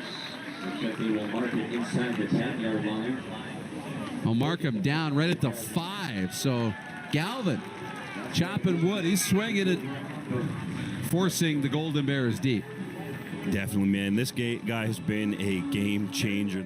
This one at the 15-yard line. Try and make a little something out of nothing as he brings it up to the 26. And that's where Ethan Chambers and the Beefeaters offense is going to start off their day. Yeah, again, this is just unfortunate. It goes right through. So the sun's kind of setting, John. A little bit different angle. No excuse there. I think the wind just kind of held up the ball a little bit there. We'll give the Hurricanes defensive starting line, starting with the defensive end, Mason Burnett. Liam Harrison is the big nose tackle. Louis Velez is the defensive tackle. John Raven Laframboise is on the other end as Ethan Chambers goes into the gun, 36 of 97 passing. That's 475 yards, 2 touchdowns, but has 5 interceptions. The very first snap of the game is rolled down to the carpet, and then a hurricane quite foolishly landed on top of Chambers despite the play was going to be dead. Mason Bennett was the one who actually just piled on. This is a 15-yarder. He's clearly down. Possession is clearly recovered, and just at the end, just decides, I want to finish the tackle, maybe setting the tone a little bit. That's unnecessary roughness. That's moving up. That's 15 yards. Composure is always a huge factor in these type of games. I was just going to say, what is Jason Hayes thinking there, the head coach of the Hurricanes? On the first play of the game, you get, a foolish penalty on the quarterback. And, if you're Matt Snyder, the head coach of the Beefeaters, you got to be holding your breath because your starting center, David Legg, snaps it pretty much ankle height on your quarterback. Again, a little bit, you just got to get that up a little bit higher. That's an unfortunate snap there. But again, 15 yards, not the way the Hurricanes want to start this game. And I'll tell you, that's not what you want for the Beefeaters. You do not want to see your quarterback taking those early hits. No, and especially not in that fashion. Exactly. So Chambers will try and shake the cobwebs off here. He has a trio of weapons to the near side as the play is blown in here with 14 and a half minutes to go in the opening quarter. He's going to hand this one off to LJ Dyer, who scoots off to the left side, hurdles over one tackle. He'll be smothered by 2 Hurricanes at the 49-yard line, but not after gaining 16 yards. Yeah, this is just a simple power play to the outside. You're going to waggle down the Z receiver, looking down, coming down here right at the top of the screen here. Does a really, really good job. Look at how they sealed the edge there. The extra, they just get them outflanked. Good power play. Look at the kick out by the by number 62, I believe it was. The backside guard coming all the way through to seal that off. Dyer averaging 5.7 yards per carry. Looks like another dose of Dyer, this time to the right side. He's not going to get the first down, but he's right around that average. Picks up 5. Yeah, a good 5-6 yards on that carry. This is just simply the same play. They circle around the motion. You get the extra blocker over there. And LJ Dyer, great job of seeing the outside zone, stick his foot in the ground and heading north-south. That wind starting to gust that you were talking about from the north side of the end zone. And as far as the LJ Dyer story is concerned, we saw last week against the Ottawa Sooners a heavy dose of Dyer early and often in the first quarter of play. 3 swag to the line. Chambers once again hands this one off, but it's not number 3. It's number 32, who's actually lucky to hang on to this ball as it looked like it was loose as he was trying to corral it. Cardona still picks up 3 yards. Yeah, Keegan Cardona was the ball carrier on that. We both saw the exact same thing here, John. Now, given this situation, 3rd down and shy, they're at midfield. Are you going for it here? But it looks like the special team unit's coming out. To be honest with you, I think I would have been inclined to kind of go for it in this one because you're going right into the teeth of that wind here. This ball's going to hang up a little bit. Now, again, Coach Snyder, knowing him like I do, loves to play field position game. So Williamson is, attempting his 41st punt of the season. He's got 1,514 yards under his belt. That's an average of 37.8 yards per kick. But he's had 2 blocked this season and returned for touchdowns on both of those occasions. Snap is good. The blockers are coming. The dying quails away to the right side, and he gets a fortuitous bounce on the carpet. And it looks like the Beefeaters go and hunt down the returner. That was Terrell Thayberger. Hopefully I'm getting that name right. It's not The Burger, it's The Burger. And essentially the Hurricanes will get their offense onto the field for the first time here today. Yeah, great coverage downfield by the Beefeaters. This is what I was talking about that win. That ball was it was a great kick, but it just kind of died flat and came straight down. Positive bounce, rolled up another 15 yards, though, and we see the first down here for the Hurricanes. Kieran Dage is your starting quarterback for the Hamilton Hurricanes. He's completed 51.3% of his passes, 58 of 113 to be exact, for 900 yards. He's got 9 touchdowns, but very similar to Ethan Chambers, he's got 6 interceptions so far in the regular season. In the shotgun, he'll take the first offensive snap of the game and fire this one over to the left side. Incomplete pass, I believe, trying to target Lord on the play. Yeah, this is just that simple. We talked about this route at nauseum last week. This is the speed out. So you've almost got like a double out concept here. You get to see the sit down on the top of the screen, and it's just all you're trying to do is sit down, get that 10 or 15 yards, get the early completion. Ball kind of sailed on a little bit, and we see the incomplete. He's going to pass the ball a second time already in this game. He's going to go deep to a favorite target. He reels this one in. What a catch. Jaden Kerr having a good game in his first action as a Gale. And it's going to be Vreeken right up the middle. And Alex Vreeken gets the touchdown. Sorry, check that. I apologize. Russell Weir with his first touchdown as a Gale. And one of the officials got knocked down. Was the umpire Andre Papineau, but he's up and seems to be okay.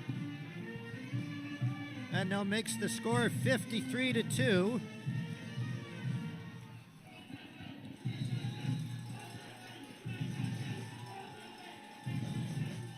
And Mr. Bennett, those two guys live together. Kinnidig's got some quick feet, man. He shows you right there. He was in the backfield right away, reading that screen pass like he was in the Alberta Golden Bears huddle, for gosh sakes. Well, it's a lot of fun. You see the personality of these Rams, and we're on our call with Anthony Bennett this week, and Matt asked him about being roommates, and right away he's like, how you know where I live, who I live with? Yeah. That's the investigative reporting that we do here on the Canada West Football Showcase. Absolutely. We leave no stone unturned. Now, Hetlinger over the middle, and just behind his intended target, Colby Herford. Trying to find him across the middle and extend the drive, but it's going to fall incomplete. Herford still had a catch in this opening half. Definitely. We have not called his name today for a reception. That ball from Hetlinger was behind his big play receiver who can change the game in an instant, but Ford has always had at least one eye on him, as has the rest of the Rams defense, to not let him free.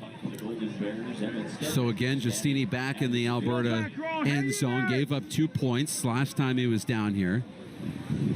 It's opened up a Regina Rams 4-point lead. This time he's going to punt the football away.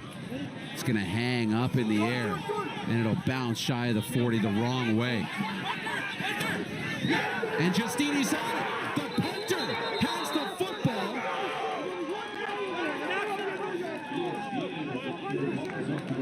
The flag went down for no yards, but that's going to come out automatically until they realize that it was the punter downfield. And what an athletic play by Jonathan Giustini. What a savvy play. Gus going and getting the football. This is why it's dangerous as a returner, Stedman in this case, to let the ball bounce, because punters that are smart will come down and try to get it. That flag for no yards always has to come out as a precaution, but credit Giustini for tracking the football and going and getting it. It's one thing as a returner if you're going to let it bounce once, but you can't let it be on the ground that long. Number 2 was the punter and recovered the ball.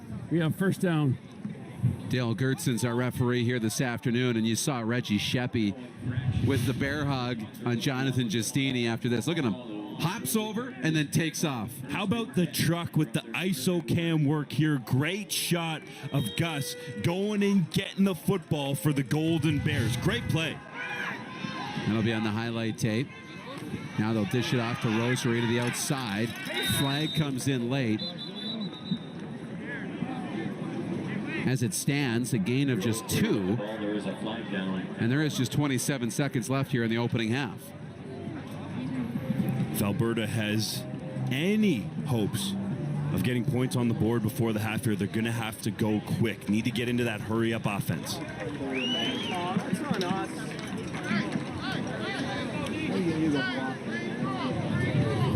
We have illegal block. Number 17 on the play. That's a 10-yard penalty. Repeat first down. That's the freshman wide receiver, Jesse Stute, out of St. Albert, Alberta. That'll push him back and probably take out, or at least alter the decision-making for Chris Morris with such a long field now in just 27 seconds.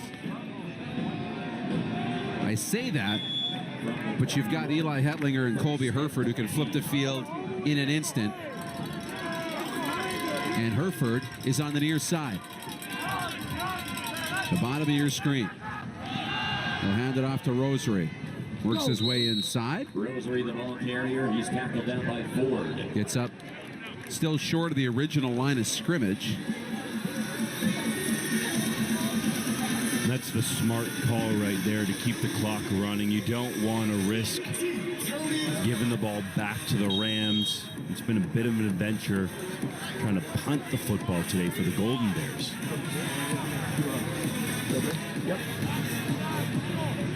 From the 28-yard line, Second down. This should be the final play of the opening half.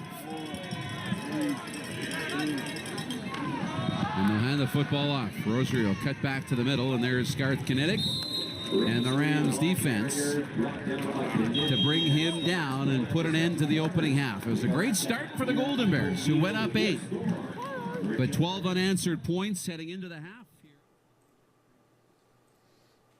And welcome back, everyone, as we say goodbye to Regina and Alberta.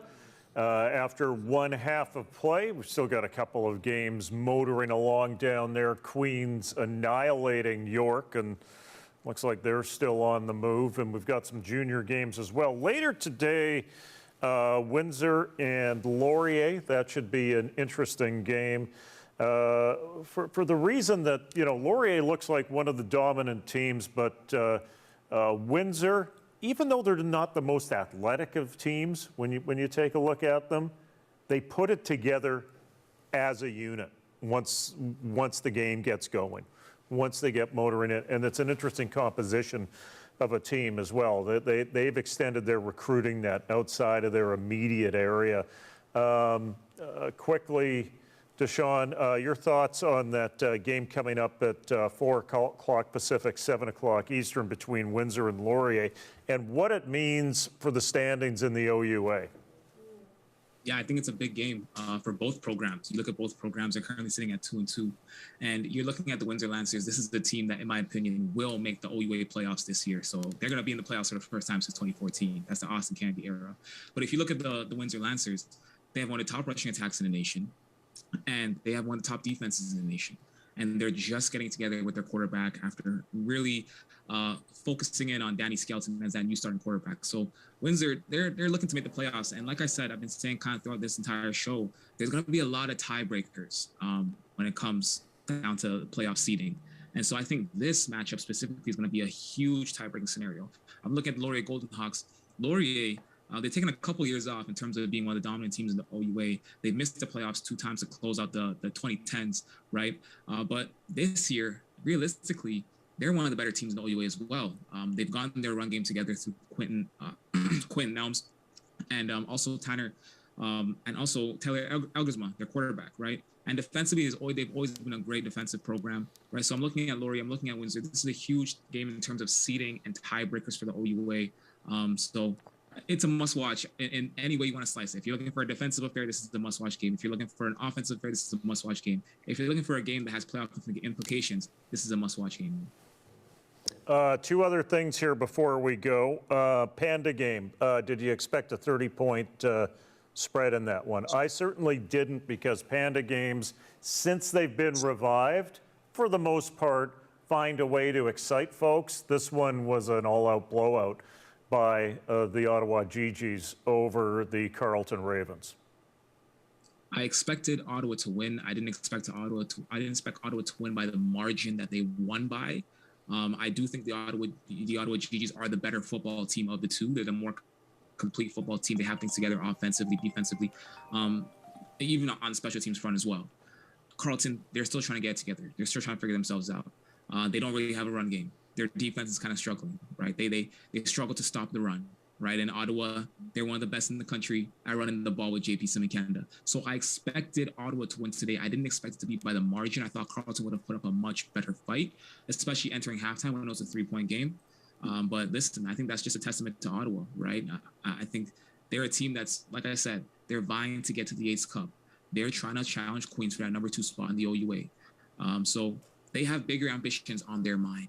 And so I wasn't even surprised, really and truly, in the final 10 seconds to see Ottawa run it in with 10 seconds left, up by, almost 30 already. So they're a team that was a statement win. And I think for them to be one of the biggest games of the year, to blow out Carleton, a nationally ranked opponent, by that margin, they're trying to send a statement to the OUA.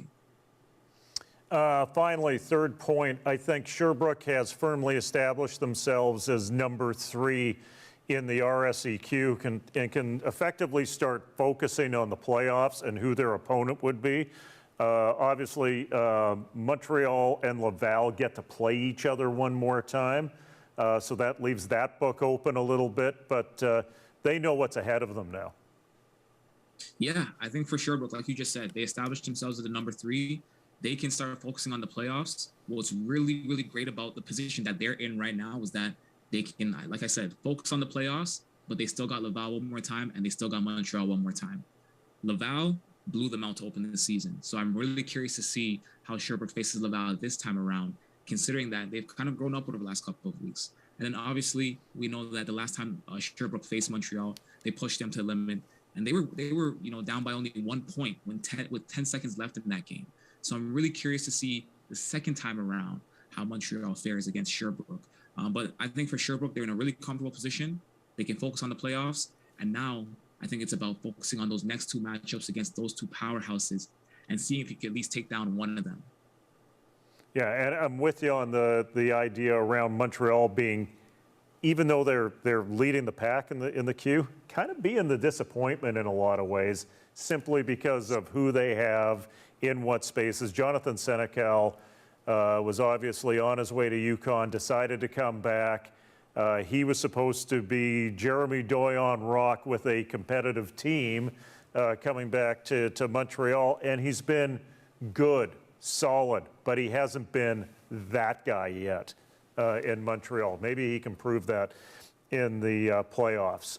If you want to watch the rest of the Canada West game, go over to CanadaWest.org and click on football. You can get in there and see the second half of that game. We've got CJFL games happening later tonight. Langley Rams host a game at 4 o'clock, and we've got a number of games on Sunday as well, as the Laval Rouge will be hosting McGill. So for Deshaun Stevens and everybody at Hubcast, and also for our good friend Adam Kordick that came over and helped direct this. This is Jim Mullen saying, we already got out to the game, so we don't have to get out to the game. So let's not get out to the game. Thanks, everyone.